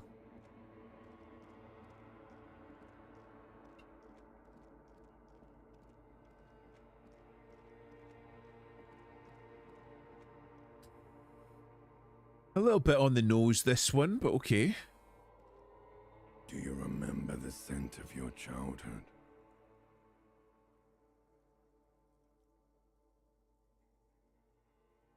He was born in a hospital where people usually go to die. Let's go along with it. You're not kidding anyone, Harry. You don't remember shit. Tell me. Why did you ask? Do you remember your wife's hand on your face?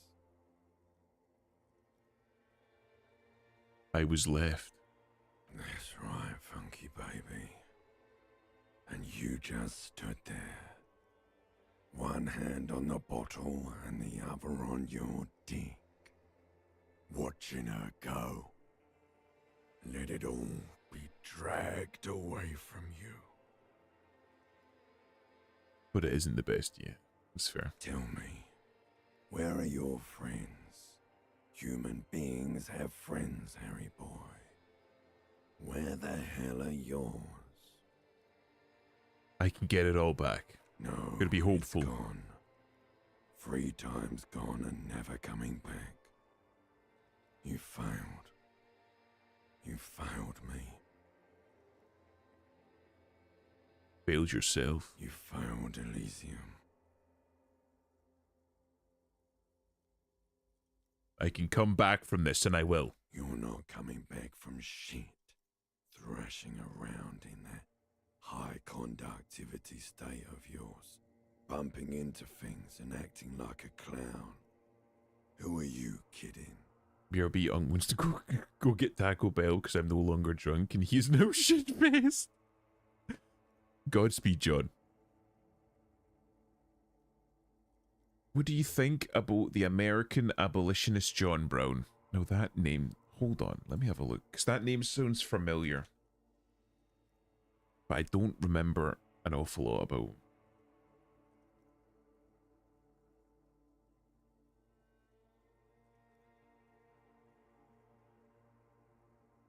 Connecticut raised anti-slavery household, Western reserved. He believed the divinely ordained end to slavery, viewing it as a sin against God. His faith was commitment to the principle that all men are created equal. Okay, so he was just an anti-slavery guy.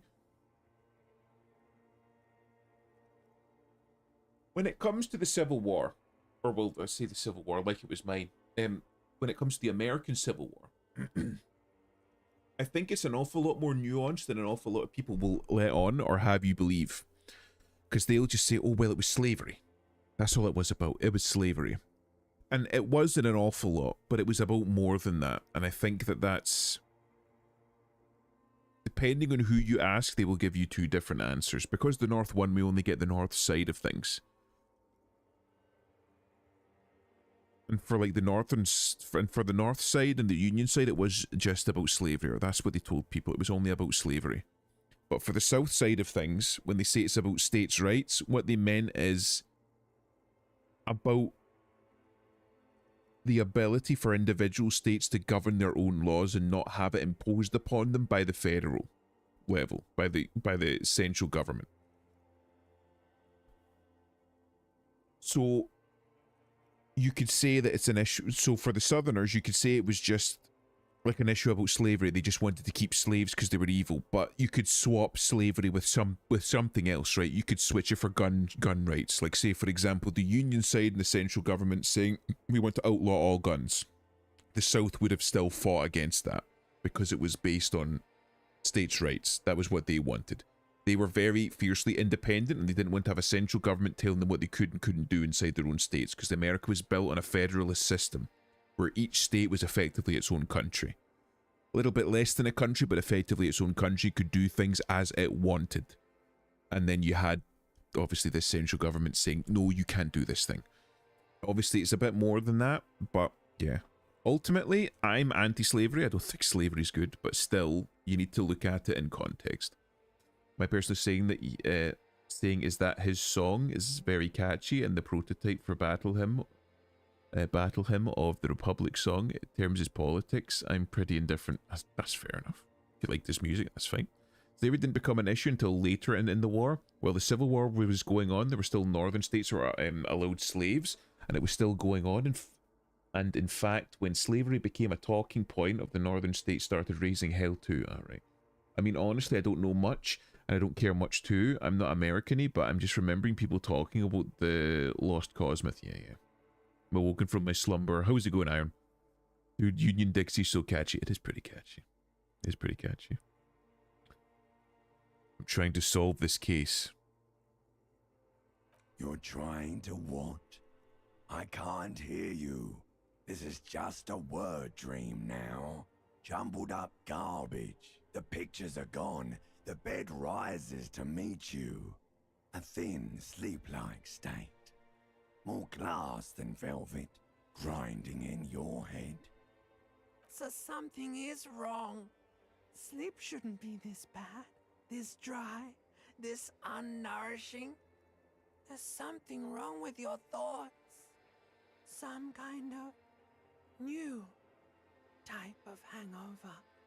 God, there's another type? Oh, Oh yes, party boy, and it's worse than the one before. Just think of the shit you saw. Here it comes too.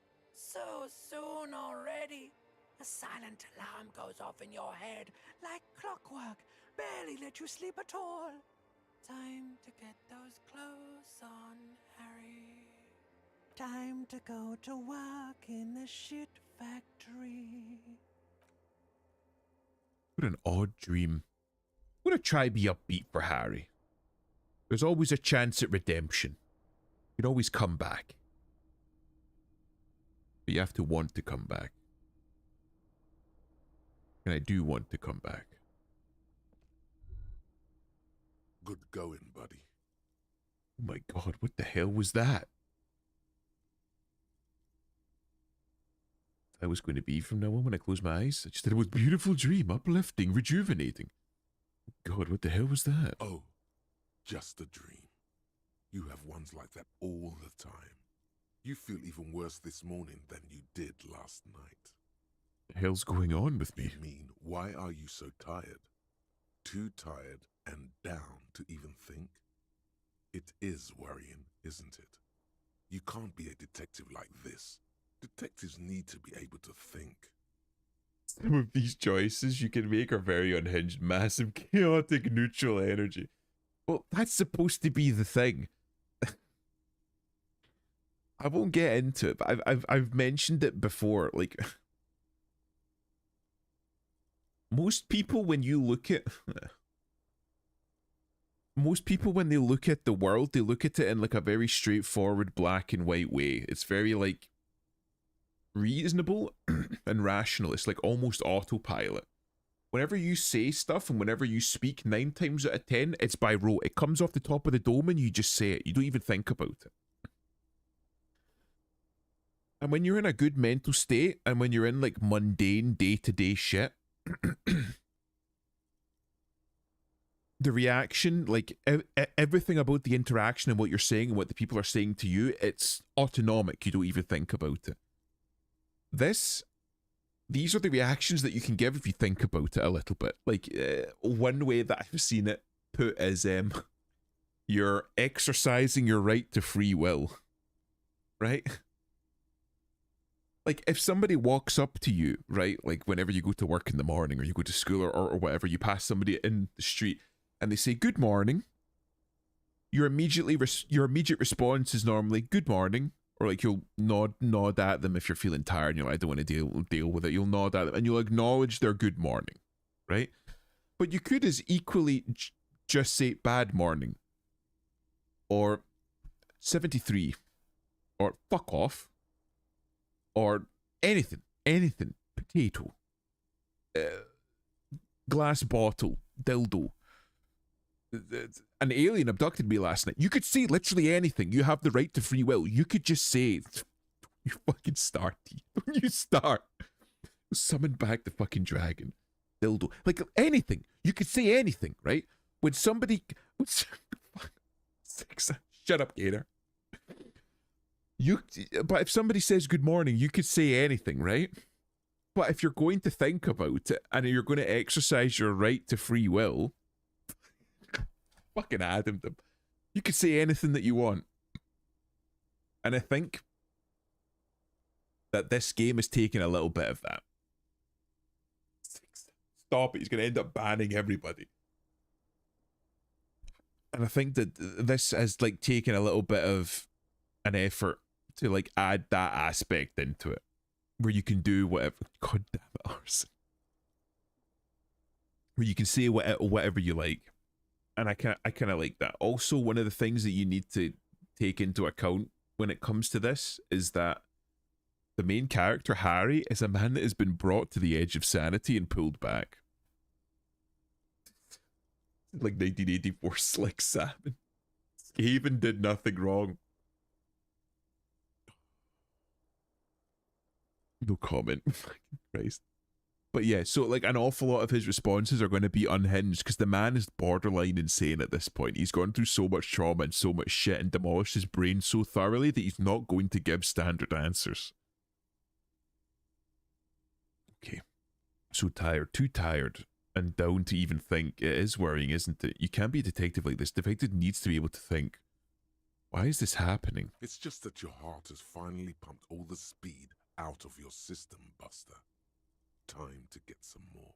Absolutely fucking not. You're too weak to say no now. Waking up is the worst part. Maybe somewhere down the line you could decline. Wait, what is speed? I need to get more of it. No, I can take this. I'm not going to go looking for speed. Sure? Ready to live as this pathetic shell of yourself for days? Basically, a week. Let's be honest, 2 weeks. Maybe 3. You won't make it. Half the town will be dead by then. You will be fired. That's a lie. I can do this without the speed. Half the town won't be dead. Suit yourself, slow, sad shell man. See how you do without your spark. I'm going to do it. We're fucking raw dogging reality here. We're going to live. We're going to do it. Pure willpower, piss and vinegar. Mirror hangs on the bathroom wall. It's barely covered in steam anymore. You'll level up. Ugh, I'm only halfway there. Visual calculus at 8. Just me trying and again to get the fucking tire marks. Adam best mod. He's up there. He was honestly, he's one of the best mods. I will. Adam is best mod. He's a fucking good lad. I got banned from one of my other streams I watched for saying that before. What? For saying Adam best mod? Or just saying somebody's a best mod? Fucking people are so fucking precious, man. I fucking hate that. Can't say fucking shit. No, Skaven did nothing wrong. On the one hand, what a fucking precious bitch. On the other hand, that's a good Reichlander right there. Oh, that's crazy. You can see the N word. You wouldn't give a shit. It's based. We're fixing you, Elusive. Adam, have you noticed that? He's getting more based, and also he says that he's moving away from femboy and towards twink. If we keep going, we could have him at man by the end of this year. We just have to keep pushing him. We can fix him. That's horrendous. Doesn't need fixed. Elusive's a good guy. I'm trying to ignore he's gay at this point. At the very least, he keeps a lid on it, which is more than most gays can say in the modern day. You know what I mean? I've got some good news. I took care of the body. The thought of him decomposing in my MC wouldn't let me sleep. Good, I'm thanks. just glad he's gone. We have other matters to attend to. We're at halfway. The lieutenant is downplaying his contribution. He got up before sunrise to get this done, and now he's quite pleased with himself for taking care of the gruesome business so efficiently. I can agree with that, yeah. The Union muscle finally turned up, and they look rowdy. We need to talk to them. I'm going to be like, okay. I'm probably going to wrap up soon, but a final thought, something a little bit spicier. I saw recently that there was a headline. I can't remember what headline it was. I just saw it in passing that amongst younger generations, the rate of homophobia amongst younger people, especially younger men, is rising quite significantly. Right? And I don't think it's necessarily because young people hate gay people. I think it's because young people hate the way that gay people portray themselves and ram the fact that they're gay in their faces constantly. I think if more people were like John or Elusive, where they're like, yeah, I'm gay, but it's like not rammed in your face fucking constantly. People that don't do the voice, quote unquote, that are just normal people that happen to be gay, I think you would find that an awful lot of people would just not give a fuck. And I think like Adam is a man that hates gay people, but he's like, I can like work with gay people so long as you're not fucking throwing it in my face every 5 minutes. John better get back. Taco Bell pretty soon, or I have to get out the chancla. But you know what I mean? Most of the people like that are just Twitter, yeah. But like, that's what I mean. As long as you're not like... It's the LGTV types. You've got like the gay types and the F slurs. You know, you've got gay and then you've got LGTV. It's like different. Nibble heterochromia. I'm sorry, I didn't want to be heterochromia. Just I don't like gay people. But you know what I mean? And I think that's like the issue. I think that people have just kind of gotten fed up with having that thrown in their face constantly and having to advocate for it and push for, you know, the rights of LGBTQ plus 2S or whatever people all the fucking time. Why do we need to talk about them? What do you mean rowdy? Are these the men Guard told us about yesterday? I completely forgot. Sorry, I had a rough night's sleep. It's them by the looks of it. Loud and nasty, just like the manager said. Still those goddamn Tumblr rights. Honestly, yeah. I don't care about the rights, if I'm being honest. You have human rights. Why do you need extra rights? That's the issue. Why do you need gay rights? Why do you need trans rights? Like, is this... Like, me as a straight man, are the rights that I get not enough? Like, Elusive and John, do you need more rights than me? Do you need special rights? Like, is being gay, like, so completely different from the human condition that you need your own set of rights and extra considerations? Or are you not human beings like the rest of us? No, exactly. So what's wrong with human rights? Surely, if you have human rights, that's all you need. It's human rights. It's everybody. If you're born a human, then you get them. You need special permission. That's what I'm saying. You don't need to fucking treat these people like they're a different species that need special considerations. They're human beings. They get treated the exact same. They get the same rights and the same responsibilities, and that should be it. That should be the end of it. Stop fucking talking about it. Nobody cares that you're gay or that you're trans or fucking whatever. You get the same as everyone else. You get treated like everyone else. Stop talking about it. Stop bringing it up. One loose thread less to worry about, and one big problem to replace it. Why do we need to talk to them? Points to the dock workers union. The belt used for hanging him, tracks in the mud, the circumstances in Martinez, my preliminary information. Yeah. Which may, of course, all be wrong. But we still need to talk to them, and it won't be easy. Okay. What do you mean, Rowdy? Ungovernable. Martinez isn't exactly enthusiastic about the RCM being here. They prefer to be policed by the union. These men here, men who drink beer for breakfast, there's talk of an armed wing of the union called the Hardy Boys, who are responsible for state policing. I think it's them. I see. Let's go piss in the bush. Don't give them ideas, because some of them would fucking jump at the opportunity to piss in the bush. I'm going to be honest with you. Okay, there's so many of them. Maybe we should call in reinforcements. That would just escalate tensions. No captain would sign off on it. Solving one murder isn't worth a conflict between the RCM and the Debarders Union. In fact, even the death of 2 detectives might not warrant an all-out war. So let's keep a cool head, okay? Really? What happened to Speedy Decor? Anyway.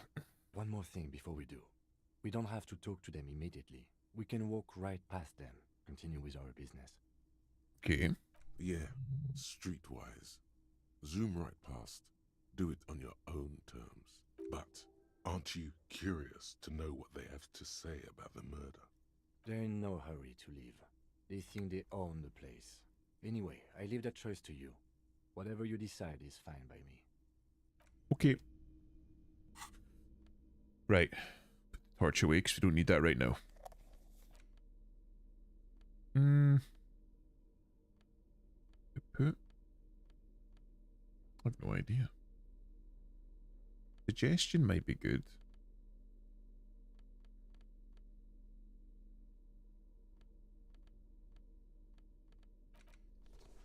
Put that one on.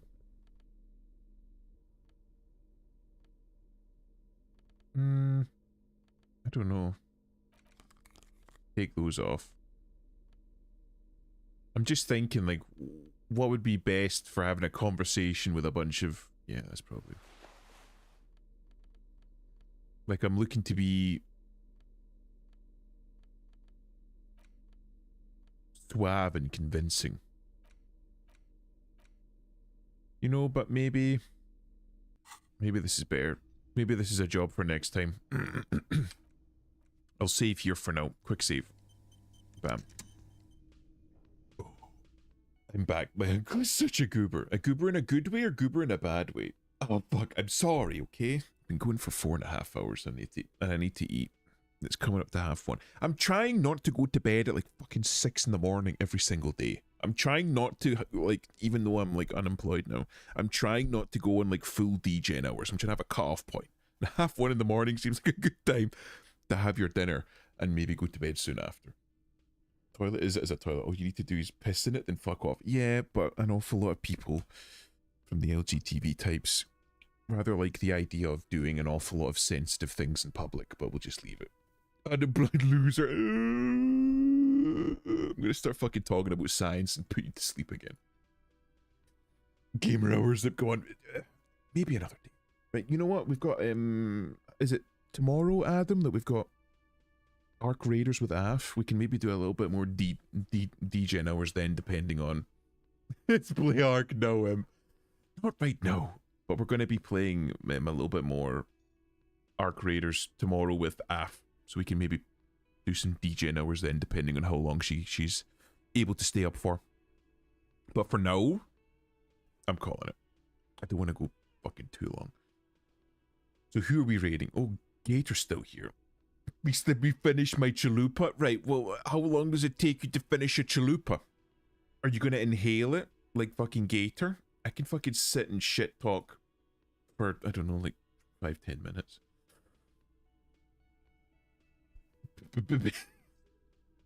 Christ.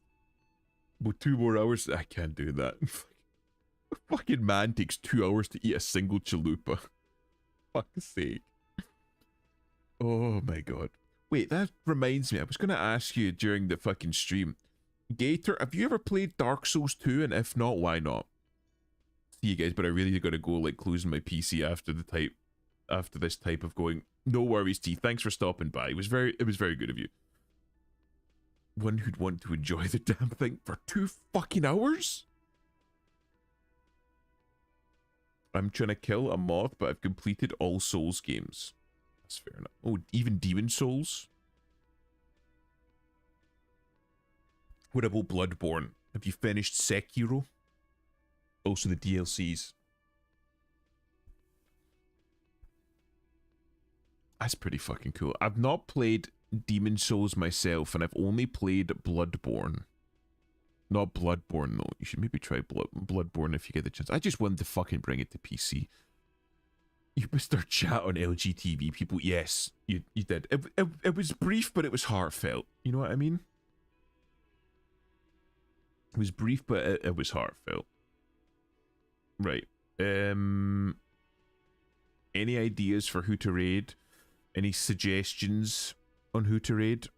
Otherwise, I'll just fucking pick somebody from on the list of who I'm following. As long as there was passion in your words. There was passion. There was gesticulating. There was wild head movements. And join the clan. Not quite yet. Not quite yet. I mean, I thought you said the clan was like not as based anymore. They started accepting all sorts in. The clan ain't what it once used to be. The clan immediately went back on his idea. Are they all pussies now? Like apparently they're letting in like black people and Mexicans and shit. I mean, maybe. I think that's fucking a sign of the times when the Ku Klux Klan has a black leader in it. Who's on? Let me have a look. Who's on? Who's on?